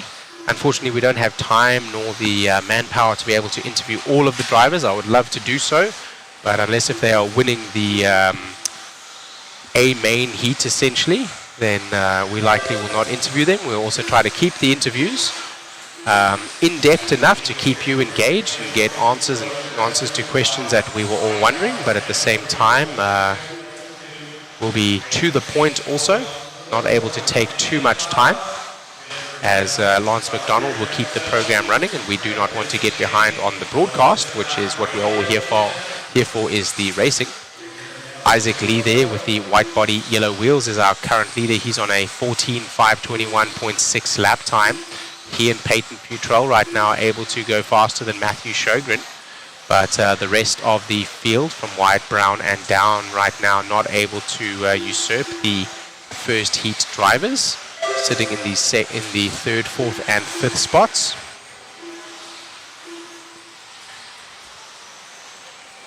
Oh, Popalong RC does videos. Yes, they do. Yes.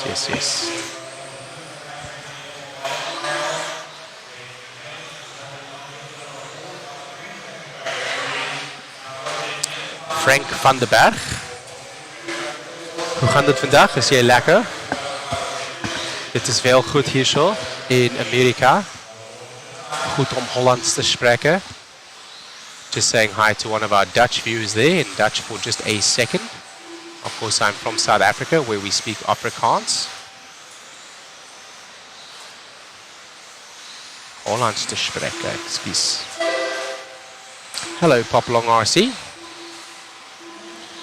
JI, that was Dutch, in fact, a little bit of Dutch. It's probably butchered Dutch because I speak a very simple form of Dutch called Afrikaans, which we speak in South Africa. It is a dialect of Dutch. Frank van der Berg having a little bit of a laugh there, as I probably sounded very strange to him. Probably have a very bad accent also in Dutch, even though I speak some. Dutch would be a much more advanced version of Afrikaans essentially. Let's go back to the racing here with Isaac Lee. He's still hanging on to the lead right now. His last lap a 22.9, his fast lap a 22.5. That driver on his back bumper is Carter Gonzalez in the 11th spot, so that is not pole position, although he is hanging on well.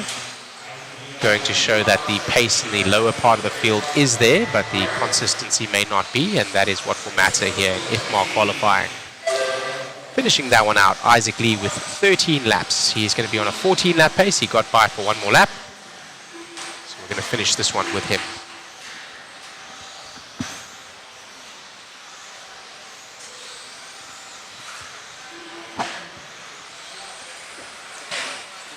Alrighty.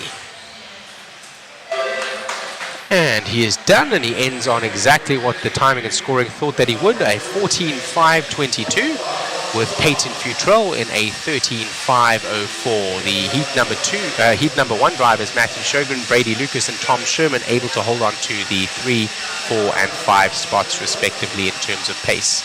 We move on right now to heat number 3, 17.5 Expert two-wheel drive buggy, sponsored by DRC.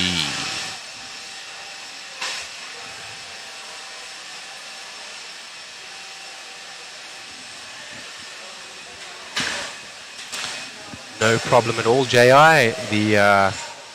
My pronunciation probably is close to German in terms of the Dutch that I speak, so Afrikaans does have a little bit of Germanic influence. Lackerman says bush tucks. That is a way of saying very nice in a colloquial Afrikaans manner.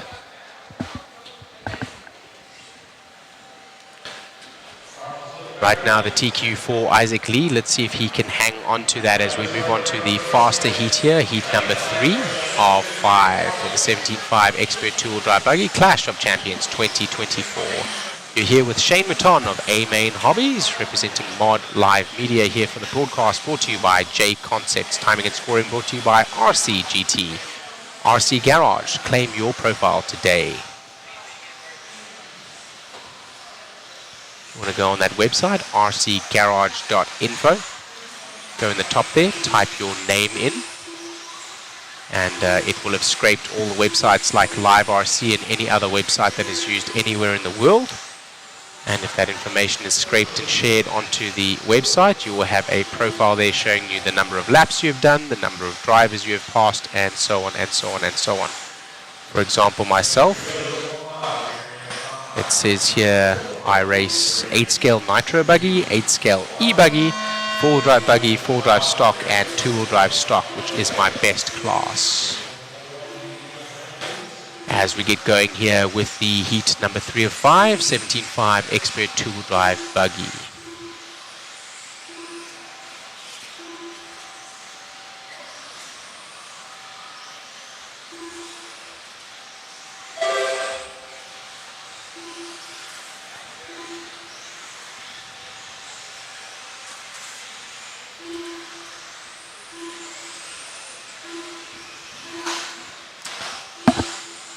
Alrighty, it looks like we are coming out with the fastest laps from Hunter King, but Justin Sherman able to put a second lap up a little bit faster than Hunter King's, and he and Hunter now flip-flopping times. So it's Hunter King from Justin Sherman over Marcel Graham-Bell. Jacob Montgomery and Josh Malia bring up the 1, 2, 3, 4, and 5. Those top 4 drivers going faster than Isaac Lee, sadly for our fan here in the chat.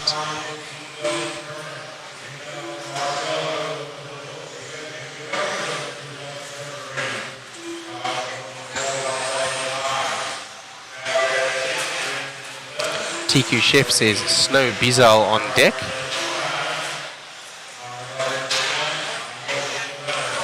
And Mr. Frank over here, Frank van der Berg, says it's nice to see that racing has worldwide viewers, a great hobby and a lot of friendly people. Absolutely agree with you. That's why we all get into the hobby. It is because we all want to have fun. Some of us may have been racing in another capacity and maybe either become too old to do so or are not able to do so in terms of finance. For example, I race RC because I am a Formula 1 and MotoGP fan, but do not have the millions of budget it requires to race in those disciplines. So I race in RC instead. Still feels like I spend millions. I don't, of course, but in comparison to what a discipline like that in full scale would cost me, it sure does feel like a lot of money when you spend it, as we are 230 down with 230 to go. That is our leader, Hunter King, there with the yellow wheels and green body, coming over the Hobby Wing triple into the boot and onto the team associated double. Start finish straight away. He had 1.7 seconds back to Jacob Montgomery, and that little bobble has cost him about a second. His last lap a scraggly one, 23.7 compared to his fastest 22.1. The two top drivers right now, Hunter King and Jacob Montgomery, able to go faster than Isaac Lee did in the last heat. And as we have said, the faster drivers are sorting to the later heats, so we do expect them to go faster as we go through the heats.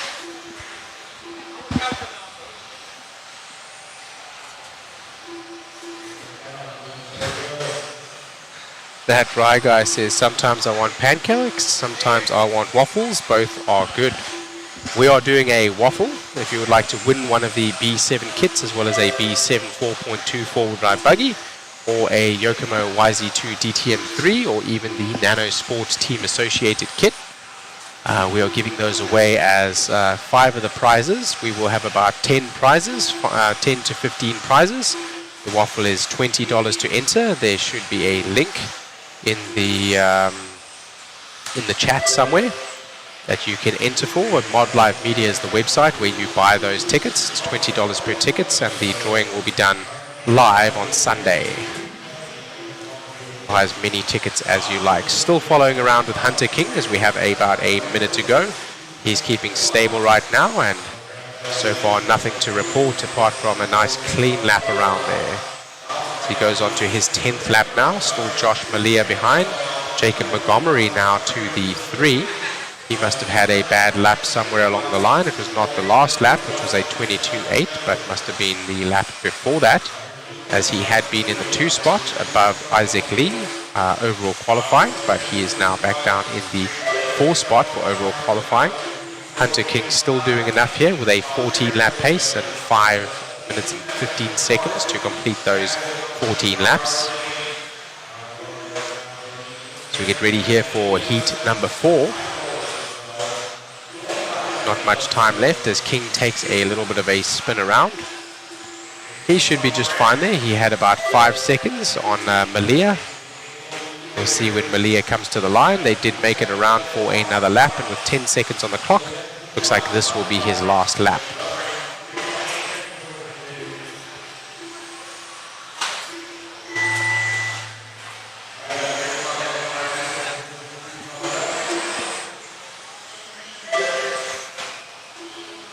Hunter King, even with that little bobble there, 22.6 to his fastest lap, a 22.1, is managing to hang on to that lead narrowly by about 1.6 seconds now back to Josh Malia.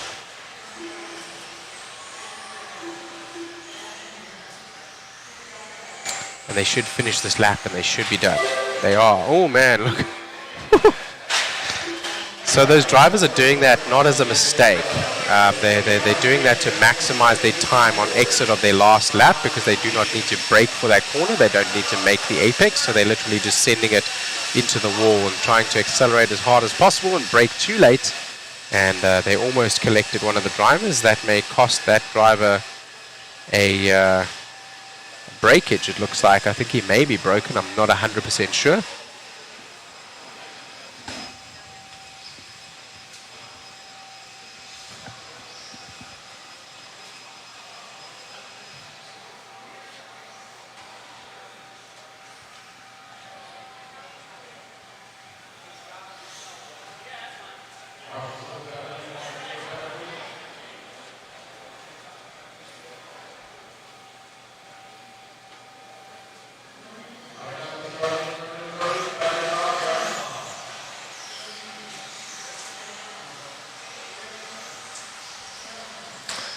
We go now to the penultimate heat here. This is the B group, the heat 4 of 5 for 17.5 two-wheel drive buggy, sponsored by DRC.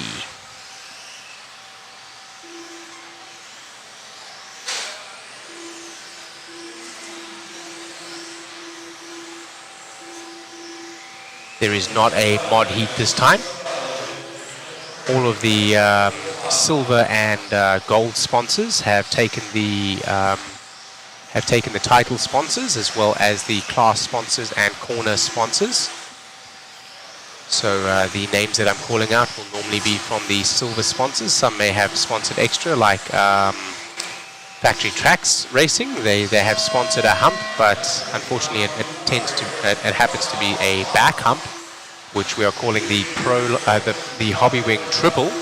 So actually, as they're doubling in, they are going over the trough, which is between the Hobby Wing jump and the Factory Tracks Racing hump. So as they double and single in, that trough there is actually the other face, would be the Factory Tracks Racing.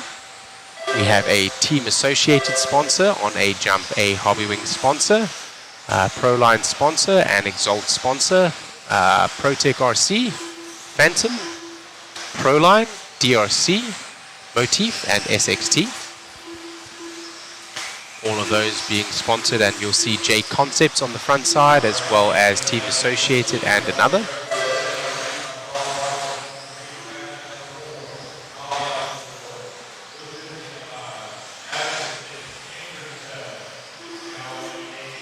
Jared Smith says mod is where it is at. Thank you very much for joining us here on the broadcast as we get going. We are 1 minute in. I think we are following with Tyler Patanore, who is in the white buggy with white wheels. He is the buggy behind, making his way around, and now we'll have some traffic ahead. Another white buggy with white wheels. I'm glad they were separated. That would have been very confusing.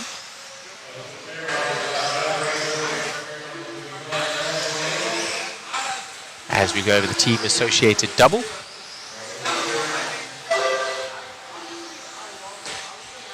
Into the back left-hand side of the track right now, Tyler Paternotte, his last lap, his fastest. So he's trying to turn on the pace right now, even having worked through traffic. As he tries to turn on the pace, makes a little bit of an error coming down the exalt soapbox. He's on a 14.509 lap pace right now, and the first 5 drivers going faster than all of the drivers in the last heats.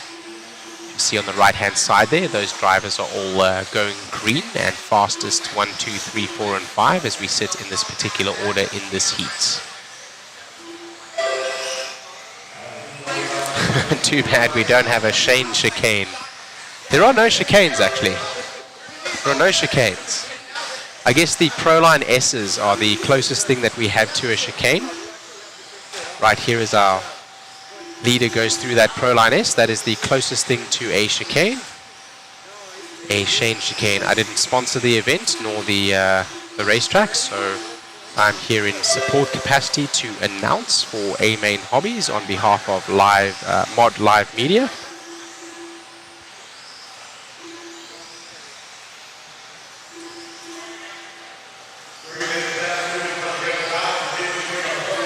But only one chicane, I guess.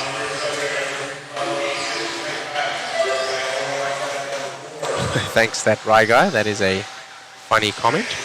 We have 2 minutes remaining in this one right now, as Tyler Paternotte is still managing to hang on to the lead.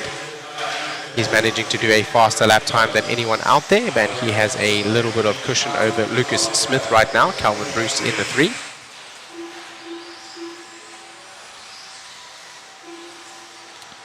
Lucas Smith now to the point after that little tumble that we had from Tyler Paternotte.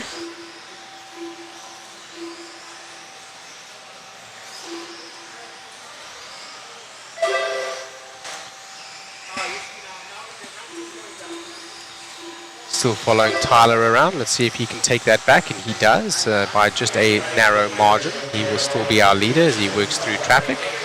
That white car with the white wheels looking for a way through in the Proline S's. Down the Exalt soapbox and over the Hobby Wing triple.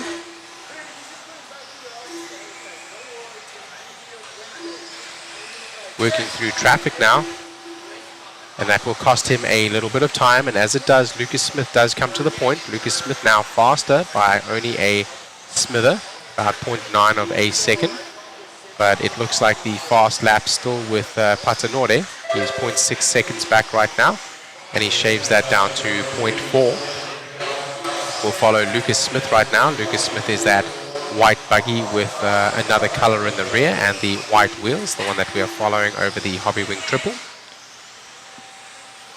He's about 0.5 seconds on his fastest lap slower than Tyler Paternotte, and Paternotte was a half second behind on the last lap, 0.4 of a second to be exact, and I believe that the next lap he will take it back as he comes across the line. He must have had a bad lap as he was pushing there, so making me eat my words as he is down now 1.1 seconds with the clock expiring. Looks like Lucas Smith will do enough to steal this away from Paternotte in the last couple of laps. Lucas Smith there finishing off his lap now. He'll be done on this lap. He's going to do a 14.511. Paternotte also on a 14.511. Very, very, very close behind. 0.05 behind. So only a tiny little bit of work to do as Smith has a clean lap to the line. Let's see what Paternotte can do about that. Paternotte comes across the line, and in the end, he manages to get it back. Enough done by Tyler Paternotte in the end by a very small margin, 0.4 of a second in the end.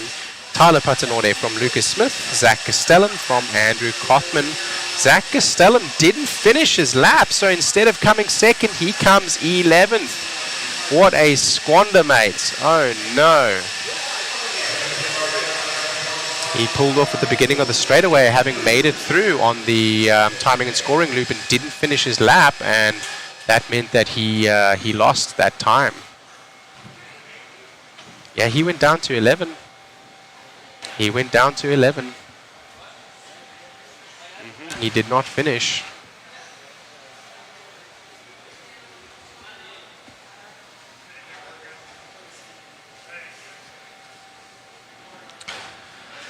All right. Let's get a little bit of water.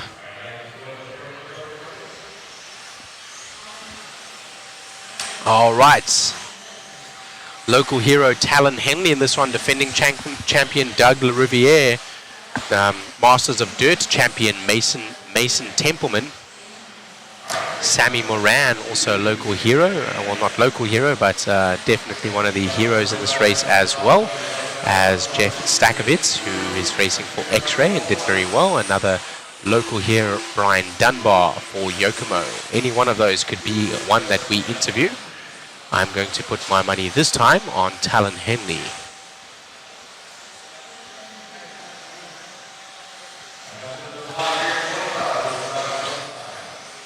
The loop is going live, and why I'm going to go with Talon Henley this time around is because he has been looking very good all race long. He has had a substantial amount of track time, having been part of the Slash 2-hour enduro, and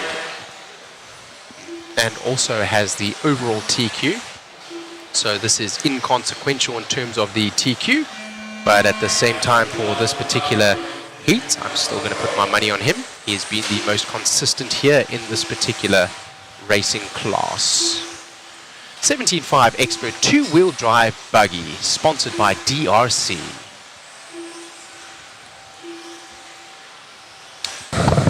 I'm back with you, buddy. Excellent. We've been doing lots of photo things, my man. That's great. That's great. It's a lot of fun. This is going to be a good one, after which I will do an interview and I'll have a quick little break if you don't mind, if that's okay. No problem. I got you. I appreciate that. Hopefully you guys are enjoying the cover, and all 400 plus of you right now across all the streams. Shane absolutely killing it. We had to import him from South Africa. Worth it. As Talon Henley leads this one out down that straightaway. Ooh, yes, indeed. Trevor Michalesco, the young gun up front there. On the move right now. We are still on with Talon, but once he comes by, Trevor dropping back down. Talon going to go to the lead. Talon there with the green front, yellow front, and blue rear of his buggy, white wheels. Son of right owner. There. We're going to see if we can find Jeff Stakowitz. Once he comes by the line, we'll transfer over to him. All you got to know is let Chris know on his microphone. We're doubled up on the mic right here. Nope, I'm not. We'll follow Stakovitz around as he comes around in just a second. We'll find him. So Jeff Stakowitz with that new X-ray rig. Been through the double. He's been looking good. He could be the one that we interview for this main, although Talon Henley has locked up the TQ in this class. He's just scrubbing in tires. He may even be trying a different setup just to see what works. And then Four Wheel's the one that's undecided right now for these guys. I think Sammy's got one and Talon's got one. Shameless plug, Mod Puck Systems. Oh yeah. 3 minutes left to go in this one for Stakowitz.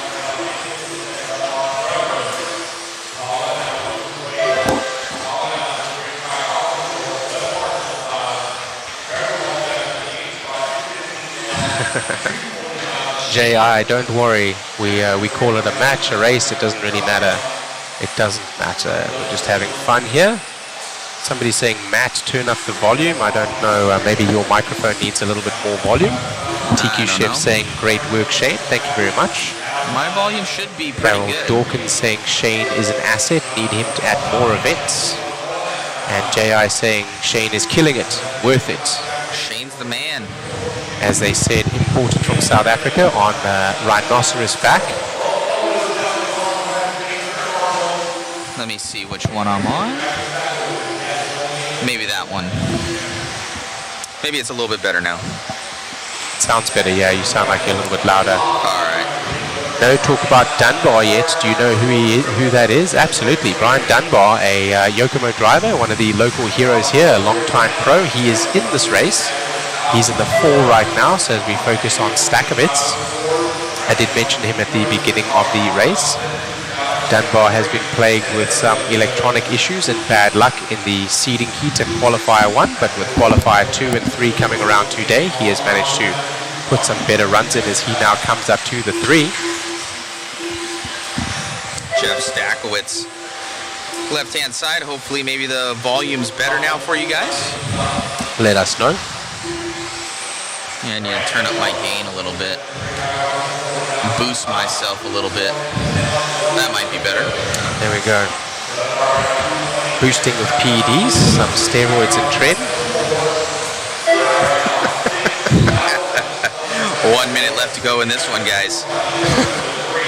1 minute left to go, and right now Talon Henley's sitting down in the 7, so not doing quite as I expected, but having locked up the TQ in this one, he may just be scrubbing in tires or trying a setup. He has the luxury of doing so, having already locked up TQ. This is inconsequential as a run for the top spot in the race tomorrow. Yeah, they're all saying that Shane is perfect. Mine is low. I don't know. Let's see here. Thank you, Bush Tux. We appreciate your feedback as well as all of your questions and engagement here on Mod Live Media. Broadcast brought to you by JConcepts and live timing brought to you by RCGT. RCGarage.info. Claim your profile today. That's weird, my noise gate.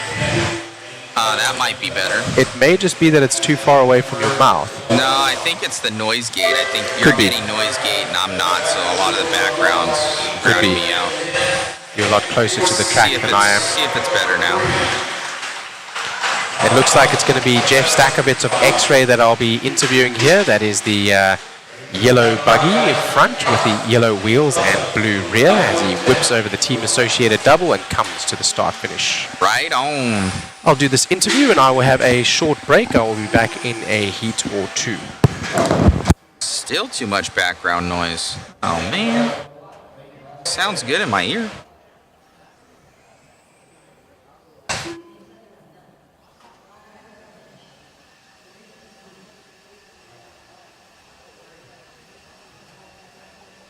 This doesn't sound good to you guys. This is too low.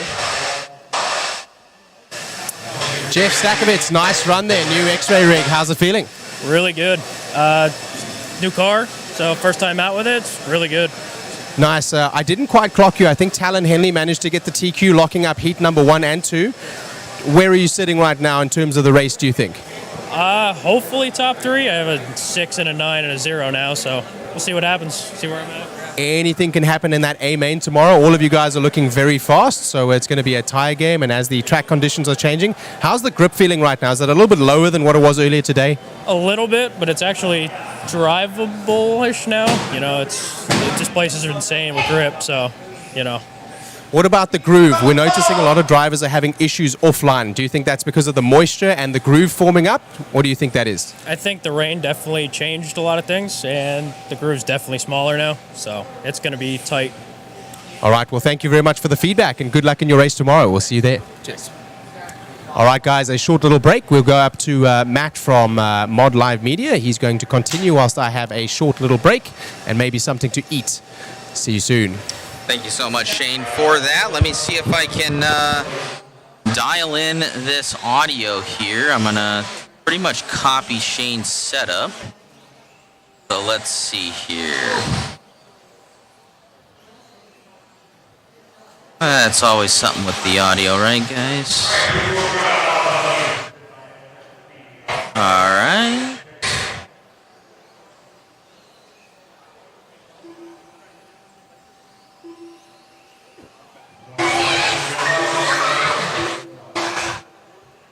I am closer to the track, so that could also be it. I'm going to try and dial it in, though.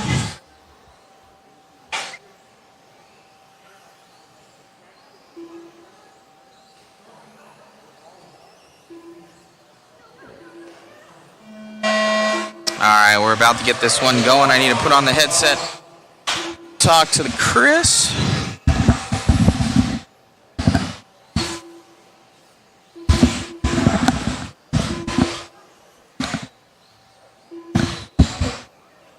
Alright, so Chris on camera.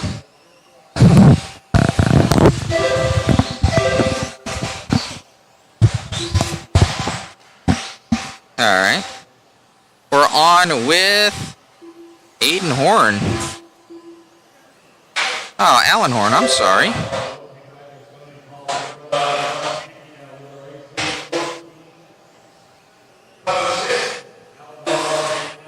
Chicky taking that one over right now from what I'm seeing. Let me refresh this this guy.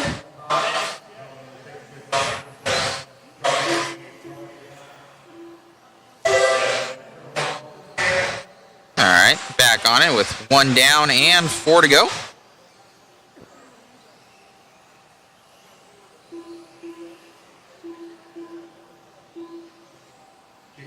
Yes, the raffles are tomorrow, guys. I'm going to give you guys the... I'll shoot over the link real quick. Give me a second.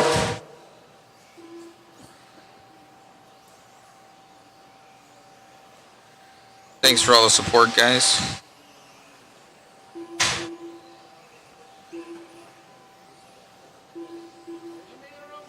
As we follow along with Chicky in the X-Ray.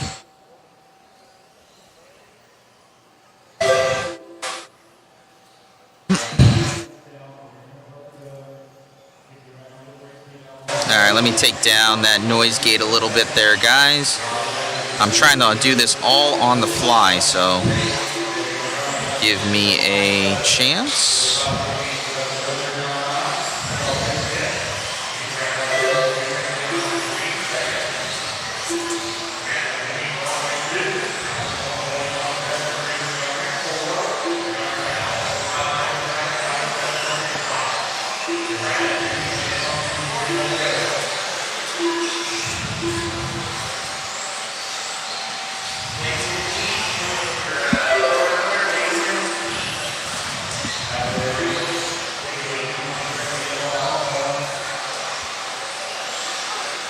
So now the volume, when you guys say really bad, that doesn't help me. Like there's background noise, can you help with that? Some guys are saying the noise gate. When you have 15 people talking, it doesn't help. All right, let me see.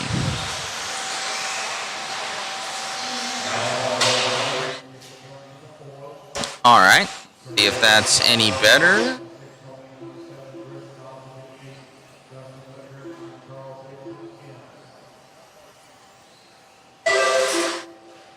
Should be a little bit better with that noise gate on there. Hopefully it's not cutting out. Alright, Chickarillo still in the lead of this one. Needs more cowbell. I like that. I don't know, somebody's on here.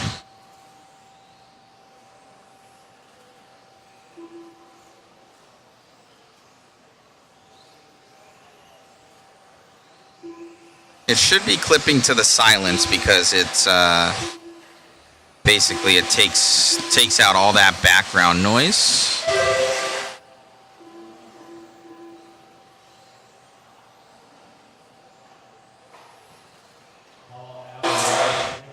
Liked it better with full sound. People are just picky. What do you people want from me? Yes, background noise. No background noise. Little bit of background noise. Too low, too high, choppy. Still Paul Chickarillo in that X-Ray. Looking good. 30 seconds left to go. You should be hearing cars from the ambient. We do have an ambient mic.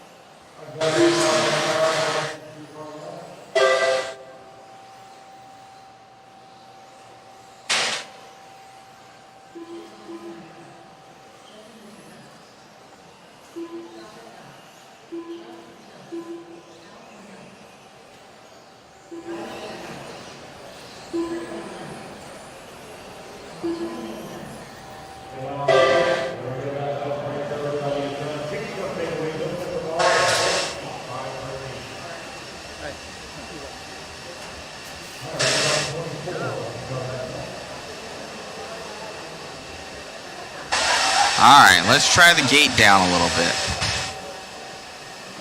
Give me a second.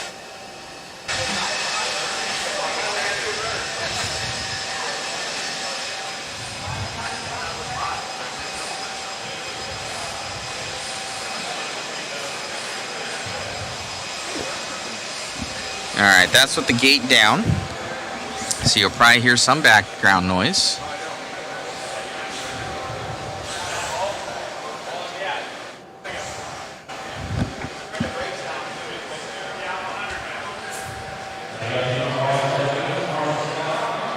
All right, there you go.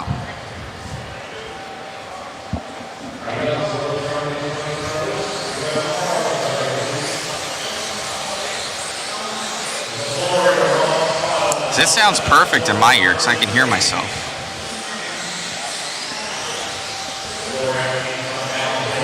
I am talking to myself, Chris. That's all I got is talk to myself. All right, everybody, perfect now. It's actually much better. Whatever you did, sound is fine. Okay, sweet. Right on. Thanks, guys. Anybody else complain, go jump down that guy's throat. Jump on his back. Say, hey, stop it. Man, we got some racing. Up, guys. Look at all those profile pictures. Special thanks again, guys, to RCGT and RC Garage. Go and claim your profile on rcgarage.info. Make up your profile, claim it, put your sponsors on there. It's pretty sweet.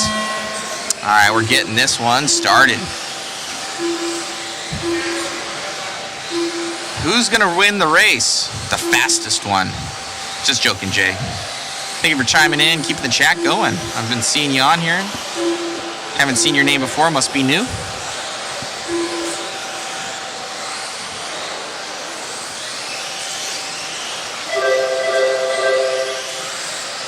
Oh, Brent Thelke up there with that new B7. Just had an interview with him earlier.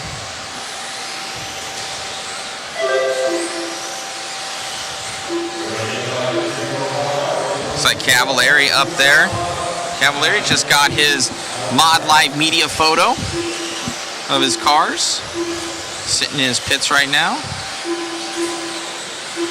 Special thanks to those that are supporting that venture. Pretty fun.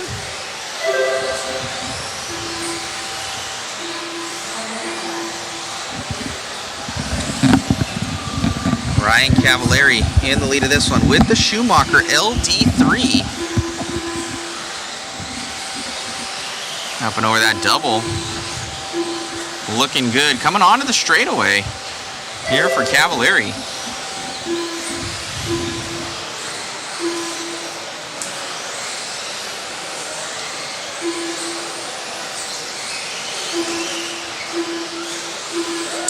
Thanks to all those for the support, guys, on with the waffle. Really helps. Also, I got a speeding ticket coming down here for the slash race. I was covering that slash enduro, and we lost an hour coming from Tennessee, and I didn't know. So I got like a 20 mile an hour over the speed limit. So the cop got me. I decided not to be a criminal. Try and get out of it. The guy asked me, "Why are you speeding?" I was like, trying to make up time going an RC race. It didn't work out for me.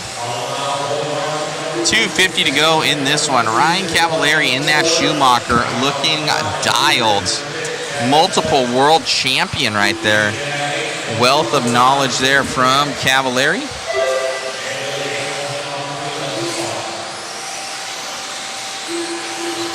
Let's get on and see his finger movements right there. You're going to notice he is a lefty. So Ryan Cavallari, we're going to pop that up in that left-hand side of the screen. So with that M17 radio, you can see those, how he's exactly driving. All of his inputs from throttle, brake, steering, pretty sweet. He's got the Schumacher Hobby Wing TZO Sun Padao, Stick at One Racing, One Up Racing, and whatever's behind his hand between those two.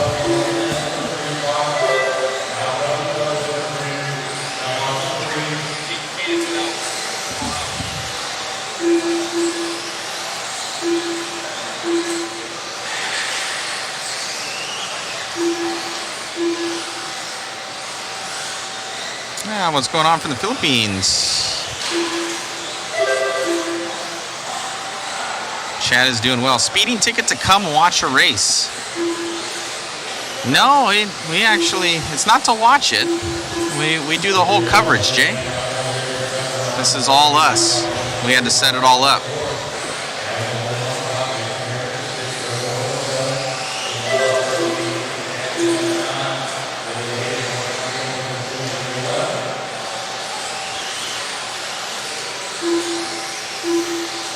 One minute left to go. See Cavallari. That's in real time, guys, at that top left. That is exactly the inputs that he's giving around the course. Hola, amigo from Drone 4K. What's happening?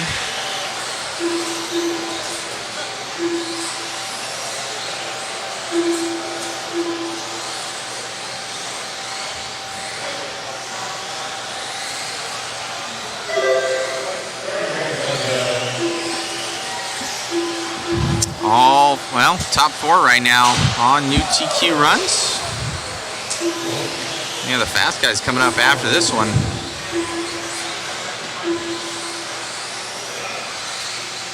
What's going on, Sick Leagues Mango?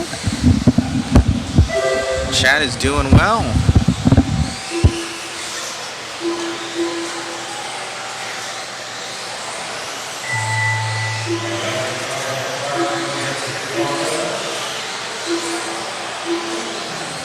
Fair point, not just watching setup / coverage work. Oh no, not watching, buddy. No, everything you see on the screen we set up, so the whole coverage, everything. We are tasked with making sure that this goes well. Cavallari looking good here at the end, finishing it up in that number 1 position. You can see him coming off the stand. Born horse coming off.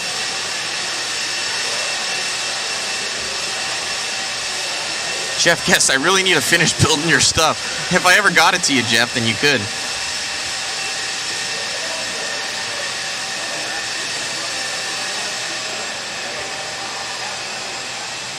I love the handheld cam. This coverage is awesome. Keep it up. Thank you, sir. We have our main man, Chris Mueller, up there doing major work on camera. Absolutely killing it.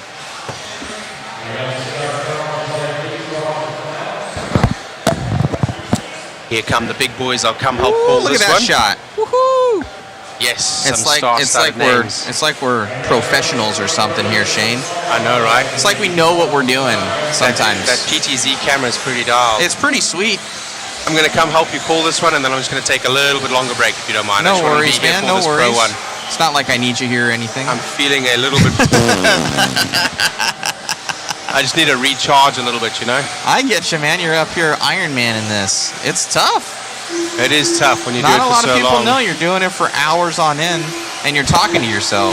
Well, no, you're talking to the chat. The chat's been banging. The chat has been banging, guys. I want love to it. thank you guys for all the... Oh, look at that camera. We haven't used this one yet. How sick is that thing, dude? Well, it's the PTZ, dog. That's What? what Why you haven't just we said. been I like using the this? PTZ. This is what you just said, that you like the PTZ. Yeah, it has that is more so than one sick, focal dude. point, though, and I can move it all over. That is so rad. I know it is. That's why I paid oodles of dollars for it. That is able to show us. Look at that elevation that you Look can at that. see, right? Look at this triple. Yes. And I'm jump into it. So that's showing us the elevation a little bit better than what the driver stand camera does. All right, we're back on it again. Here we go. SXT two-wheel drive mod buggy. Heat 3 of 3. Qualifier number 3. Let's go, baby. Thank you guys for tuning in. If you guys want a chance to win a car kit, multiple car kits, support the live feed, hit up that link just posted. All right, so Cavallari setting this one on fire with a 15.519, and Dakota Fenn comes by and says, haha, whatever about your time. And then Brock Champlin absolutely decimates it, along with Bada. on a 12 and a 13. So Brock Champlin in that LD3 from Schumacher. He has a slew of new sponsors this weekend. I'm sure he wants to make a good impression here, Shane. Absolutely, and he did really well in the truck a minute ago, winning out that over the rest of the field. Bada taking this one over from Champlin. So Bada, young cat from Coyote Hobbies out in Victorville, California. I'm sure mom and dad are watching back home. Shout out to Dave Bata, his dad, longtime pro as well, and owner of Coyote Hobbies. Chase Lemieux now to the front. Chase now into the lead. So Bada dropping back just slightly by 0.08 seconds as Mueller is on it. There's nothing in it as Bata goes over Let's get again. back over to Bada as Chase drops down to that number 10 position. And Brock Champlin back up to the lead. So these guys literally on top of each other. Look at this. A 12.795 to a 12.829. That's on pace, bro. Yeah, that's absolutely nothing in it there, guys. Keep an eye on the live timing and scoring on the right-hand side, and that will be live all the way through the race, so you can keep an eye. Absolutely ridiculous. And Davey back into the lead of this one. Let's take a look at him on that top left-hand screen. That is Bada. We got his car right there. That's his B7. Up and over the double. Coming around in that green checkerboard car. Painted by Sick Lids Mango. Nice. We saw him in the chat yesterday. We did. He's the man, dude. He Nice, paints some yeah. awesome stuff. He Brilliant painted me a paint fifth job. scale body. I've never even used it yet because it's so nice. It'll get ruined. It's like art. It is like art, yeah. But I crash. Davey doesn't. And it's a fifth scale.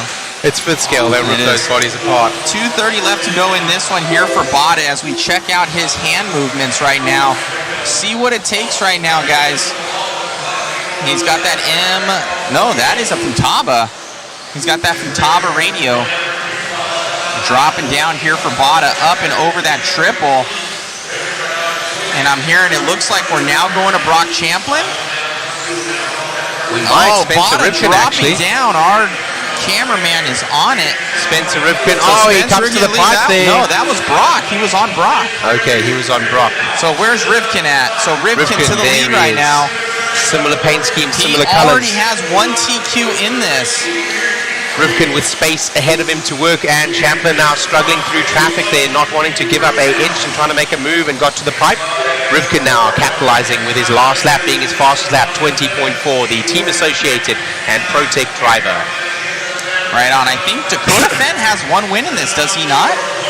I believe he does. I believe he does. So Dakota Fenn in that fifth place position. Spencer actually has one already. So he's looking, if he grabs this one, it's automatic lock, stock, and ready to rock in the number 1 spot going into tomorrow. Dakota Fenn in the 3 right now. He was in the 4 just a second ago, and he's making up ground hand over fist now, but he's about 3.8 seconds back from the lead. A good lead here, and Ripken clicking off those laps. He gets by a couple of cars. 1 minute left to go. Matt, can you brighten up the controller screen? I cannot, because the driver stands so dark. It won't go any higher. There's not a lot of light in this building. Yeah, that's fine. No worries. That is what is causing the color variance that we've been seeing on the camera, so excuse us for that. Just trying to get the best handheld coverage that you possible. got, that thing's all boosted, guys. Like it's actually very, very dark in here. Still Ripken right now, his last lap, not his best. Actually, the only lap I've seen in the 21s. To see if he can 25 get back seconds left into to the go here. 20 flats for this one. We may see a history being made right here with a TQ lockup in both 40 plus with Brent Delkey, and now in obviously modified 2-wheel, a little bit more prestigious with that brand new B7 here by Spencer Ripken. Traffic. Will he make it through? He wheels. I think that was Champlin. He just touched him there. Oh no! The car's come over the top and it's collected our leader. Happy with that one. He does have about 4 seconds back to Bada, so I think it will be enough, and he will get by for another lap. So Spencer's still going to have it even after that crash. Even after that crash, I'm not sure who that was in the white, but unfortunately coming across the track and collecting the leader unintentionally. Spencer keeping it on the black stuff now, nice and tight. Will he get home in first? We'll find out. That was his fastest lap there. And I think he does. still He does gonna just grab it. enough. Yes, indeed. We're going to go to an interview with Spencer Rivkin, and then we will hand over to Maud again for some more commentary. Wow, what a run.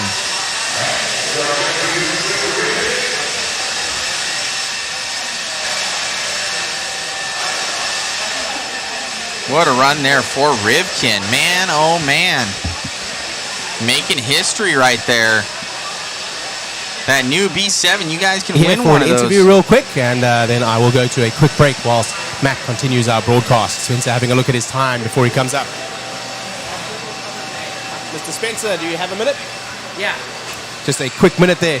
We're watching that run, a lovely run, very consistent. Our hearts jumped to our mouth as that car came across the track and unfortunately collected you. Yeah, I mean, stuff happens. It's racing. I was just more pumped that I was able to make some smart changes, educated decisions going into that final round. I was able to just kind of get into a good rhythm. Honestly, to the start of that race, I didn't really think my stuff was all that good. Not saying that anybody else's stuff was better than mine, but I kind of just got into a good rhythm. I ran a new set of Smoothie 2 tires. Everything kind of seemed to come in nicely, and I got into a good groove. And like he's announcing, though, my lap times were getting faster and faster. I'm like, oh shit, I guess it's not too bad. So yeah, no, it's pretty cool. Obviously, it's really special to us for Team Associated and all my sponsors to be on pole. This one makes it a little bit more special since we're debuting a new car, but obviously the job's not done. There's gonna be a lot of racing tomorrow, and there's a lot of fast guys behind me. Good stuff, man. We look forward to it tomorrow, and good luck in the race. Yeah, thanks. All right. That was Spencer Rivkin taking there the TQ in that particular race. Absolutely exceptional. I think only one lap was in the 21s there as we get ready for our next heat. Let's go back to the live action. Right on, guys. What a run there from Spencer Rivkin. Making history right there, along with Brent Delkey. Both the new B7s. You couldn't ask for a better start. We got that interview with Brent. You look at that thing, it's pretty sweet. So on a new platform coming out here and being, obviously competitive here as these guys figure it out with those 7 B7s out here. Man, oh man. So what a good run. So got that TQ.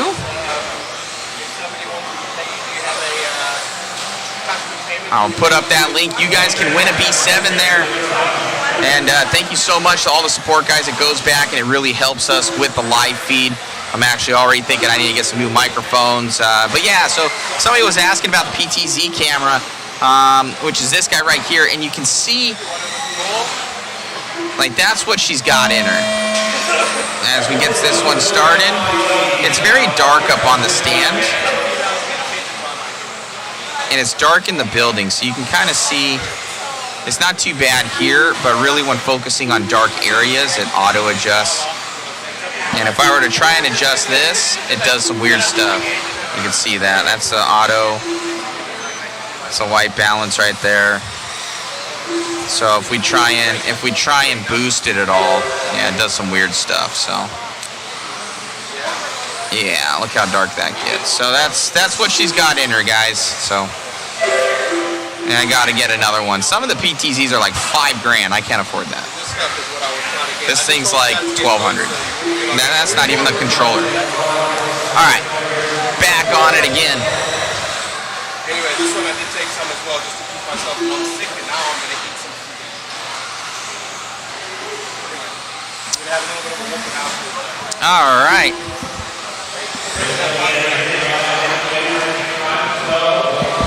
Hold on, guys.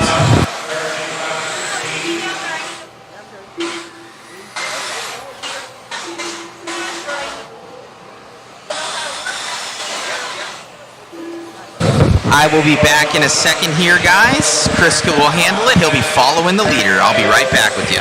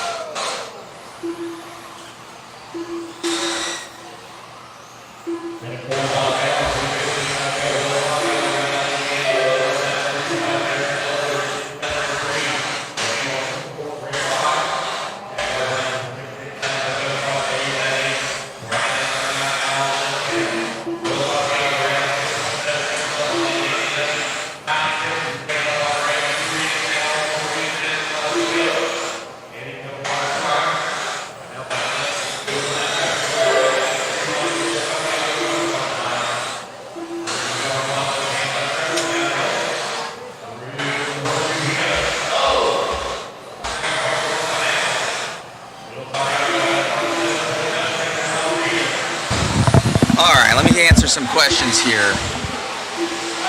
2:30 left to go. We got Will in the lead of this one. My man. Oh, that's one of the photographers. He got a photo from us. He was all stoked. He's like, dude, that's sick. Let me see.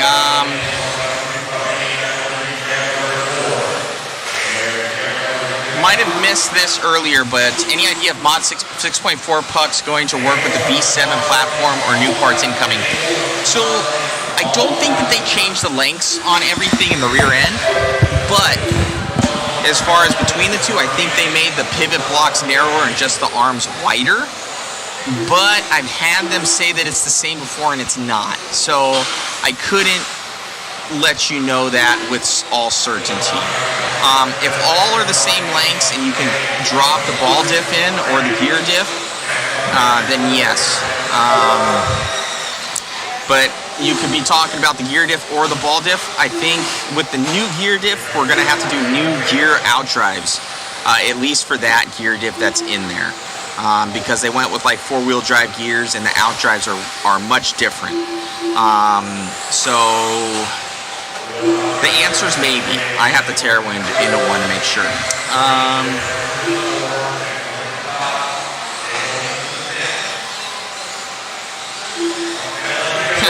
Complain to Eddie that is building.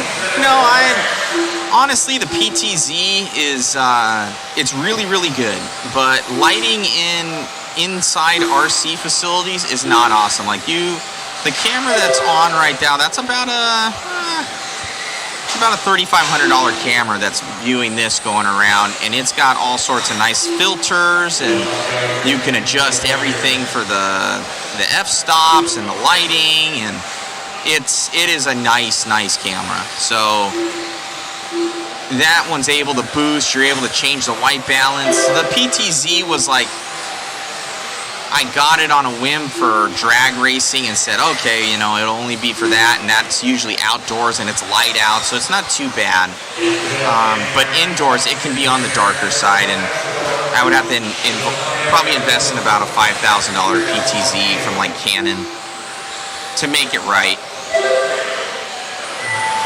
It's just really expensive. All right, looks like Will gonna take this one. My man, good job, buddy. Let me see if I answer some more questions. Matt must be loaded. I'm not. I'm poor. Because I spent all my money on media stuff.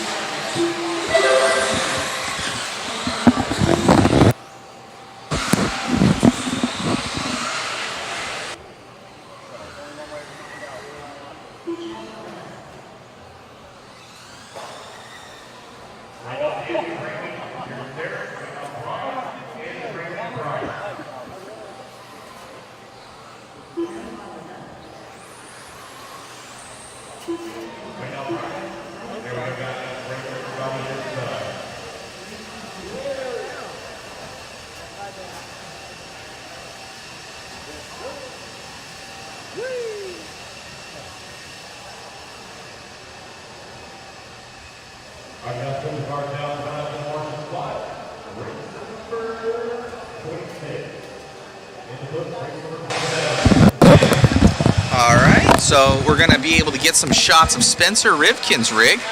That's going to be pretty cool. Let me see.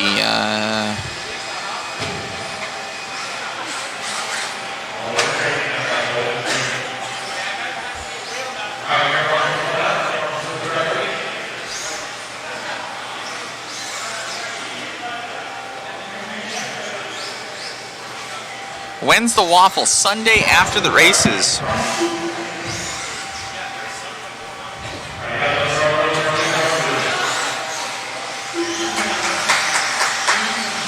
Yeah, 5K, that's a ton. Yeah, it's a lot. We probably have a good, I don't know if that didn't post.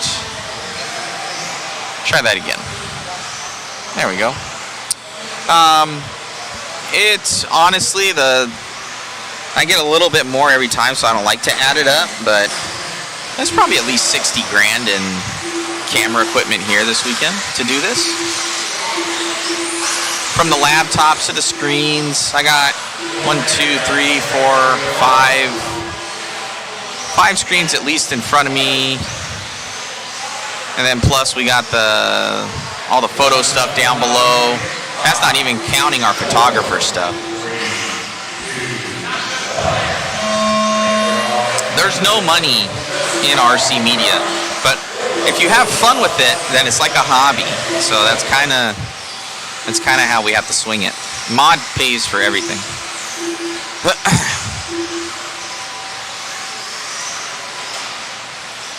So when you guys help out, it helps us out a ton, because we need some more gear after this weekend. I'm not happy with how some stuff is going. The drop feed, I'm not stoked on that. I had a backup for Worlds, and I ran out of the free things. It was like $200 to get it. I'm like, it won't happen. Sure enough, we had that drop feed. If I would have had that plugged in for my hot fail safe, we wouldn't have had any drop feed. So I already purchased it. They just have to give me the activation for the service. Ooh, somebody hitting hard up top there. I think that was Andrew Lee.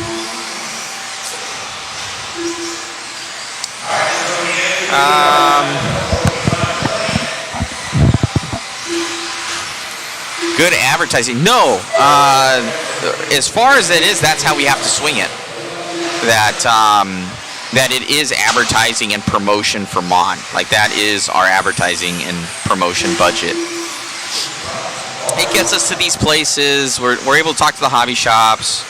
No, it's good. But if Mod wasn't a company and we didn't sell product, then it would not be feasible. It's just not. There's too many. It's just too many. You got to bring, like, we have a crew of 4 or 5 people here. You're thinking everybody's at least 5 to 7 days into it, working 14-hour days, plus food, plus hotel, plus everything, and taking off. If you have to take off from your normal job and take personal time, I'm self-employed, so I'm able to take off as much time as I need. But still, stuff is going on back home. We have an employee back home, Jason. He's filling orders. Yeah.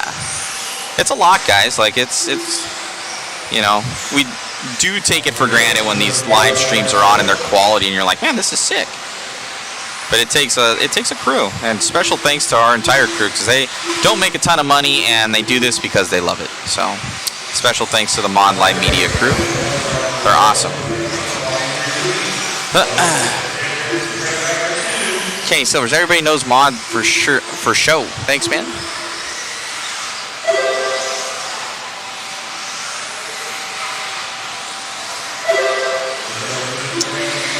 I wasn't sure if the ball diff outdrives are the same OD with the new 5-gear spacing for current mod pucks. So the pucks for the hole's different on the outdrive face, but we don't follow their diameter for that ball end that's on the end there.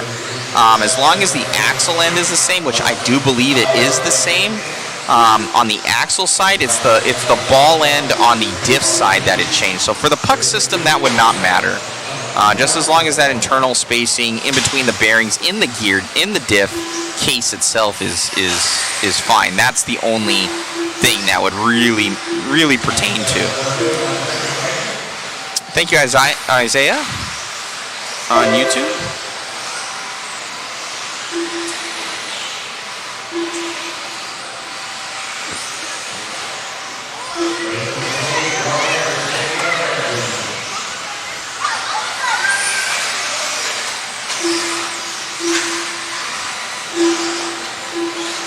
Kenny Silvers, I became a mod fan while becoming a BattleBots fan. I was like, is that the same dude? Yes, I do. I do battle on BattleBots. If you guys have ever seen on Discovery Channel, I'm the driver of Lucky, the BattleBot. They're 250-pound robots that airs on Discovery Channel. So you go in basically the octagon and fight other robots and try not to die and kill them for 3 minutes. So if you ever watch BattleBots, guys, in the last couple seasons, I am the guy on BattleBots. With 20 seconds left to go.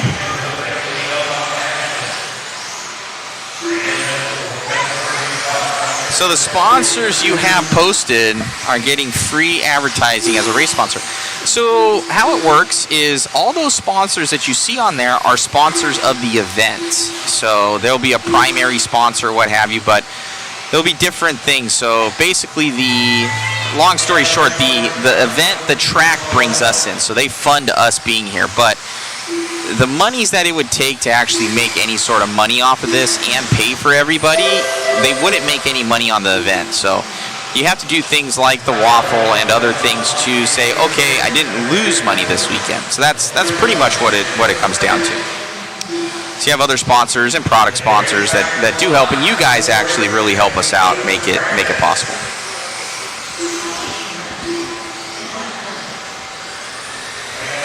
Yeah, looks like Otis gonna take this one.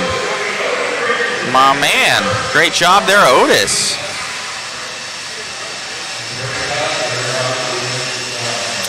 And go through some other comments here. Thanks for doing what you're doing from Stuart. Thank you, sir. Or ma'am. I'm guessing it's a man.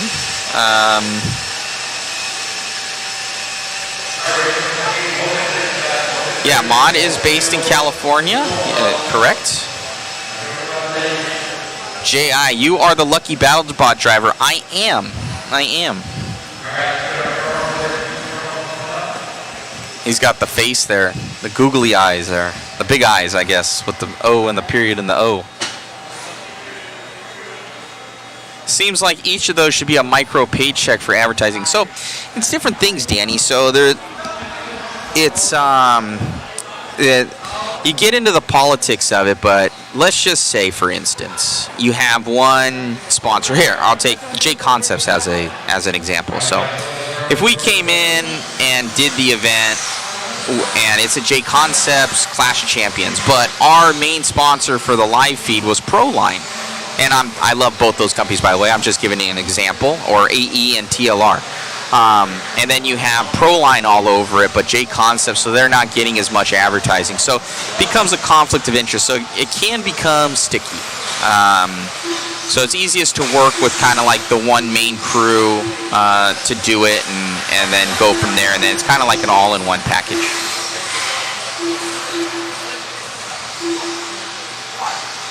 Remember when Jamie and Adam were doing it, Mythbusters, guys, yeah?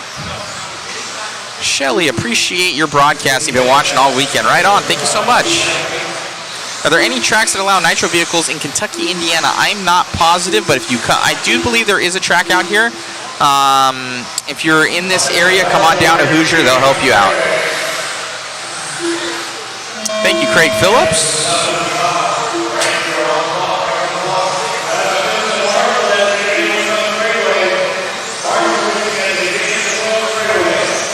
Correct, that Kalki Z31. Yes, I know Jeff Waters, Aaron Parks. I was talking to him the other day.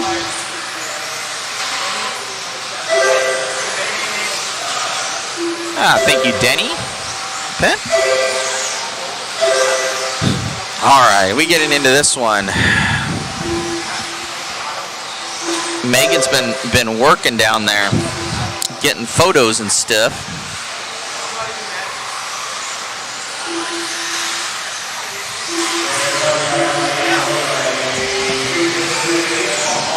All right, looks like we're on with Brent Thelke. My man's right there. Talked to Brent a little bit earlier.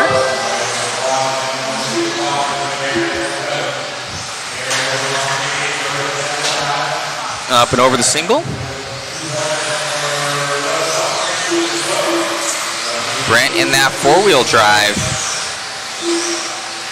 Looking good. Anthem 40 plus mod four-wheel drive. Yeah, someone had said that's why a lot of the sponsors, they pay the events to be there. So it's kind of like, they're like, hey, we're bringing in mod, live media to do all the coverage. You're going to get this. So actually the events kind of sell the coverage too. So they're like, hey, these guys are quality, or they've done these events, and you kind of make a name for yourself. And if you're interested in something, guys, like, just go and do it. Like, I started out about 5 years ago wanting better coverage for my fifth scale events, And I started with a very small camera, and it just kept getting worse, and now I'm here. That's pretty much what happened. I've been in the hobby, though, since I was about 10, and I've worked in the hobby all my life. From magazines to hobby shop to MIP and doing our own in manufacturing to the media to, it's a little bit of everything. Brent Delkey still in lead in that Team Associated rig, red and white.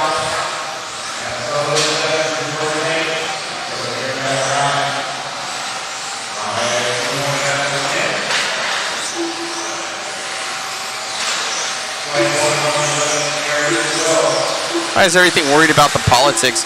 No, it's people are interested and see like, oh, how does this all work? You know, it's kind of like how it's made. You know, there is a monetary part of the deal, and it's good to let people know like what's up. And you know, it does take a lot, because a lot of people are like, hey, they're like, when's the live feed gonna go up? And I'm like, dude, I'm hours away from getting it up, and you see all the logos and all the live feed and just everything, all the photos, like all these photos that we do. So these are all, you know, you have to track down every one of these people, you know, get their photo in, you have to edit it, you know, for 200 people, you know, doing that and the editing of those photos, and it's a lot of work. Getting the schedule all set. There's a lot of back-end stuff that not a lot of people, and a lot of people, it takes time. Still Brent Delkey leading this one out. 1:15 to go.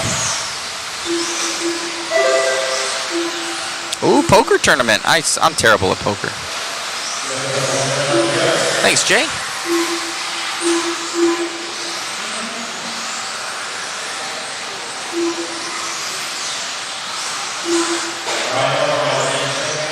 What car do you like to drive for JConcepts? I've been a JConcepts driver just personally for years and years and years. I like fifth scale off-road. That's my jam. I really do enjoy it. I grew up driving 10 scale. This is also what I love. I've been out here and racing up with these guys too. I just focusing on the media for you guys so that it goes way smooth. Oh, Delkey getting smashed out right there. That was Horn. So Alan Horn giving him the tomahawk in that corner. Man, oh man. He's waiting there. He's like, sorry, bruh. Those guys have been racing for a long time. That might take Delkey out of it. Dunbar could take over the lead right now. And he will. So Delkey will go to the 4. I don't know if this one was undecided. Oh, so it is. But I think it's between. Is it between Horn or Dunbar there, Chris? For the overall. Oh, man. So Brian Dunbar going to take this one. Or possibly he slipped out there. I think he's done. He is done. So Brent going to be not happy with that one. Man, oh, man.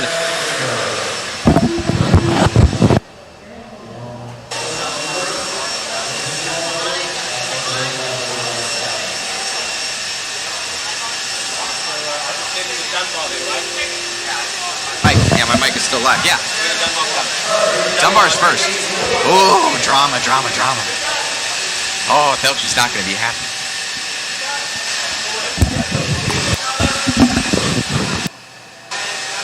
Here he is. We were talking yesterday. You had a seeding round, a little bit of bad luck, a little bit of electronics, and we were talking about the consistency coming back today, and the conditions have been changing a lot. Some people have been making changes, not working well for them, but yours seeming to work well.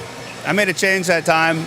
Small changes each round, but they've all been positive. I wrecked in that race. I didn't think I had a chance of winning that qualifier, but I did. I'm ecstatic. Everything's working really well for me this weekend.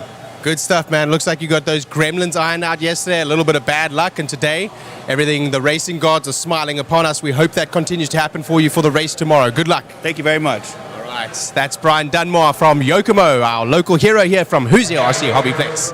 Back upstairs. See you in a minute. Right on. So, man, oh man. So I guess Megan was reporting to me that something was going on with the live timing board that they had up here for the live scoring, and something didn't update. So there was all sorts of drama happening down there. Shane, do you know what it is? Did you hear? The board not changing. Oh, that problems with YRC. I don't know. So I guess there's. So Live RC's been having issues all weekend from what they're saying, and like something was off, and like stuff is updating, and oh man, so all sorts of drama going on, guys. Oh, Horn trying to apologize over there. Focus the camera over there, Chris. Let's see what's up.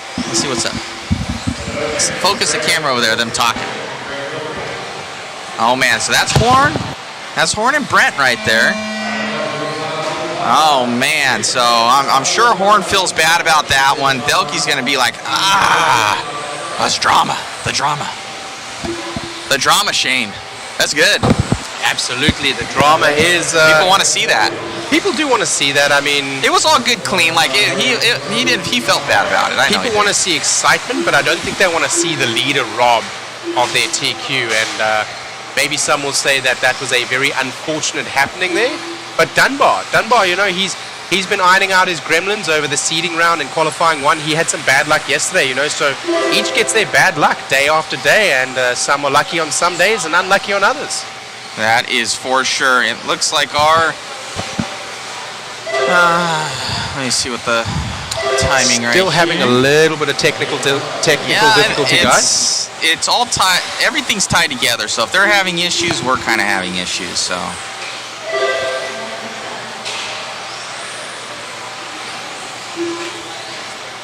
Let's see here. As we are a minute into this one right now, Josh Kinter 2 laps into the lead. Josh Kinter is that green car with the blue on top and the white wheels. I've been talking to the pros while I had a little bit of a break, and I asked them, what is happening on the track? What does it feel like? They said as the temperature has dropped outside of the facility, and we have had a lot more rain outside of the facility, we have now a lot more moisture coming in, and that black line, as I said, the grooved line, much more important than even before. And with that being said, many of even the pros had made changes to their cars which they went the wrong way, which were for the higher traction that we had earlier in the day. So with that being said, it can be easy for the independent drivers. Here we are watching 13.5 drive independent buggy. The pros are going the wrong way. I can tell you now it is very difficult for everyone else to find the right way on the track. Referring, of course, to setup changes that you can make. These setup changes can be done in ride height, shock package, all sorts of things that you can do to your car to either bring traction in or remove traction. So with that being said, a lot of changes that you can make. The front end of that green buggy having a change there probably in its camber as they came together, and I think he may have broken. He is floppy. He is out.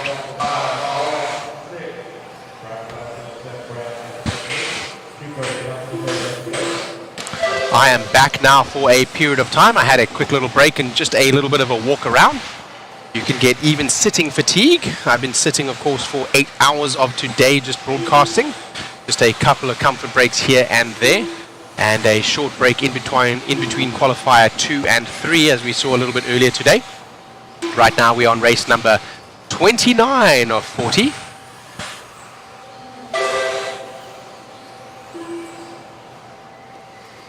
So we will be running the B and the C mains also today, so that we can have the C and the D mains also today, so we can have the B and the A mains. Also, the order for the races will be shuffled up for tomorrow, so that we can have the Clash finale will be around about 2 p.m. I believe. Around about 2 p.m. will be the aim that race director Mr. Lance McDonald will aim for. That will be 2 p.m. Eastern Standard Time. For those of you globally around, that is about 4 hours 17 earlier than what we sit right now. TQ Chef, yes, get that blood flowing, absolutely. Just got to walk around a little bit, and I don't have one. I don't know where it is. That might be the one. I don't know. This is not the one I was wearing. Oh, is it down there? Okay, cool. I'll take this one. Alrighty.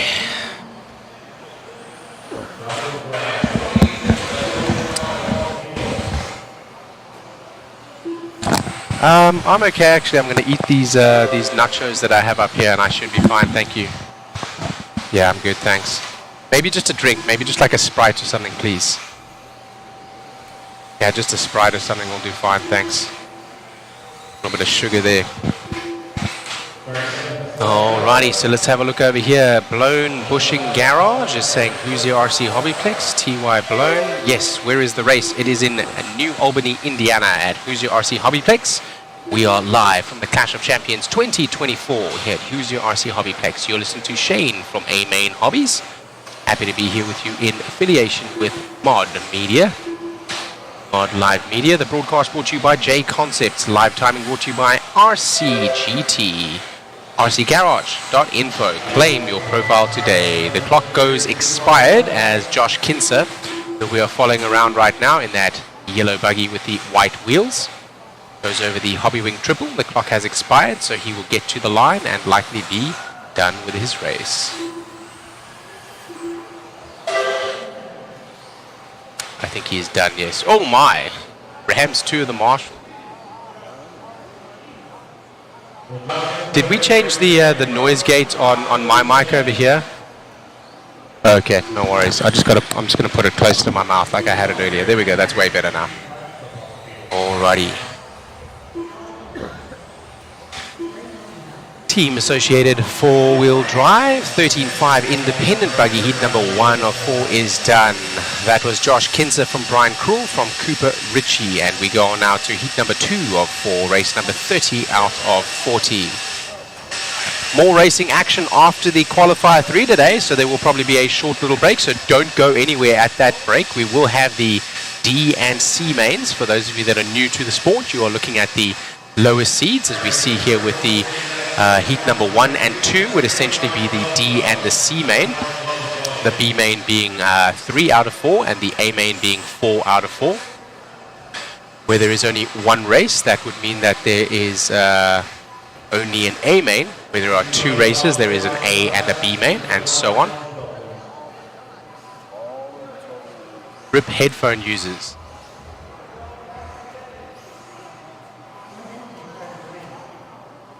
RIP headphone users.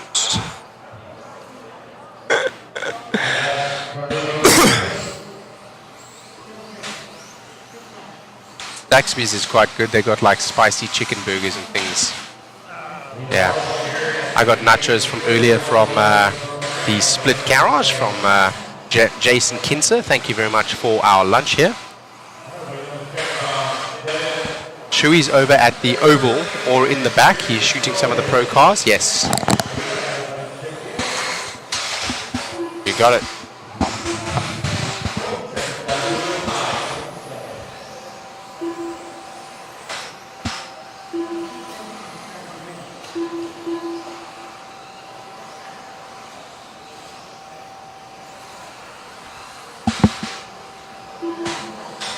As we get settled in here for your race leaders. Yes, DQ Chef, I got some nachos from earlier. Actually, these are beef nachos, DQ Chef.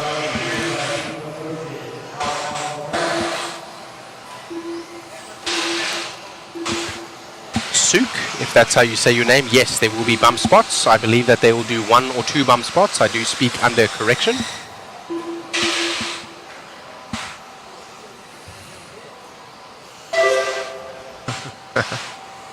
Daryl Dawkins making a joke here that when there is only one heat, you get to brag that you made the A main.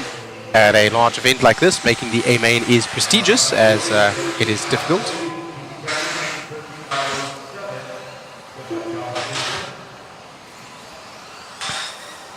So these guys would be essentially in the C main.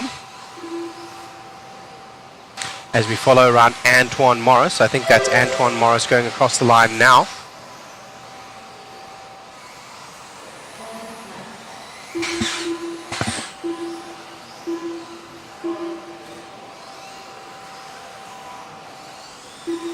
So I think that was Mike Hess that we have been following, and I think Antoine Morris is the pink buggy with the blue and the white wheels. I think he's about to go across the line.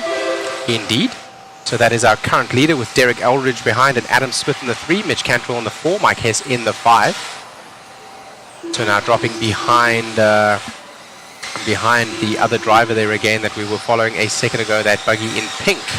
Our current leader as he takes a tumble. No longer will he be the leader unless if he lost less than 5 seconds there. I think Derek Eldridge will come to the point in just a second. We'll find out as Anton goes across the line. He's no longer the leader. He has been stripped of that, having lost more than 5 seconds, and actually goes down 3 spots. He is now in the 4. Derek Eldridge about to cross the line. There he goes. Derek Eldridge in the green buggy with the blue back and the white wheels. Speaking to the pros just a minute ago when I had a break, like I said, they're saying that the groove is becoming much more valuable. There is more moisture in the track, and also being offline is absolutely difficult to do. Being online, it has less traction than before and is easier to drive, but then you must stay on the black stuff, being the groove essentially, and if you do go off of it, you will be punished, and the punishment is severe in terms of lap time. Derek Eldridge right now on a 13.515 lap time. None of these faster than the previous heat, so actually our C main may sort above and become the B main drivers. Right now we are in heat number 2 of 4. Excuse me, that is the D main drivers that they're out sorting. That was heat number 1 of 4. C main drivers here, not able to go faster than the D so far. Antoine Morris getting legged by a marshal and then winged by another driver, but managing to get away almost unscathed. And now a unforced error himself. That is probably going to bring Mitch Cantrell to the point in just a second. We'll see where he goes, and certainly with touching that pipe, something is wrong with Derek Eldridge's car. He is out. He is out. So Antoine Morris, it looks like it's going to be somewhere in the pink buggy. I think he's in the middle of the lap going through the Proline S's and down the Exalt soapbox. He'll be coming onto the start finish straight away in just a second. Here he comes now. And across the line, there is Antoine Morris. I wonder if that is Antoine or the one behind. I am speaking under correction here. The independent drivers' body schemes are harder to recognize.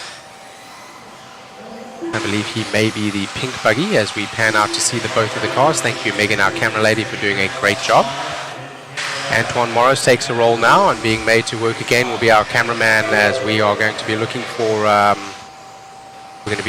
Cantrell in a minute, I'm sure. That pink buggy there is Antoine Morris. He goes down the Phantom downside into the Proline S's on the Exalt soapbox. Off track a little bit, but nice and clean actually. Jumps back over the pipe using the jumps very effectively. Antoine Morris here, one of the local employees of Hoosier RC HobbyPlex here in New Albany, Indiana.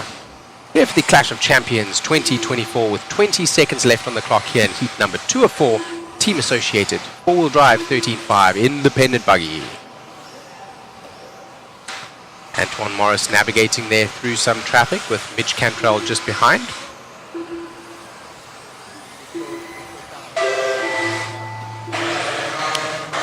They're going to keep racing until they get to the line again, having just made it through for one extra lap.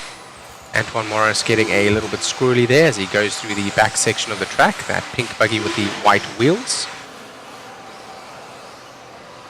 And we'll finish him out for this lap.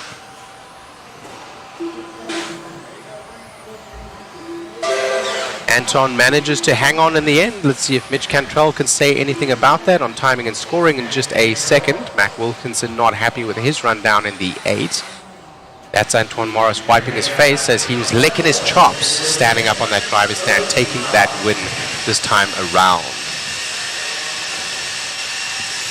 Antoine Morris from Mitch Cantrell over Devin Fieger. Doing a 13.516 lap pace is Antoine Morris. Adrian Sitwell, Matthew Blake, Brian Hoskins, Adam McGowan, Jason Grimes, Chris Mueller, our cameraman there. Getting some dollar bills, yo, as he takes his shirt off. Just freeing up his arms so that he is comfortable as he gets up onto the stand. Adjusts his belts and so on as well so that he can settle into the race.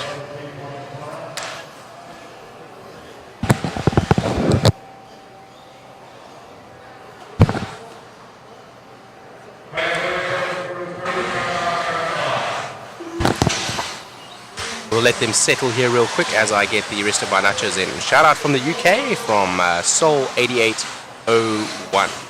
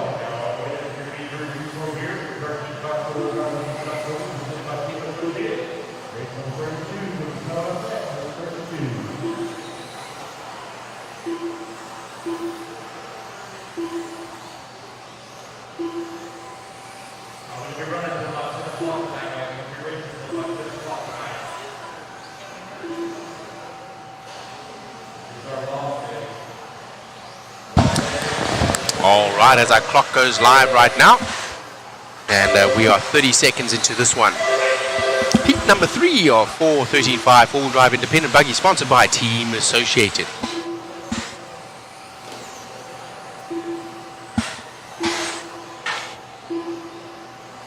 Yes, Mr. Daryl Dawkins, Mod Media does have on their page, if you look back several posts, probably about 15 or 16 posts now, we've been very active this weekend.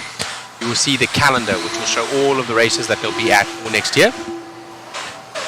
Somebody was asking about tire control for this event. I do not know, and I do not believe that they have any tire control at this event.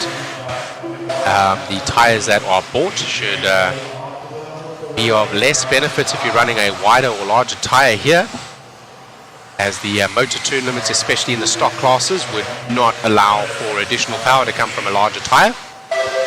A smaller tire with this long straightaway would not lend itself to a high RPM performance boost, so there is no benefit in cheating in terms of tires. I do not believe that there is any tire control. I believe that the raw tech here at this event only pertains to two things. Number one, weight of the buggy. Number two, voltage. And then for the stock classes, there is a third annotation, which will be that you have a stock motor and that you are running a blinky mode, which is the stock mode on your ESC. But for the mod guys, only the weight and the voltage. Spin Rush RC, is Matthew Olson in today? Yes, he is, but he just went to go and get us some dinner. So he's getting the team some food. We need to eat as well. So a quick little break from him, and you're listening to Shane Mouton from A-Main Hobbies. Very happy to be here with you guys today for Clash of Champions 2024. Let's have a look right now as Jordan Beard has just put in his fast lap, 22.6. I believe he is that green buggy with the white wheels as he goes through the team associated double. Another nice consistent lap there, just off his fastest pace, I believe. He right now will do enough to usurp Josh Kinser and Antoine Morris for the current TQ, and in the next heat, possibly they will go faster. Being the faster seeds, a little bit of a crash there from Josh Beard, unforced, as maybe he was looking ahead to see what was happening with traffic and anticipating how he would pass them, and instead goes into the pipe. Right now, Beard from Blake, from Raber, from Mueller. Mueller, our cameraman, he's in number 4 right now. Ross Tate, Jason Grimes, Brian Hoskins, and Adrian Sitwell, Adam McCowan, and Kaysen Futrell. Nice move there, and unfortunately for the driver ahead in that orange car, he was up on the pipe, and that allows Jordan Beard by as he comes across the line. Over the DRC bump onto the ProTech tabletop, into the Proline S's, down the Exalto. He's got to look out. Oh, he does dodge, but goes into a pipe there as he dodges, going down that downside. That downside is more of a jump than what it looks like a downside, actually. It's about 3 feet down. That elevation is quite extreme. He had 5.9 seconds there as he went across the line last, and that is reduced now to 3.8 seconds lead over Adam Raber. So still maintaining right now the second spot in the equal qualifying pace, the EQP. EQP showing on the right-hand side of the screen and the left-hand side showing the timing scoring for this heat.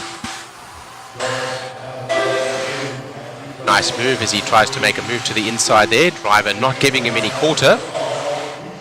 That was unfortunate as the driver cut across him there, and he did wing that driver. We chatted about this a little bit earlier, that sometimes when you cause a driver to crash, you would normally wait. It is not recommended, but it is not required, but recommended. In this particular case, the lead driver may feel that he should have been given some space and was entitled to make a move, as the slower driver ahead didn't give him the space to move across. Again, recommended, but not required that you do so. Only 9 seconds left on the clock here. That last lap around with the winging that happened was a 23.8, his best a 22.1. As he goes across the line, he did make it by for one more, and he has more traffic to work in now. Working now also up on the back of another driver who, on their last lap, I'm going to tell you now, they're going to sprint for the line. They're not going to give each other any space. So not going to lose any time there, as the other driver being Ross Tate and Jason Grimes run for the line. I think Jordan Beard is done now. Matthew Blake ends in the 2 in the end, with Adam Raber having a little bit of a harder drive. Our own Chris Mueller in number 4 there. Oh, I heard somebody go tasty, tasty on the pipe there. They've got a fat lip on their buggy. Many of the drivers, as I said, as they come down the straightaway for the last time. There is Jordan Beard, Matthew Blake, and Adam Raber. As they come down the straightaway for the last time, the braking zone for corner number 1 is before the stripe, and they would normally brake in order to make that apex, but being the last lap, that apex will not matter, so they are giving it full send. Personally, I would prefer to lose the 0.1 second than the possible damage that I could cause to my buggy just simply going into a wall or a pipe, or maybe even hurting one of the marshals. But of course, this is racing, and we want to squeeze out every last little bit of performance that we can. That will give you another 10th on your last lap, maybe a 2 tenths at most. As we get ready now for heat number 4 of 4, 13.5 four-wheel drive independent buggy, sponsored by Team Associated. Coverage here from Clash of Champions at the Hoosier RC HobbyPlex in New Albany, Indiana, United States of America. You listen to Shane from Maine. Thank you very much for having me here today. It is lovely to be able to broadcast. Let's have a look at our chat as they warm up. Is it legal? Hellseeker is asking to have a telemetry sensor for your motor temp. Absolutely it is, yes. Many of the ESCs also will have telemetry that will be captured on board, and you will be able to read afterwards. And with that being said, you can actually look at that afterwards. I can tell you now, as somebody that has had telemetry in the past, in terms of battery voltage, in terms of motor heat, in terms of motor RPM, temperature, all sorts of nice little gizmos, you have 0 time to look down at your transmitter, even on the straightaway. 0 time. Maybe you will consider the data afterwards and how you can improve, especially when it comes to heat. That will be captured through the ESC. But during the race, you are watching that buggy, not your transmitter. So although you may have telemetry, it's not going to be beneficial.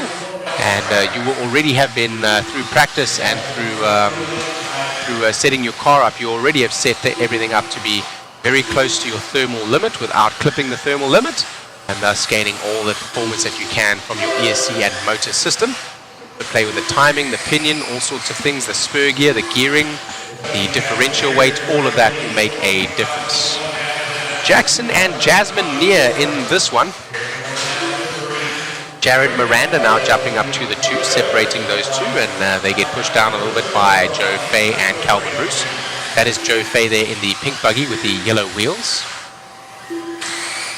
Calvin Bruce just ahead, I believe, in the orange buggy with the white rear and yellow wheels. We follow him now. Bill Womack now up to the 2, Joe Fay into the 3. And Calvin Bruce comes across the stripe as he goes up to the SXT tabletop. Oh, and he gets marshaled by Joe Fay accidentally, and not something you want happening. One of your worst nightmares when you're laying limp in the middle of the in the middle of the track like that, upside down, not able to do anything, is that another driver drives into you and breaks your car. It can happen, of course. We have seen it a number of times, but sadly, normally it is the buggy doing the crashing into the buggy that is upside down that breaks more often than not. Race number 32 of 40 here, heat number 4 of 4. 13.5 four-wheel drive independent buggy, sponsored by Team Associated.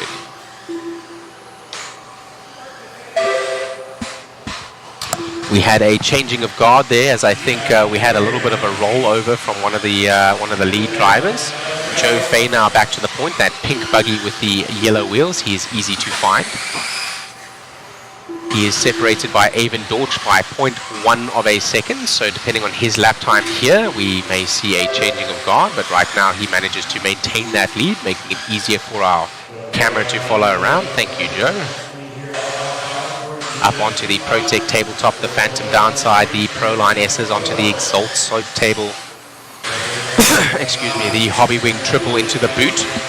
Over the Team Associated double and onto the start finish right away. Looking good, Joe Fay right now. Joe Fay, Calvin Bruce, Jared Medina and Billy Womack, all faster than the previous heat.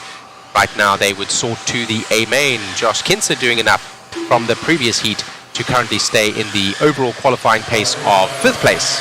And he would sort to the A main from that B. That would be a good run for him. Joe Fay has dropped from the lead and Calvin Bruce is back to the front. Calvin Bruce is that orange buggy with the white back and the yellow wheels. He's going up the ProTech tabletop now into the Proline S's, or as they say, the Shane chicane, as a little bit of a spin around as we go over the Hobby Wing double. We'll call it a double because they're doubling and singling in there. That would be the factory tracks downside. Over the JConcepts kicker here, Calvin Bruce still maintains that lead. Joe Fay now to the 3 with Jared Miranda into the 2. All 5 drivers now. Jasmine Neer also making it to the A main right now. Jasmine Neer putting a schooling on her family there. I'm not sure if that is father or brother, Jackson Neer, but putting a show on right now in 5th and quite a number of seconds ahead of that family member.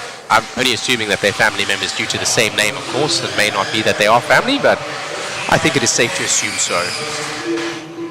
Calvin Bruce, Jared Medina, now Jasmine Neer to the 3. Jasmine Neer's on the charge. She's only 3 seconds back. She's looking for that TQ. Many of you in the chat have latched onto one of our only female racers here and become a fan. So she is here as a independent four-wheel drive buggy racer. Let's see what she can do in the next couple of laps. Her fast lap is faster than anyone right now. She has done a 22.1 in the last lap. The next one around was a 23.1. So she is on the move. A 14-lap pace for our 2 leaders, so Jasmine needs to shave another 2 seconds off before she will be able to threaten at the 14-lap pace, currently running at a 13.502.8 herself. Still right now, Calvin Bruce is that orange buggy with the white rear and the yellow wheels, working with the white buggy across the line, which is Kane Humes.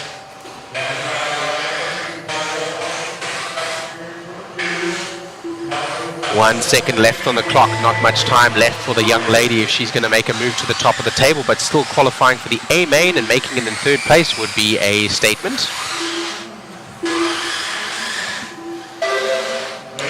Calvin Bruce does take that one with Jared Miranda in the 2, and Jasmine Neer looks like she will come home in the 3. Calvin Bruce has made it around for another lap, I believe. Jasmine Neer got caught at the line and ended up being tagged for a 13-lap pace. Did not do enough to get to the 14-lap pace, but has qualified 3rd in this particular run. There's Jasmine there in the blue pants.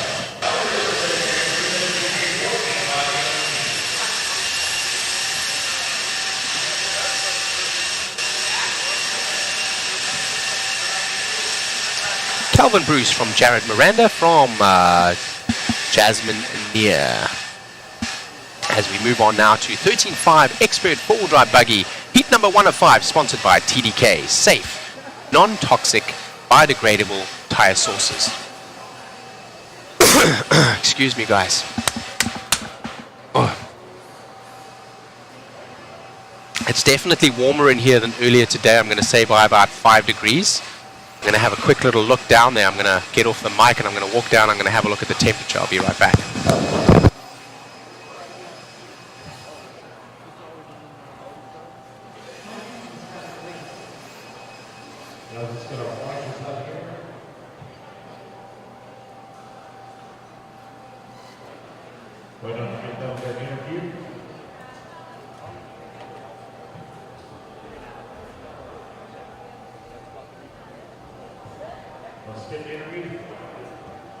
That it is 69 degrees with an 85% humidity, quite high right now. So we have seen quite a lot of moisture come into the track. And as we look down here, this black part of the track over here rubbering in, and on the outside of the track, we're starting to feel quite a bit of moisture and quite a lot of dirt forming up. Calvin. Oh, wrong camera. There we go. Thank you very much. I forget to change the camera sometime. So as we see our drivers going around here, the outside of the track starting to get quite a lot of moisture, saying that it is 69.5 degrees with an 85% humidity here as we get started for 13.5 Buggy.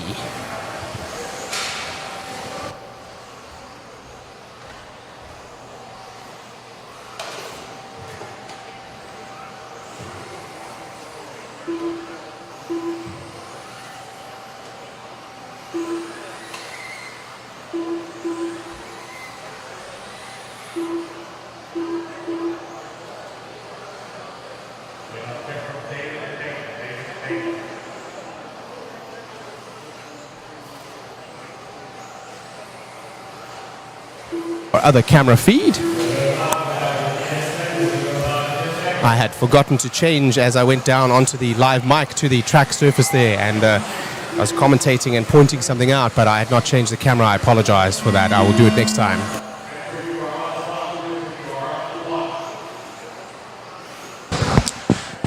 So 13.5 Expert four-wheel drive buggy sponsored by TDK.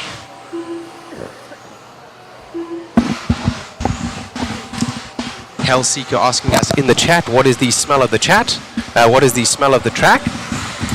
The smell of the track, when you walk in initially, you will feel and smell the humidity. It is akin to a cave.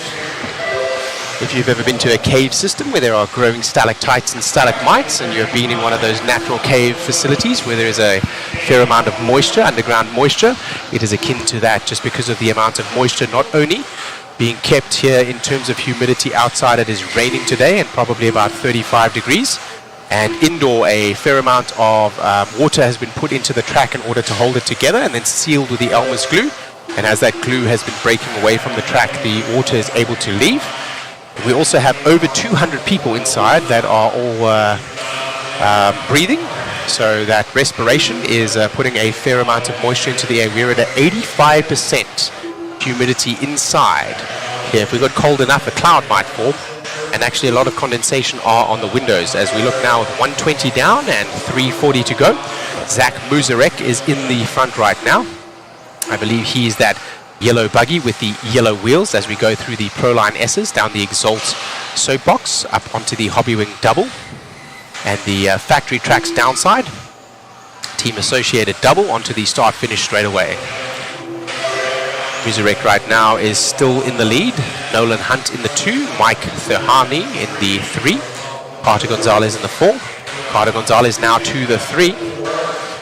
Right now the only driver able to go a little bit faster than the drivers out there is Zach Muzarek, and he's going quite a bit faster than the other drivers. According to the timing and scoring over here, he's on a 13.501, about to go to a 14 lap pace, where the others are all on a 13 lap pace in second, third and fourth. From fifth place and down, they're on a 12 lap pace in that 5-minute time.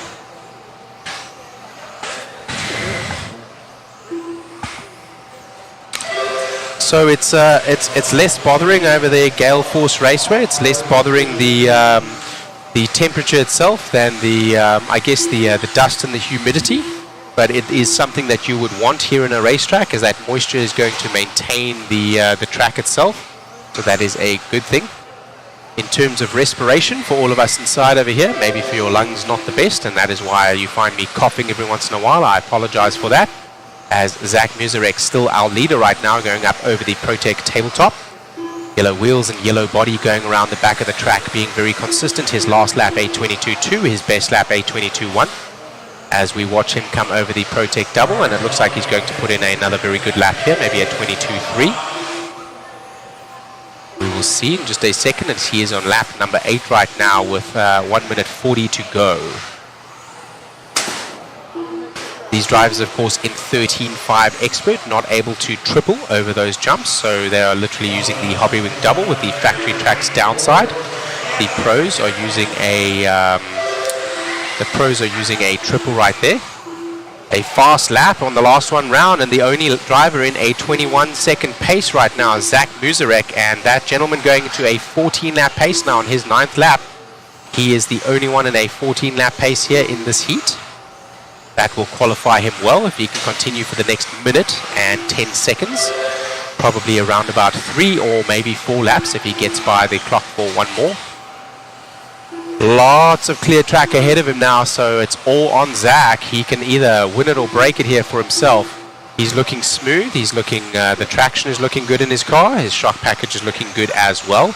So, bar any errors from Zach, he's going to take this one, and he's going to continue to run as fast and as hard as possible because he wants to qualify better than the current E main that he would be in.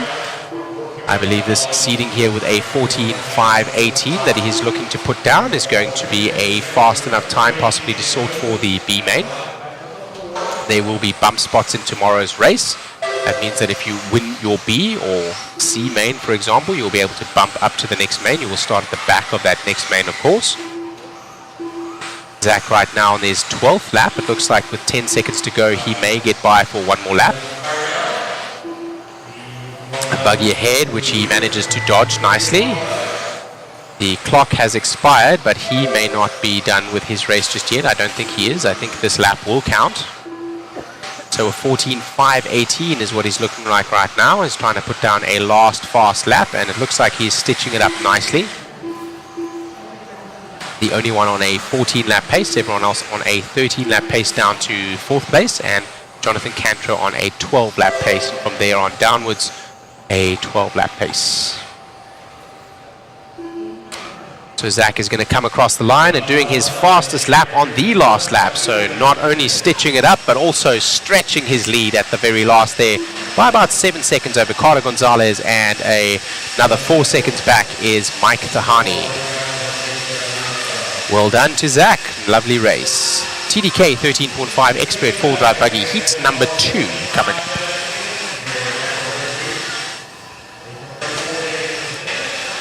Carter Gonzalez, the young gun there from Team Exalt. As you can see, his photograph up on the screen.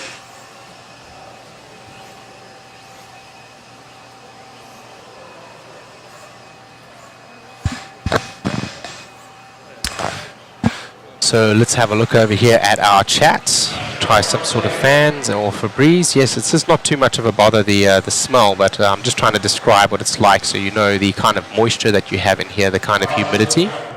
Shorts in the winter cracks me up. Well, when you're running and you have adrenaline and you're also running around as a marshal, you can get quite hot in here. I myself am sitting quite a lot today, so I'm wearing essentially tracksuit pants under my jeans so that I can stay warm.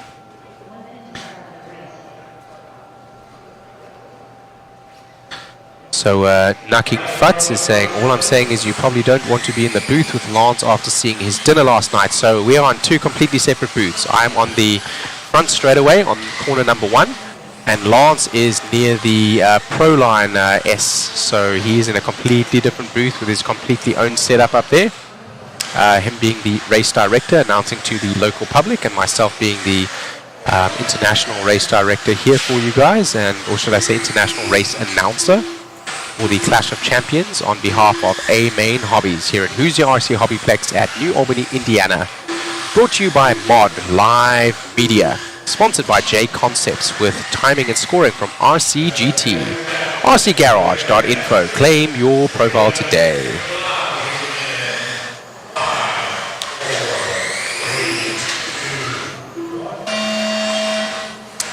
as we go live here with heat number 2. Some of you saying that we should run some extractors. If we ran extractors, that would bring a lot of air from the outside, and today it is moist enough that that would be just fine. However, in most days, with it being very cold outside and very dry, that would substantially dry the track out, and thus make for an inconsistent track that would break away. So although the moisture and humidity is very high, it is an advantageous happening for the track to stay together, being that we are in a clay facility.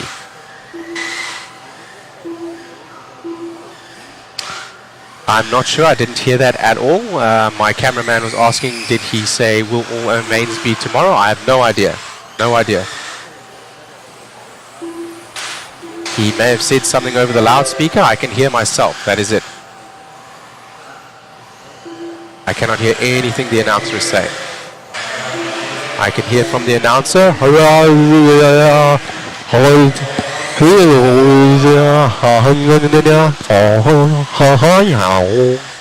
That's what I'm hearing up here, because I'm not close to a speaker, unfortunately, Mr. Chris. So you would know better than I. Up on the driver's stand, maybe you can hear.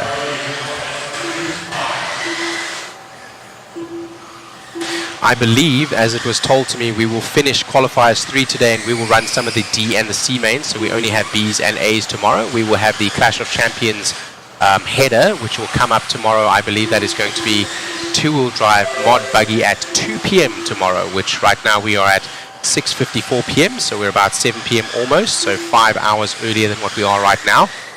And that will be for the Clash of Champions header, and then we will finish with some of the independent races, allowing the international racers or the pros that are traveling to get back to their racetrack or back home, so to speak. Many are from California and Arizona and so on, so they need to travel home, and allowing the independent drivers who are local to drive home a little bit later on in the day. 2 minutes 40 to go in this one, as we are looking for Wyatt Brown. Wyatt Brown now on a 15.5-15 lap pace, but he gets usurped. They are indeed. It looks like Mike Rowley is just behind Wyatt Brown. So I think Mike Rowley is... we'll see in just a second when they come across. There's 3 of them, actually. Yeah, there's actually 3 of them. Jasmine Deere is in this one also.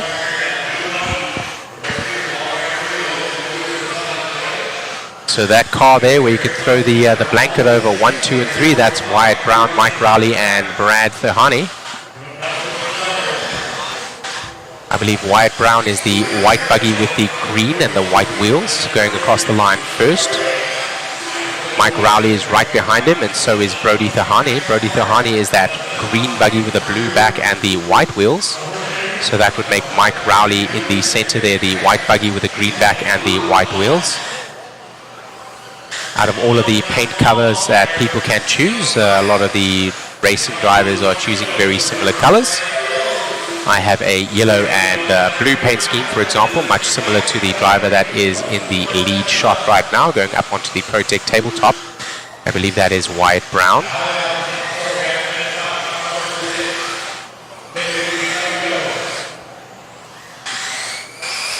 Let's see as he comes across the line.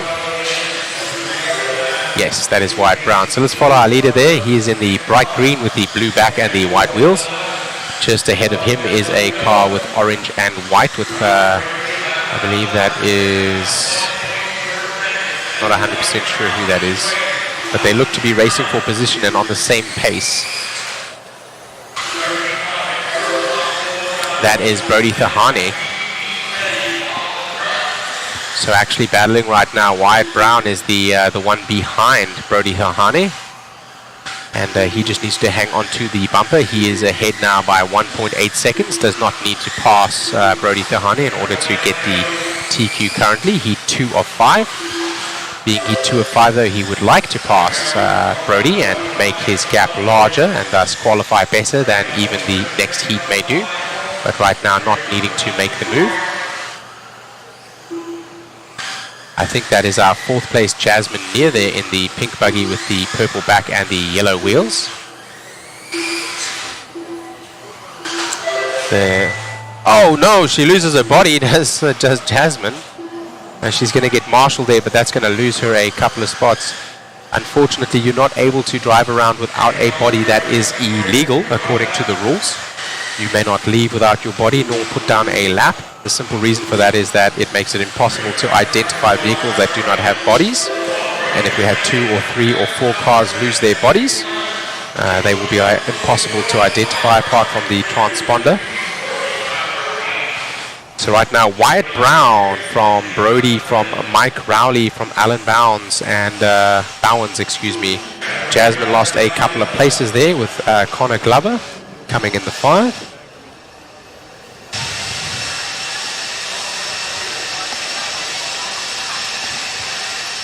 Great drive from Wyatt Brown to lock that one up.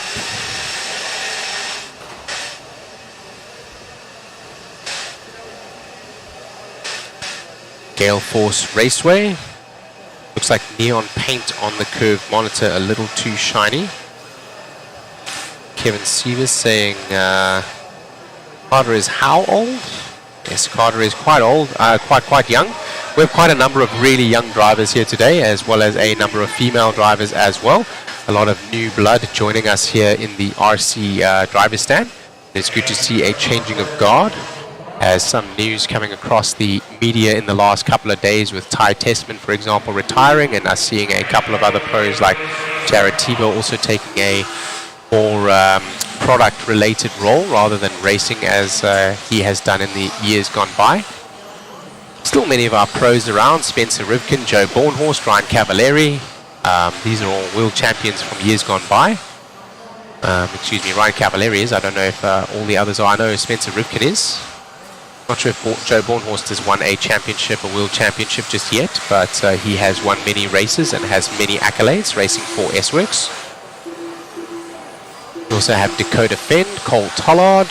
So still a fair number of the older drivers are still here, but there are certainly a lot of new drivers. Sammy Moran, Talon Henley, Davey Barter, all taking a step towards the performance that they need to go into the top drivers in the world. As we go here to 13.5 Expert Buggy, 4-wheel drive, heat number 3 of 5, and the clock is getting started.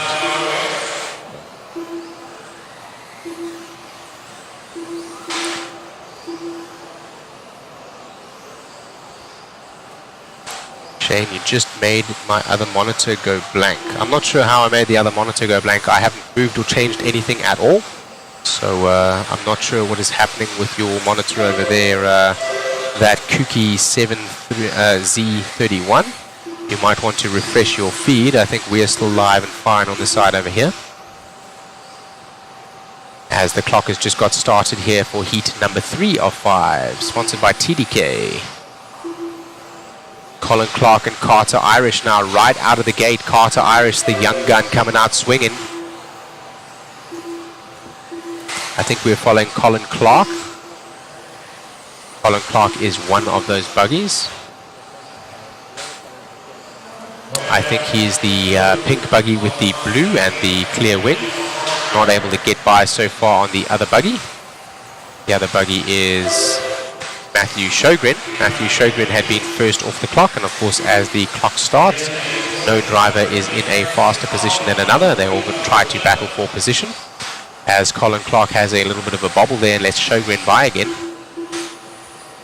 That blue and pink buggy with the clear wing and white wheels whipping over the team associated double is our current leader, but it looks like young gun Carter Irish is going to come to the front now. Carter Irish needing to stand on a stool, I bet, to see even over the driver's stand. He is a young man. Hopefully we will catch him, not only his car racing here in just a second, but a picture of him as he comes off of the driver's stand. I think Carter Irish is that buggy with the white wheels, green and white on the body, going around the back right now. Nice aggressive lines from the young man, looking very tight as he comes around that shoe section there onto the start-finish straightaway. Nice lap from him, that time around 22.5, his fastest at 21.6. He's on a 14.509 lap pace with Colin Clark right now in the 2 and Tyler Stanley in the 3. We have half of the race to go. half of this qualifier to go. Carter Irish, the young man, showing them how it is done many years here to go for the young gentleman, and maybe somebody to watch in future as well. Colin Clark now takes over the lead. I think Colin Clark is that buggy back again in the pink and blue. He now has some clear space to work ahead of him as Carter Irish is going to start going through some traffic. So it's looking like Carter is going to start losing a little bit of time through no fault of his own, but through positioning of his car here in terms of the qualifying pace with back markers and other races.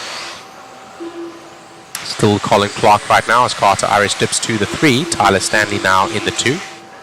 All 4 of the top drivers in this heat going on a 14-lap pace. Actually, everyone down to number 8, Josh Malia, on a 14-lap pace. And the 1, 2, 3, and 4 now fast enough to go faster than the previous heats. Only Wyatt Brown able to hang on to the 5th spot right now from the previous heat. Tyler Stanley now comes to the point. Tyler Stanley's been threatening to do so. He's been just behind Carter as well as just behind Colin Clark for some time. I believe he's that multicolored body with the yellow, pink, and white, as well as the white wheels. Second of the 3 buggies now coming across the line. So he's battling, it looks like, right on the track. I think that may even be Colin Clark just ahead of him.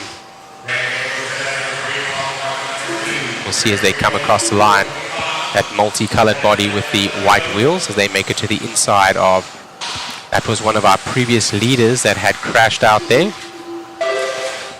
Still Tyler Stanley at the front right now with a good lead, around 6 seconds. Oh man. The car ahead of him bobbled and made a mistake, and he drove right through him. That was not his fault, but no avoidance being taken either. Tyler Stanley now on his 11th lap. Greg Nicholas now to the 2 and Greg Tenney's to the 3. Colin Clark has now dropped to the 4. I think that is Colin Clark in the pink and blue buggy. We were following a little bit earlier, just ahead of this group. That is him indeed, yes.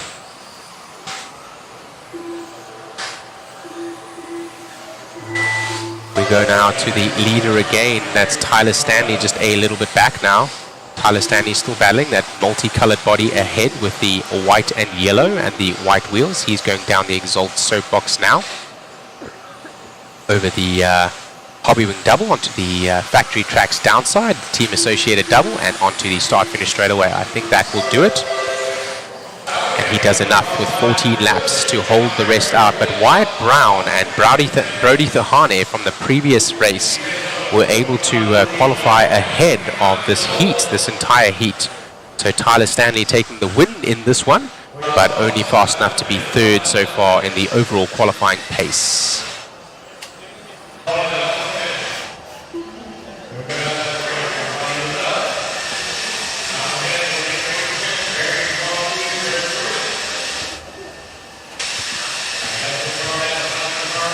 That kooky Z31, is your monitor good now again? Is your monitor good now again? Please comment so we can tell. I'm not sure if our feed is still good. I'll try to check you guys out on YouTube real quick here. Just make sure that everything is working.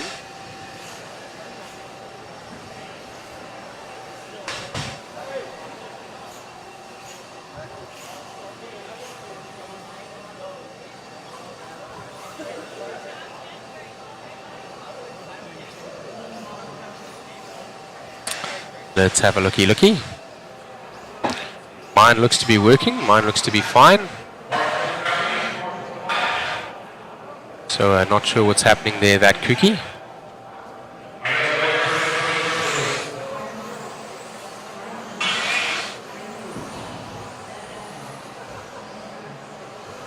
Interesting. All right. Thank you, Adam Parks, for confirming. He's over on YouTube. He says the feed is working well. Good over here also says Nathan Berg. Thank you for the confirmation, guys. So that cookie, you need to check your side out. We are just fine over here. The broadcast is fine, as is the YouTube feed. We go now to race number 36 of 40, TDK 13.5 Expert 4-wheel drive buggy, heat number 4 of 5.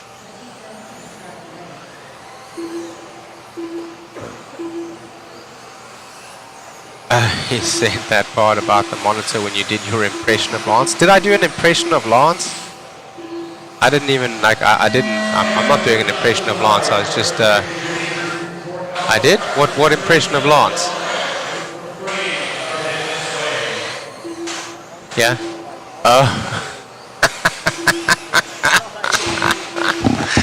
Okay, I got you, yeah.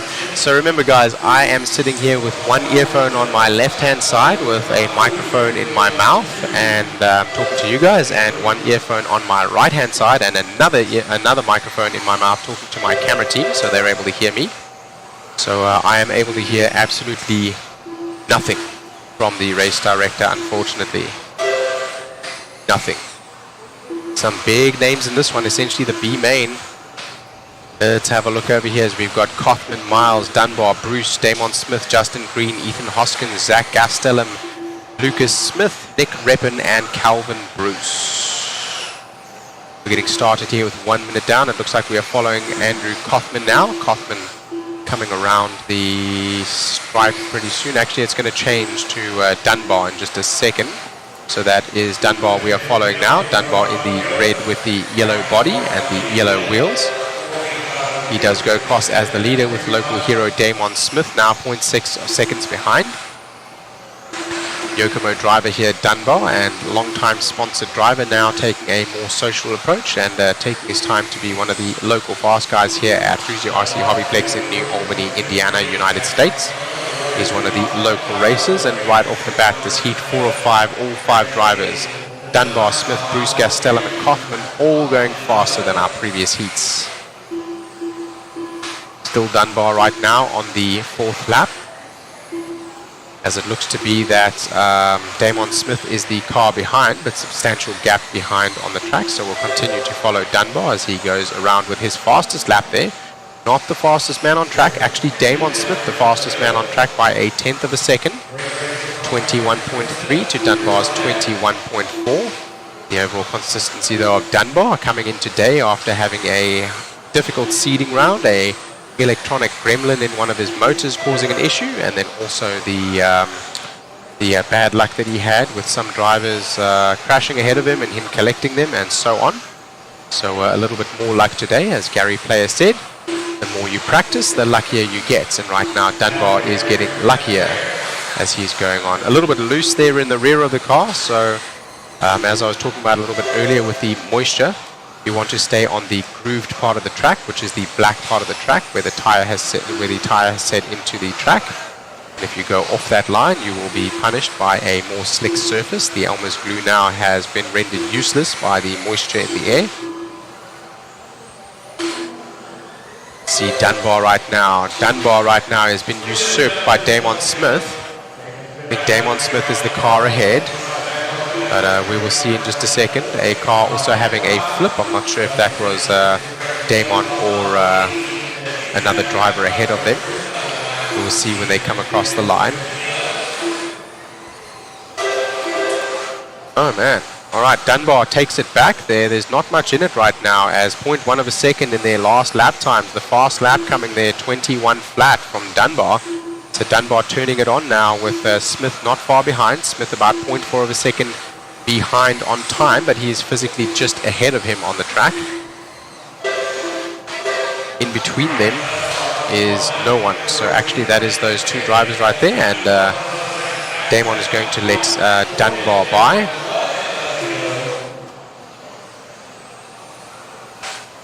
It's possible that Damon is actually that car ahead of them. I think he is. He's that green car that is just now separated onto the drivers. Yes, he is, yes. Dunbar still able to pull out a faster lap yet still on his 11th lap. Does he go into the 20 flats? We'll see in just a second. Damon Smith is 8/1000th of a second behind. Both of them doing identical lap times on their last time by, working through traffic. Dunbar still in the lead currently. Dunbar now on a 14.501 lap pace with Damon Smith on a 14.502, so only 0.3 seconds separate them on their overall pace. I believe that is your leader chasing your number 2 there. So Damon needs to try to stretch out a lead, and as Dunbar is getting closer to his back bumper, that lead is increasing. Dunbar will need to make a move by Damon Smith, and Damon will not give him the room as this is 4th position. So Damon Smith is trying to run away now, as the best defense would be offense. The clock expires, they may get by for one more, and they do. Dunbar just needs to hold on to the back of that bumper right there, or Dunbar thinks he's done. Dunbar thinks he's done. I hope he is done. Otherwise, this may be Damon Smith's race.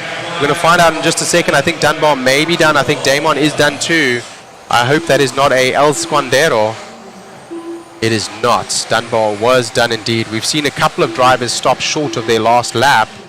This time is not the case. They did get caught at the line, and that does mean that Dunbar takes it from Smith, and Gastelum is in the 3. Great run there from the young gun, Damon Smith. Well done.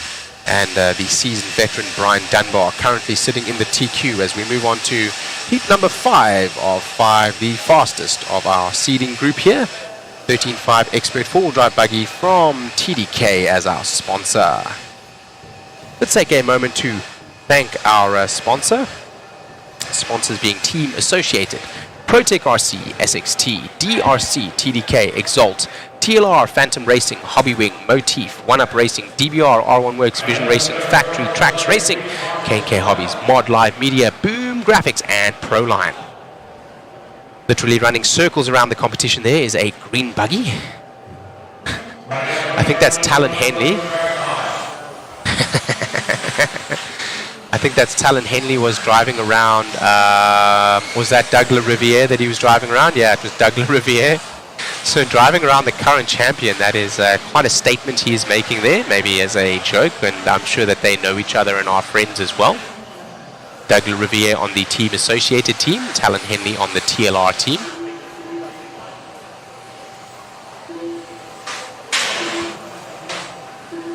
As we get started here with the warm-up in the heat 5 of 5. Sammy Moran in this one as well, Jeff Stakovich as well, Mason Templeman, Tyler Patanorde, and Hunter King. So some good names in this one. Trevor Michalesco was making a bid for the lead earlier in the previous heats. And Kai Goff is also in this race.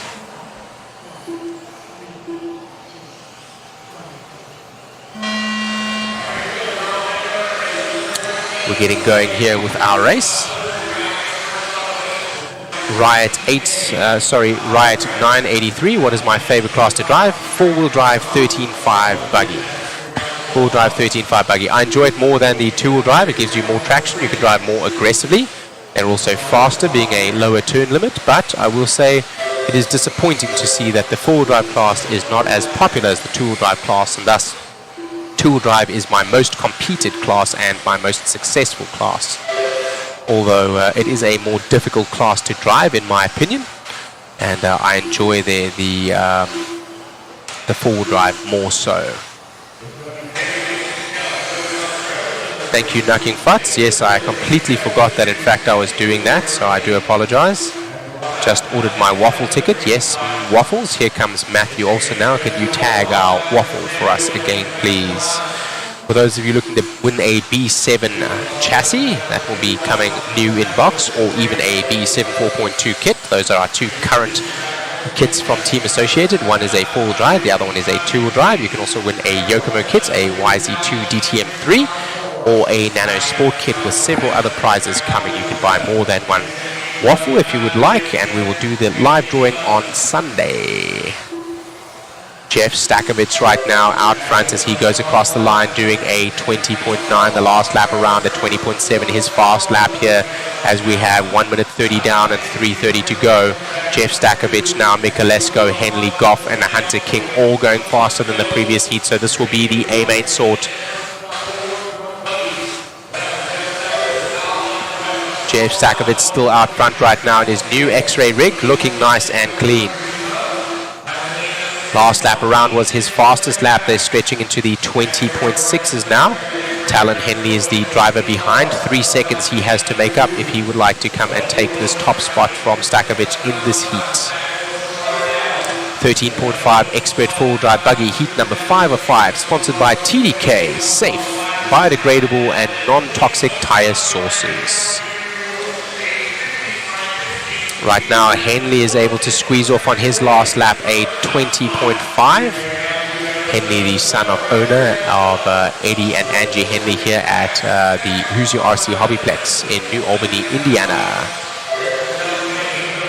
Talon Henley now to the point we'll find him. He's going to be in that blue and yellow buggy with the white wheels as he comes through as the third buggy in our picture there, dropping down the Exalt soapbox. He makes a move up the inside as that driver gets out of his way. Another has a pipe and gets out of his way. Now he has a lot of clear track to work. Stakovic is going to have his work cut out here.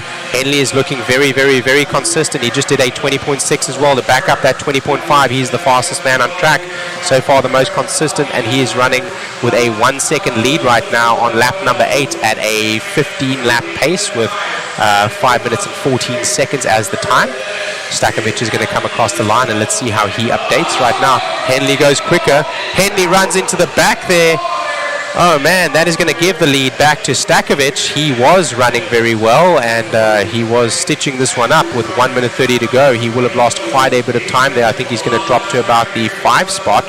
Stakovic should come back to the point now. Stakovic there in the yellow buggy with yellow wheels and multicolored back, going down the Exalt's timetable now.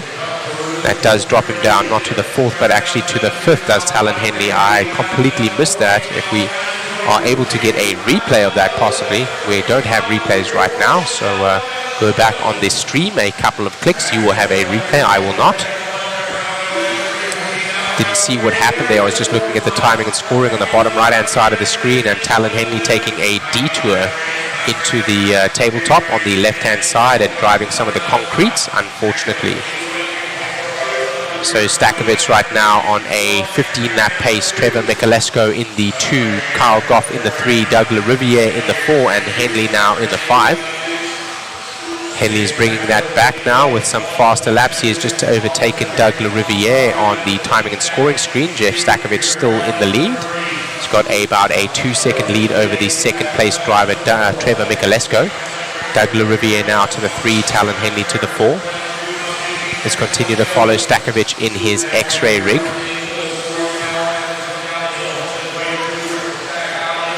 Stakovic now also to the pipe, but not enough to lose any kind of advantage as they come to expire on the clock, and this will be their last lap. That is Doug LaRiviere in the red car and white wheels just behind.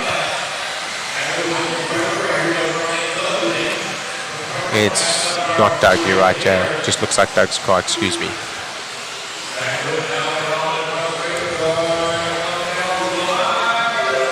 And it looks like there Jeff Stakovic is going to do enough. Talon Henley comes back to the 2 in the end, but not enough to take the TQ here in this one. Doug LaRiviere in the 3, Kyle Goff in the 4, all on a 15-lap pace, and the rest of the field on a 14-lap pace. That is a race, that is a race. Heat number 5 done here of 13.5 Expert Buggy, 4-wheel drive. As we move on to 4-wheel drive Mod Buggy, heat number 1 of 3, brought to you by ProTech RC, a higher level of performance available at your local hobby shop and at A-Main Hobbies, www.amainhobbies.com for all your RC needs. We have some big names in this one. There we go, thank you very much. So we're going to interview Stakovic again. He was interviewed in the previous heat also, I believe. Yeah. Amazing run out there, man. Half a second differentiation between you and Talon.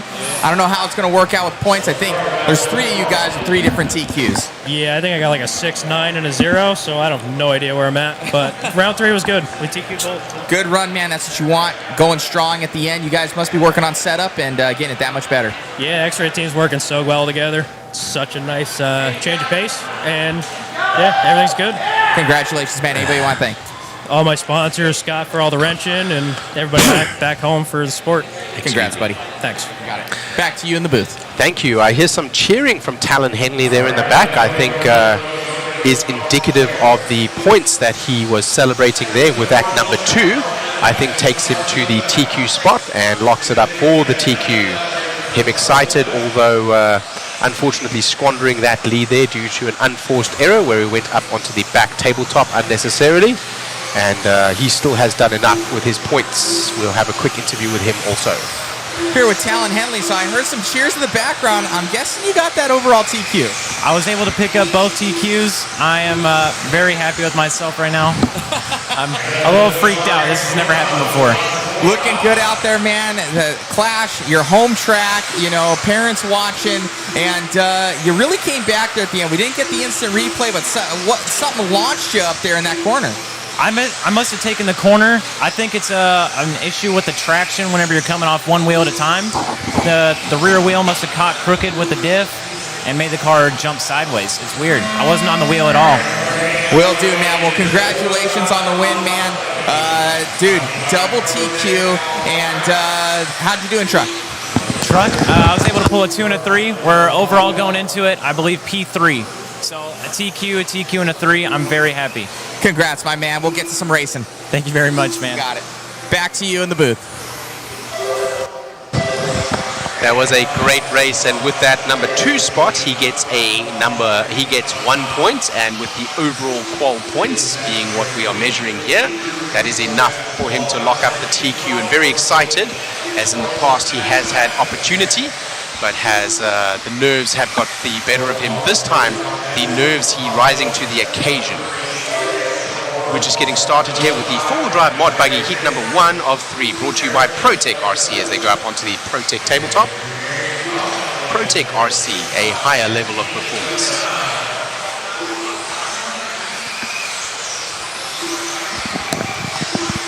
Yes, we will. Spin Rush RC asking if we will see a puck system for the B7. Yes, we will need to do a couple of tests. We'll mod designs and just make sure that everything is fitting, and just checking the new outdrives for the ball diff as well as the gear diff and seeing what is going on so that we make sure that everything fits for you. But absolutely, we'll continue to see that exceptional performance design from the puck system in the B7 chassis moving forward. Tater Sontag in the lead right now from Cole Tollard, Aaron Kaufman in the 3, Ryan Cavalieri in the 4, Dylan Raposo in the 5 from Canada, Ethan Mechanic in the 6, Matthew Gonzalez in the 7, Paul Ciccarello in the 8, and in the 9 is Mason Herrick.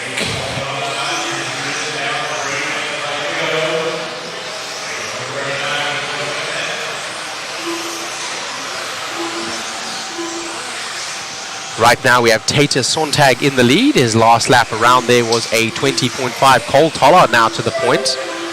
Cole Tollard is just starting his lap. Let's look for Cole. Yes, there is Cole there. Cole with the yellow and pink with the white wheels. He's behind that orange buggy right now, hoping to make a move soon. These mod four-wheel drive buggies able to triple in over the Hobby Wing triple, completely skipping the factory tracks downside. Cole Tollard and Tater Sontag switching hot laps, and both of them doing a 20 flat, but Sontag doing it later in the run than what Cole is, and right now with about a 0.4 of a second lead over Tollard. So Sontag now is that pink buggy with the purple rear and the white wheels, our two-wheel drive world champion on the track right now, going down the Exalt soapbox. Jumping right over the factory tracks downside, over the team-associated double, onto the front straightaway. We do have instant replay back up and running. Sorry about that. Oh, that's all right. We will have to check it in the feed a little bit later, but we got the answer from Talon Henley nonetheless. Thank you for asking the question. Sounds like he got up on two wheels, and as he did so, he hit the throttle to go up that jump, and instead of jumping straight, he jumped sideways. He tried to get himself out of it and marshal himself, but instead got stuck on the net due to the dust on the concrete. Taylor Sontag still out front right now. Tollard now coming back with a 20 flat of his own on the last lap, so not much separating those two. A 15.505.9 lap pace and a 15:06.1 lap pace for a Qual Tollard. Sontag with the slightly better pace right now out front by about 0.2 of a second until he went across the line there, now stretching his lead to about 0.7 of a second. Tater Sontag, the young man, doing very well for himself and claiming the world title a little bit earlier on this year. Making a great name for himself. Tollard now again to the point. Tollard is that buggy just behind. So Tollard now a well-seasoned driver, driving for TLR and sponsored by ProTech. That is what his car looks like. The color registration exceptionally better. Thank you very much from earlier. As you can see right now, that pink is looking very pink. We were doing that for the light that we have inside here. So now we're able to see exactly what I'm seeing with the naked eye. But I'm following with you guys on the screen so we can commentate on what you're seeing. It seems crazy I'd go to a live event and sit there watching TV when I have the live event 20 feet in front of me, but that's what you do. Right now, Tater Sontag must have had a bobble somewhere. He is 4.4 seconds back now from Qual Tollard, who looks like he's going to wrap this up in heat number 1. Qual Tollard with a 15:5:06 lap pace, and Tater Sontag now has dropped down to a 15:5:11. So Tollard now, bar a breakage or a failure or a massive mistake, will come home with this one with no time left on the clock, and he has finished his race. Tollard from Sontag, from Cavallari, from Kaufman, from Mechanic, from Herrick, from Cicerello, from Raposo, from Gonzalez. As we get ready now for the four-wheel drive mod buggy heat number 2 of 3, brought to you by ProTech RC, a higher level of performance, available from your local hobby shop or at amain.com. This is the B main group.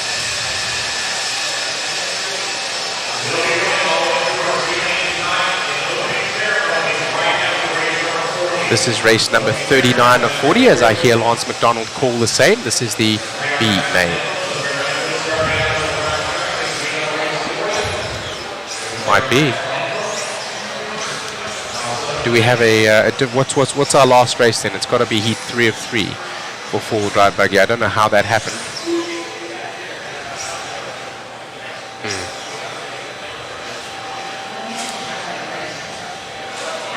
It shifted again. We had that before too. Yeah. I'm just reading what's happening on timing and scoring here. This looks to be many of our fastest drivers. Dakota Fend is here. Spencer Ripken is here. Brock Champion is here. Chase Lemieux, Davey Barter, Dustin Evans, Joe Bornhorst, Tom Riddernecht, not Tom Kinderegg. They did this also Aiden is here too.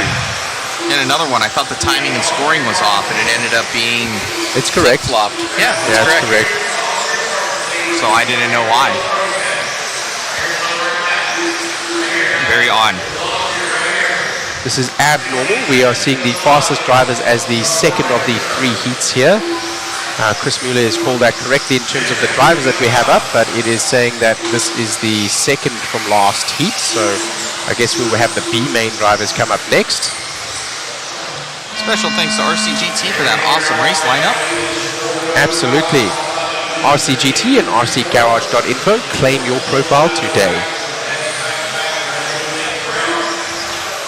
So I do believe Dakota Fenn has already locked this one up right now on points. Full drive mod buggy heat number 2 of 3, brought to you by ProTech RC. They go over the ProTech tabletop. We're going to find Dakota Fend, who is our current leader. That buggy looks like it is pink and purple with the yellow wheels. It is orange in the front though. That is what the car really looks like. As you can see there in the photograph, that is a photo of his two-wheel drive buggy. This being, excuse me, four-wheel drive mod, of course, as they go over the DRC kicker onto the Phantom downside, into the Proline S's, the Exalt Soapbox, and onto the Hobby Wing Triple. Chase goes to the one. Chase Lemieux now bringing some threat with his X-Ray buggy. He's been doing very, very, very well, and he's driving very well with that X-Ray rig. That is him there in the pink and white with the white wheels, coming to the start and finish straight away now. Dakota Fend back to the point now, not much separating them. It looks like several thousandths of a second.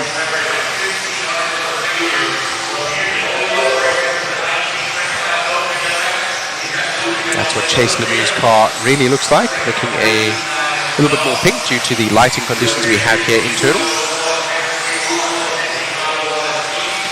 3 minutes 30 to go on this one right now. Dakota Fend, Chase Lemieux, Dustin Evans, Spencer Rivkin, Brock Champlin.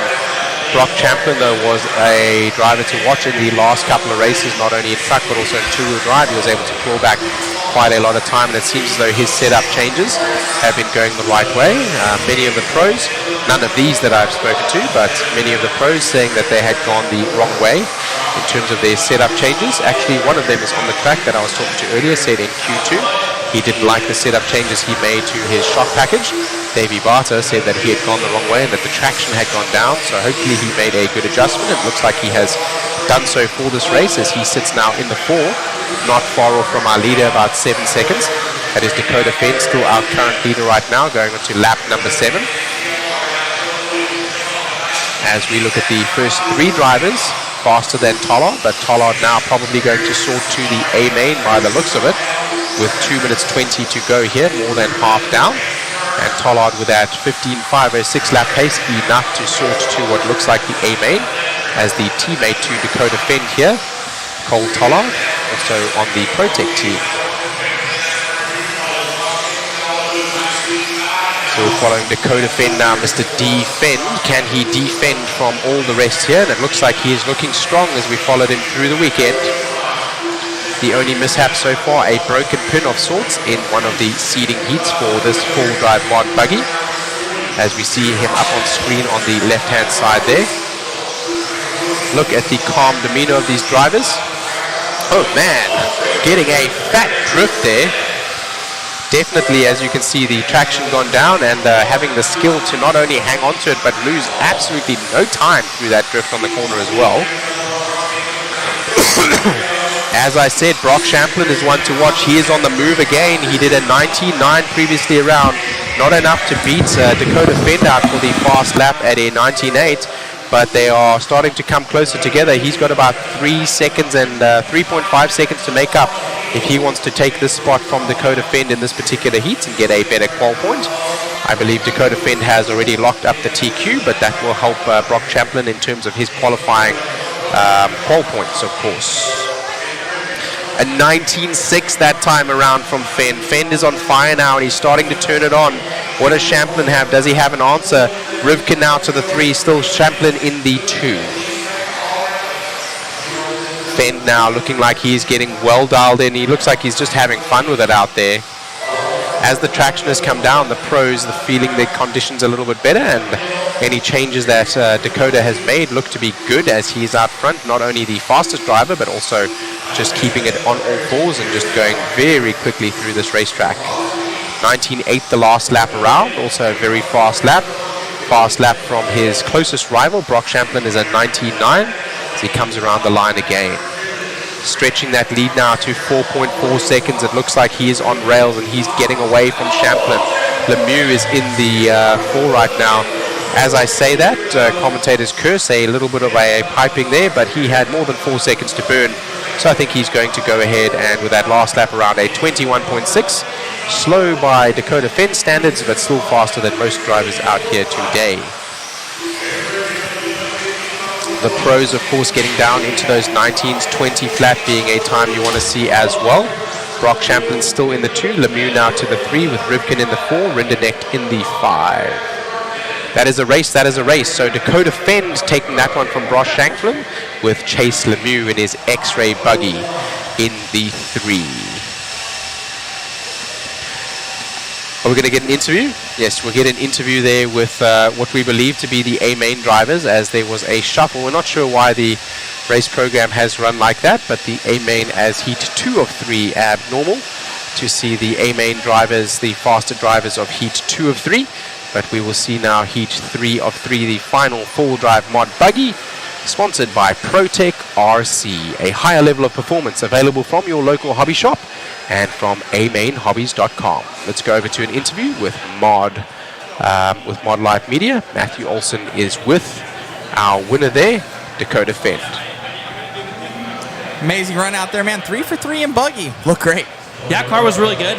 Made a little bit of a shock change that time. I think it was maybe a little bit worse in the beginning, but better at the end, which is kind of something I was looking for. I felt like before my car got a little bit tippy there, like the last 2 minutes or so, and I was able to finish a little bit stronger that time. So happy with that. Like I said, our car is good, so we'll break in some tires tomorrow practice and try to have some solid mains tomorrow.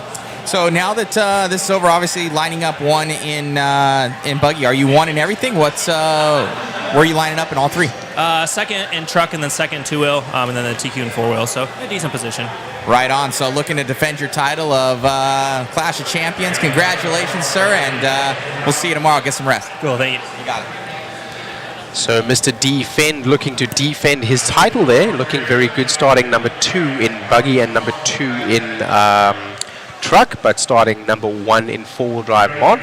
So of course the Clash of Champions is going to be a Qual points system over 3 classes, so that driver with the lowest number of points will win that Clash of Champions title.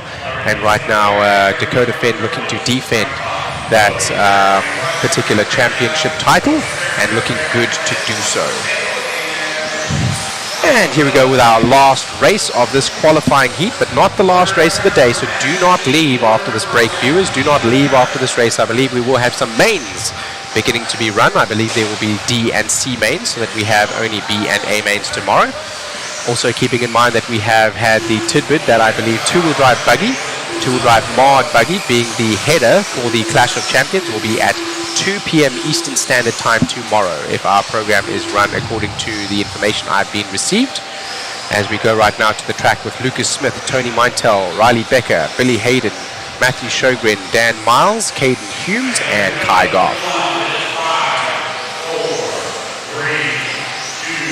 Here we go, last lap, last race before a little break. I'm pretty sure we will go straight to the mains. They have already been sorted. So with that being said, I think a short little break, maybe a 2 or 3 minute intermission. I'm not sure if they will blow the track in between. I expect that they will. And then we will go to some mains. It is currently now 7:39 p.m. here Eastern Standard Time at Hoosier RC HobbyPlex in New Albany, Indiana. That is on Eastern Standard Time. You are with Shane Maton of A-Main Hobbies. Happy to be announcing for you for Mod Live Media. Broadcast brought to you by JConcepts. RCGT bringing you timing and scoring. RC Garage. Claim your profile today. I'm tired, Shane. You're killing it. You're killing it, sir. Starting to get a little bit tired, but some of the things that I have been saying, they start to ingrain themselves in my brain. I no longer need to concentrate as I say them, and starting to come out naturally. You were the smart one. You got more rest than I did last night. Yes, you guys were up printing some of those photographs and things. Yeah. I have 2 of them here. Thank you very much for those mementos. I enjoy them very much. Yeah, guys, so it looks like after this one, like Shane said, we have no clue what time. I imagine it's going to be quite a decent little bit, because he's going to have to... 11 p.m. we're going to finish. No way. Yeah, buddy. Wow. 11 p.m. or thereabouts. That's terrible. Because we're going to do the D and the C mains for all of your independents. There are even E mains for some of those.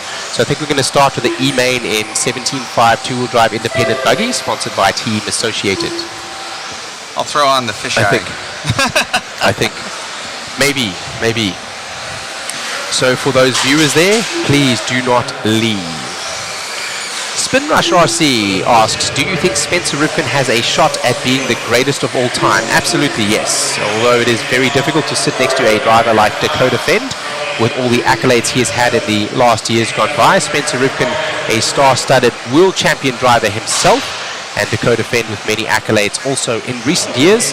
Now TLR Buggy and Dakota Fend, especially in 10th scale, has been absolutely difficult to catch. Both of them race in 8th scale also, with a, I believe, equally or maybe more successful drive. I don't know from Spencer Ripken over Dakota. I'm not 100% sure there, but I know that both engage in 8th scale as well. So not sure if they do any on-road disciplines. Maybe they do for fun, but I've never followed that for these drivers. But with that being said, both of those drivers well known in 10th and 8th scale. TQ Chef says we should get some coffee. The drift was pretty sick. That was amazing. I don't know if you saw that on camera, but he got like a fat drift as he came around. He lost like no time. Dakota Fenn, as he was in the boot, he came around at a 45-degree angle, and he pointed straight through that bad boy. Replay. Oh, I did. I called it loud and proud. He was right in a fat one there. Thank you all for tuning in, guys. It has been fun. Ooh, somebody else shutting down. A lot of people are shutting down in this one. James making me laugh and cough. Here we go, a little bit back to the race. I'll comment on James's comments in just a minute. So 140 to go here with the last heat. Somewhat inconsequential, as we see on the live EQP on the right-hand side there. Dakota Fenn from Champlin, from Rivkin, from Rindenecht, from Cole Tollard, the fastest drivers. And Cole Tollard does sort to the A main. He still sits in the 5 there, having been in heat number 1 of 3. Lucas Smith here is our fastest driver right now, from Hayden, from Shogun, from Becker, from Miles, from Hughes, from Montel, from Goff, with I think 1 minute to go. Yes, 1 minute to go, as they go over the JConcepts bump, over the SXT and Motif hump, DRC roller, down the Phantom downside. This race brought to you by ProTech RC, a higher level of performance. Available from your local hobby shop and from www.amainhobbies.com, a higher level of performance. 30 seconds left to go in this one, and then we're able to take a little bit of a break. I think we're going to eat a little bit. Yeah, we will, yeah. So the mic will be dead for a little bit. We will have the fisheye lens up just so you can all see what is going on. But please do not go anywhere, because we will have the mains coming up and starting today. The B and the A mains we're going to have tomorrow. to shut down this stream. We'll keep it live, but then we got to shut it down. Okay. Because we'll time out. So we can refresh for YouTube and for we Facebook. will refresh it for the lower mains. Good stuff. That's a good idea. Because we will time out, and we're at 6:40 something right now. So Facebook on a live feed will time out at 8 hours, and YouTube at 12. So we're going to restart the stream. So we will go dead for a little while as we get a couple of bites of food and some sustenance. Let's have a look at our chats, and thank you guys all for joining us over here. TQ Chef says, get some coffee, guys, with a turbo shot. Anthony Russell says, no one will ever be good enough as Masami. Well, Masami has been beaten himself as well, so not any driver is unbeatable. 8 scale belongs to Ryan Mayfield, correct? Yes, currently, as the ratings have it, yes, Ryan Mayfield is currently the king in his techno there. That is Spin Rush RC asking there. James P says he is the GOAT of hacks. I wouldn't say you're the GOAT of hacks, James. I've raced with you before, but what I will say is you're the GOAT of building the best car that you can in the world and being disappointed in your first race, pulling it off halfway through and selling it for too low of a price. Don't sell your car anymore. Stick around, go and do some racing, go get down to the local stuff, get in the novice class even, who cares, just have a little bit of fun, don't sell your car. I'm just poking fun at James Patterson. He is a very good friend of mine, James Patterson over in Chico, California. Shout out, my brother, and nice to see you on the stream. Spin Rush RC, good show, brilliant work, lads. And TQ Chef saying mod crew equals the GOATs of coverage. Thank you very much. So absolutely would agree with you there. Very much enjoying our own coverage here and enjoying being a part of it. This is Shane from A-Main here at A-Main Hobbies with the mod live stream, and that is sponsored by JConcepts, brought to you by RCGT Garage, RCGT for the timing and scoring. As you can see, getting a little bit tired. It is time to go and get some drinks, walk around, maybe go to the bathroom, and we will refresh the feed. Do not go anywhere, because we're going to be starting with the mains pretty soon. You guys go ahead and grab some food, maybe a couple of snacks, and get yourself comfortable and get settled in as we get ready for the mains. See you in a couple of minutes' time. Goodbye for now. Just for now. They're going to blow the track off, as I said, and we will be back with a new stream shortly.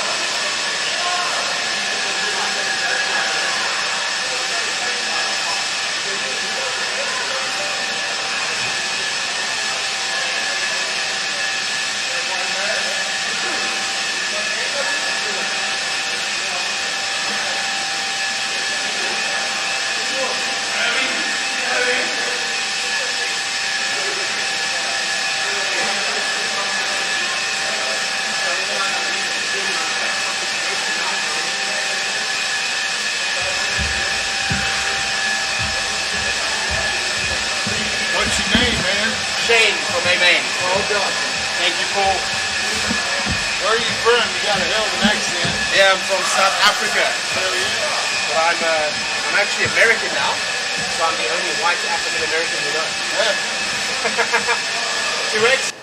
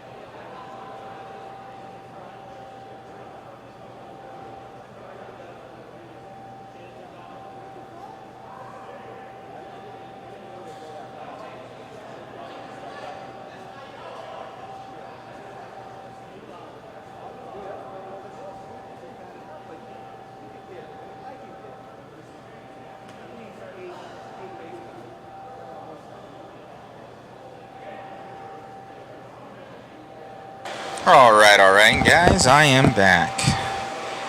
Sean Helvey, refresh the feed so I can rewind. You can rewind it if you're on YouTube. Go to Mod Media on YouTube.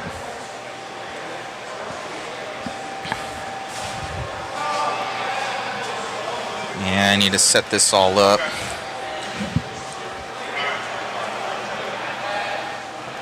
Thank you guys all for tuning in. Much appreciated.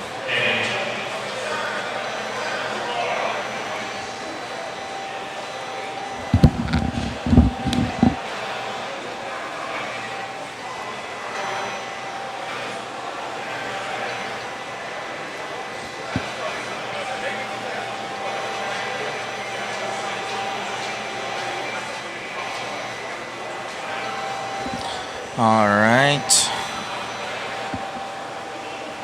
Oh, I'll jump up in the booth, talk to you for a little bit.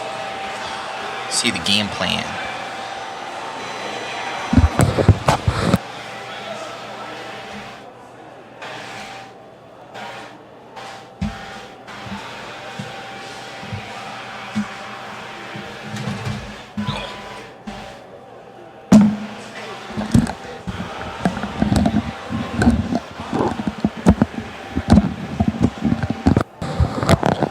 Alright guys, hello. Do a poll in the chat. I can get a poll going. It'll take me a second or two, but I can get a poll going. People can just start. Nah, it's cooler to have a poll that you can click a link and then you vote. Good racing. I'm tired, guys, in all honesty. I've had like 10 hours of sleep in the last 3 days. You guys will already comment in. What do you guys run? Yeah, I can hear the in and out on here. I'll change the noise gate for them so you guys don't have that in and out.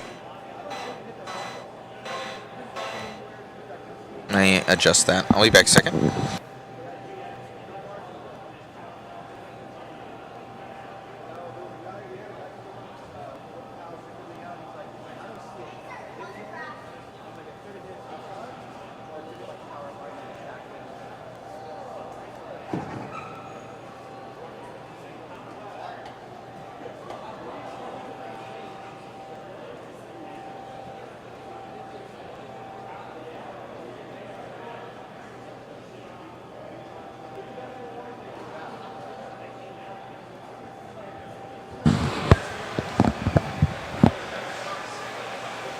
Been hearing a beeping.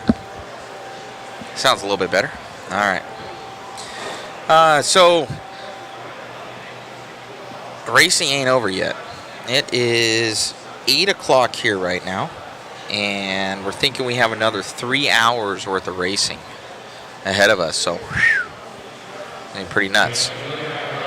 So we're about to get this one going. It looks like Lance is getting everything pretty dialed in because he has to adjust everything. So when you create the schedule on live time, it gives you everything, like, let's say, because it sorts everybody by your best two, but it'll take it like A through Z pretty much, and then but it'll do that for every class. But obviously, you know, the C main can't go, and then the B main goes, and then the A main goes like right after. They have to be able to charge their battery packs and whatnot.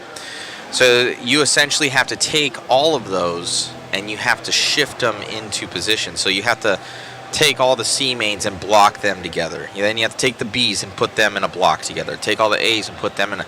So you have to manually go and shift everybody and put them into their respective places. So that's kind of that's what takes a long time when doing main events and stuff like that. So you need quite a bit of time. It's taken me a while to make sure that everything's just quite proper. So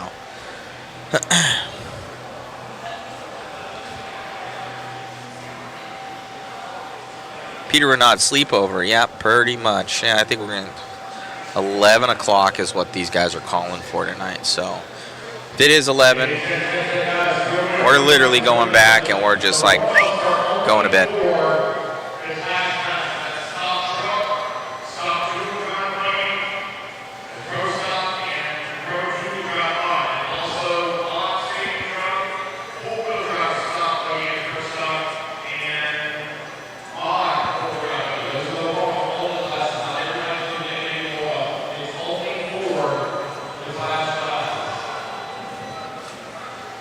know I heard a beeping over here.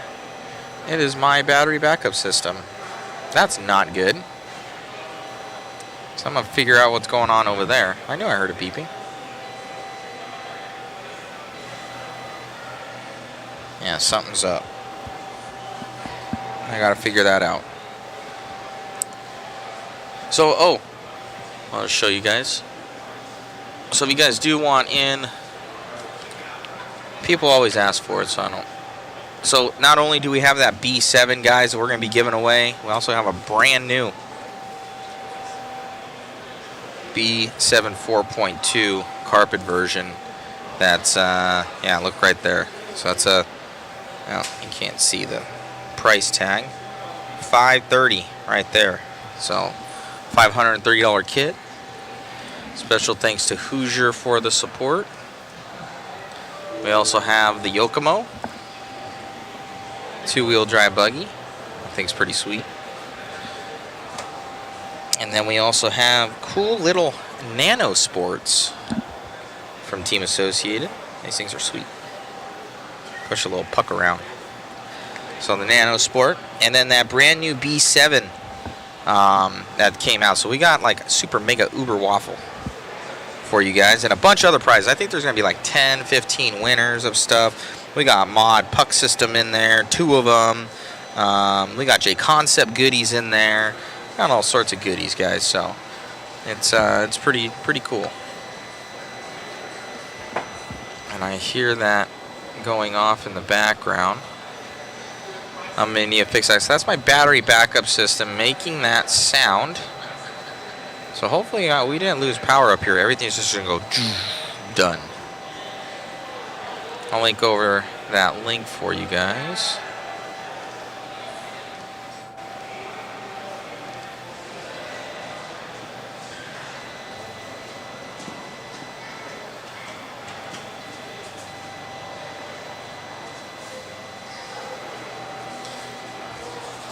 There is more races tonight, Soda.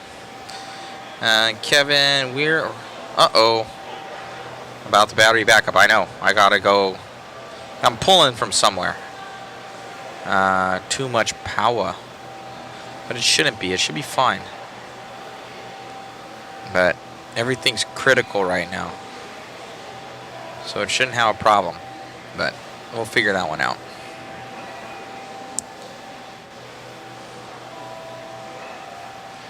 Andrew Sass, I just posted the link. I will give it to you again.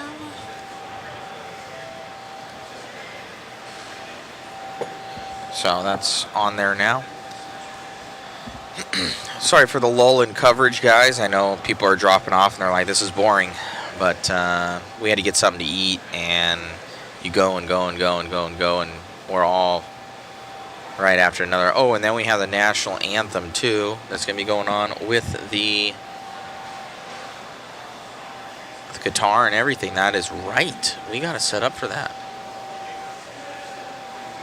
We have to get over there, so I will get that going. Lance is setting this up, so let me pop out of here. Let me figure out battery backup. Let me figure out, we got national anthem going on.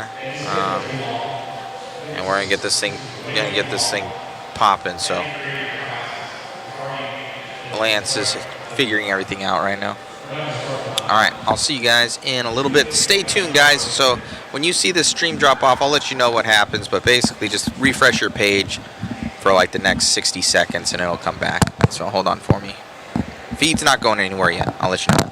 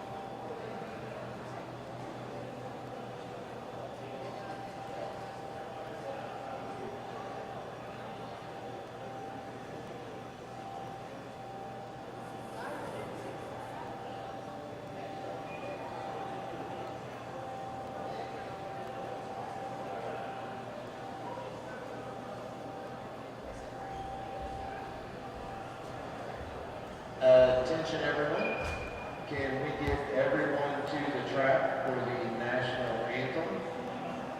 National anthem will be played in 5 minutes. Need everybody to the track, please.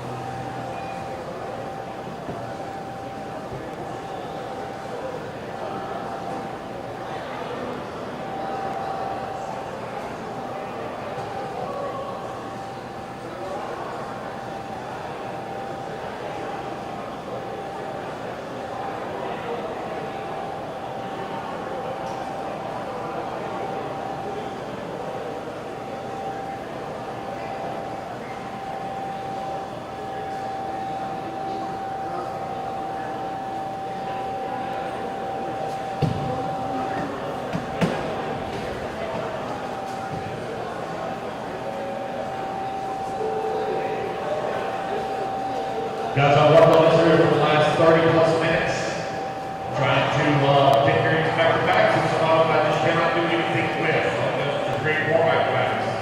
But the best they do it, this is what we got to work with. They are letting the library as we speak. All right, guys. 3 more minutes. I need everybody to the track, please. Everyone in the building to the track. I'm very sentimental about playing the national anthem before we start any big event. I need everybody at the track.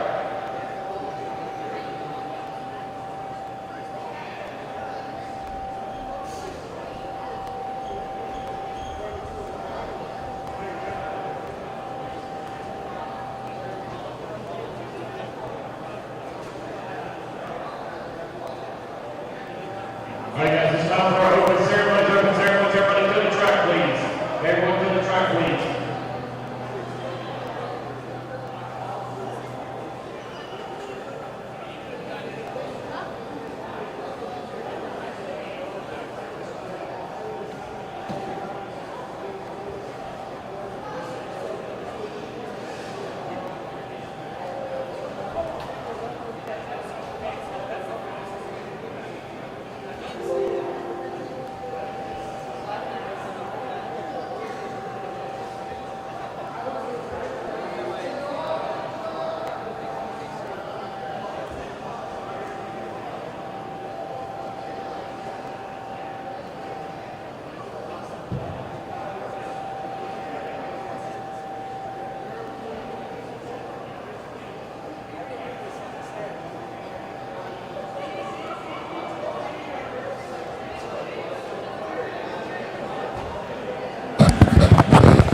Hey, Andrew Sass on Facebook. For some reason, I wasn't able to post to you. I already posted the link, I believe, several times. Or it's not going to that one. Waffle drawing is on Sunday. So, Andrew Sass, I don't know why I can't reply to JConcepts Inc. I gotta check that one out. It says internal error, so I'm not able to post to that one. But if you go to modspeedshop.com, click underneath Mod Live Media, which is on the top bar. If it's on your phone, it's right at the bottom. And go to Waffle Ticket, and it'll be right there. Join us on Mod Media on YouTube. You'll see a lot of links and everything there. So apologies, it's some sort of technical glitch. Drawing is on Sunday after main events.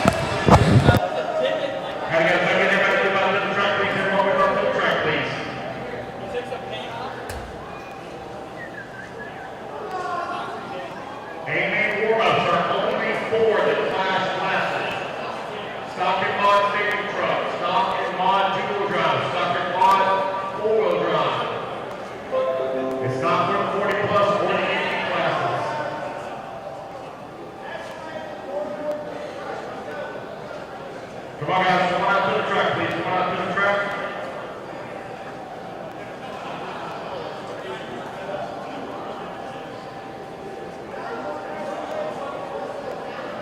Out to the track, please. Out to the track, please.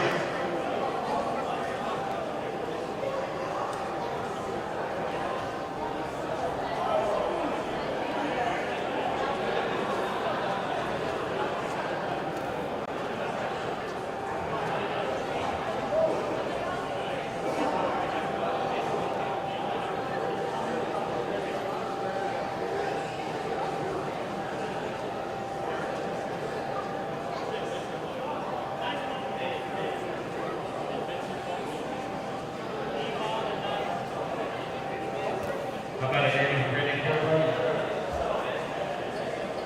Andy, you ready to roll?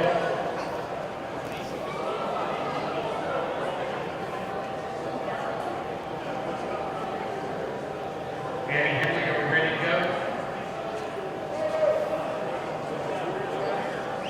Andy, are we ready to roll? Ready to go? All right, guys. Here we go. We're going to do our next anthem. There's a flag behind the driver's stand. So if everyone would, please remove your hats. Again, there's a flag behind the driver's stand. All right, guys, quiet down, quiet down. Here we go.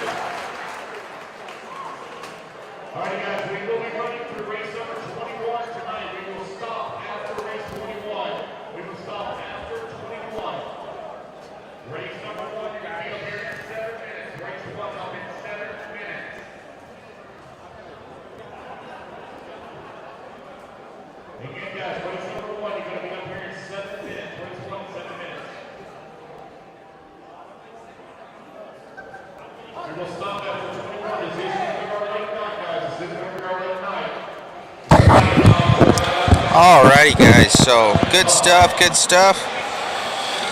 All right, let's. That was a good one. So we're starting up in 7 minutes here. 7 minutes. Shane's like the candy man over here with Protect shirts. He's giving one for you, one for you. It's like Oprah. Oprah with Protect shirts. Otherwise, fuel gonna be really not bad.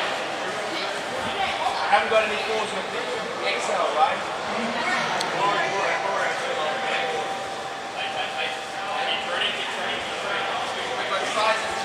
So,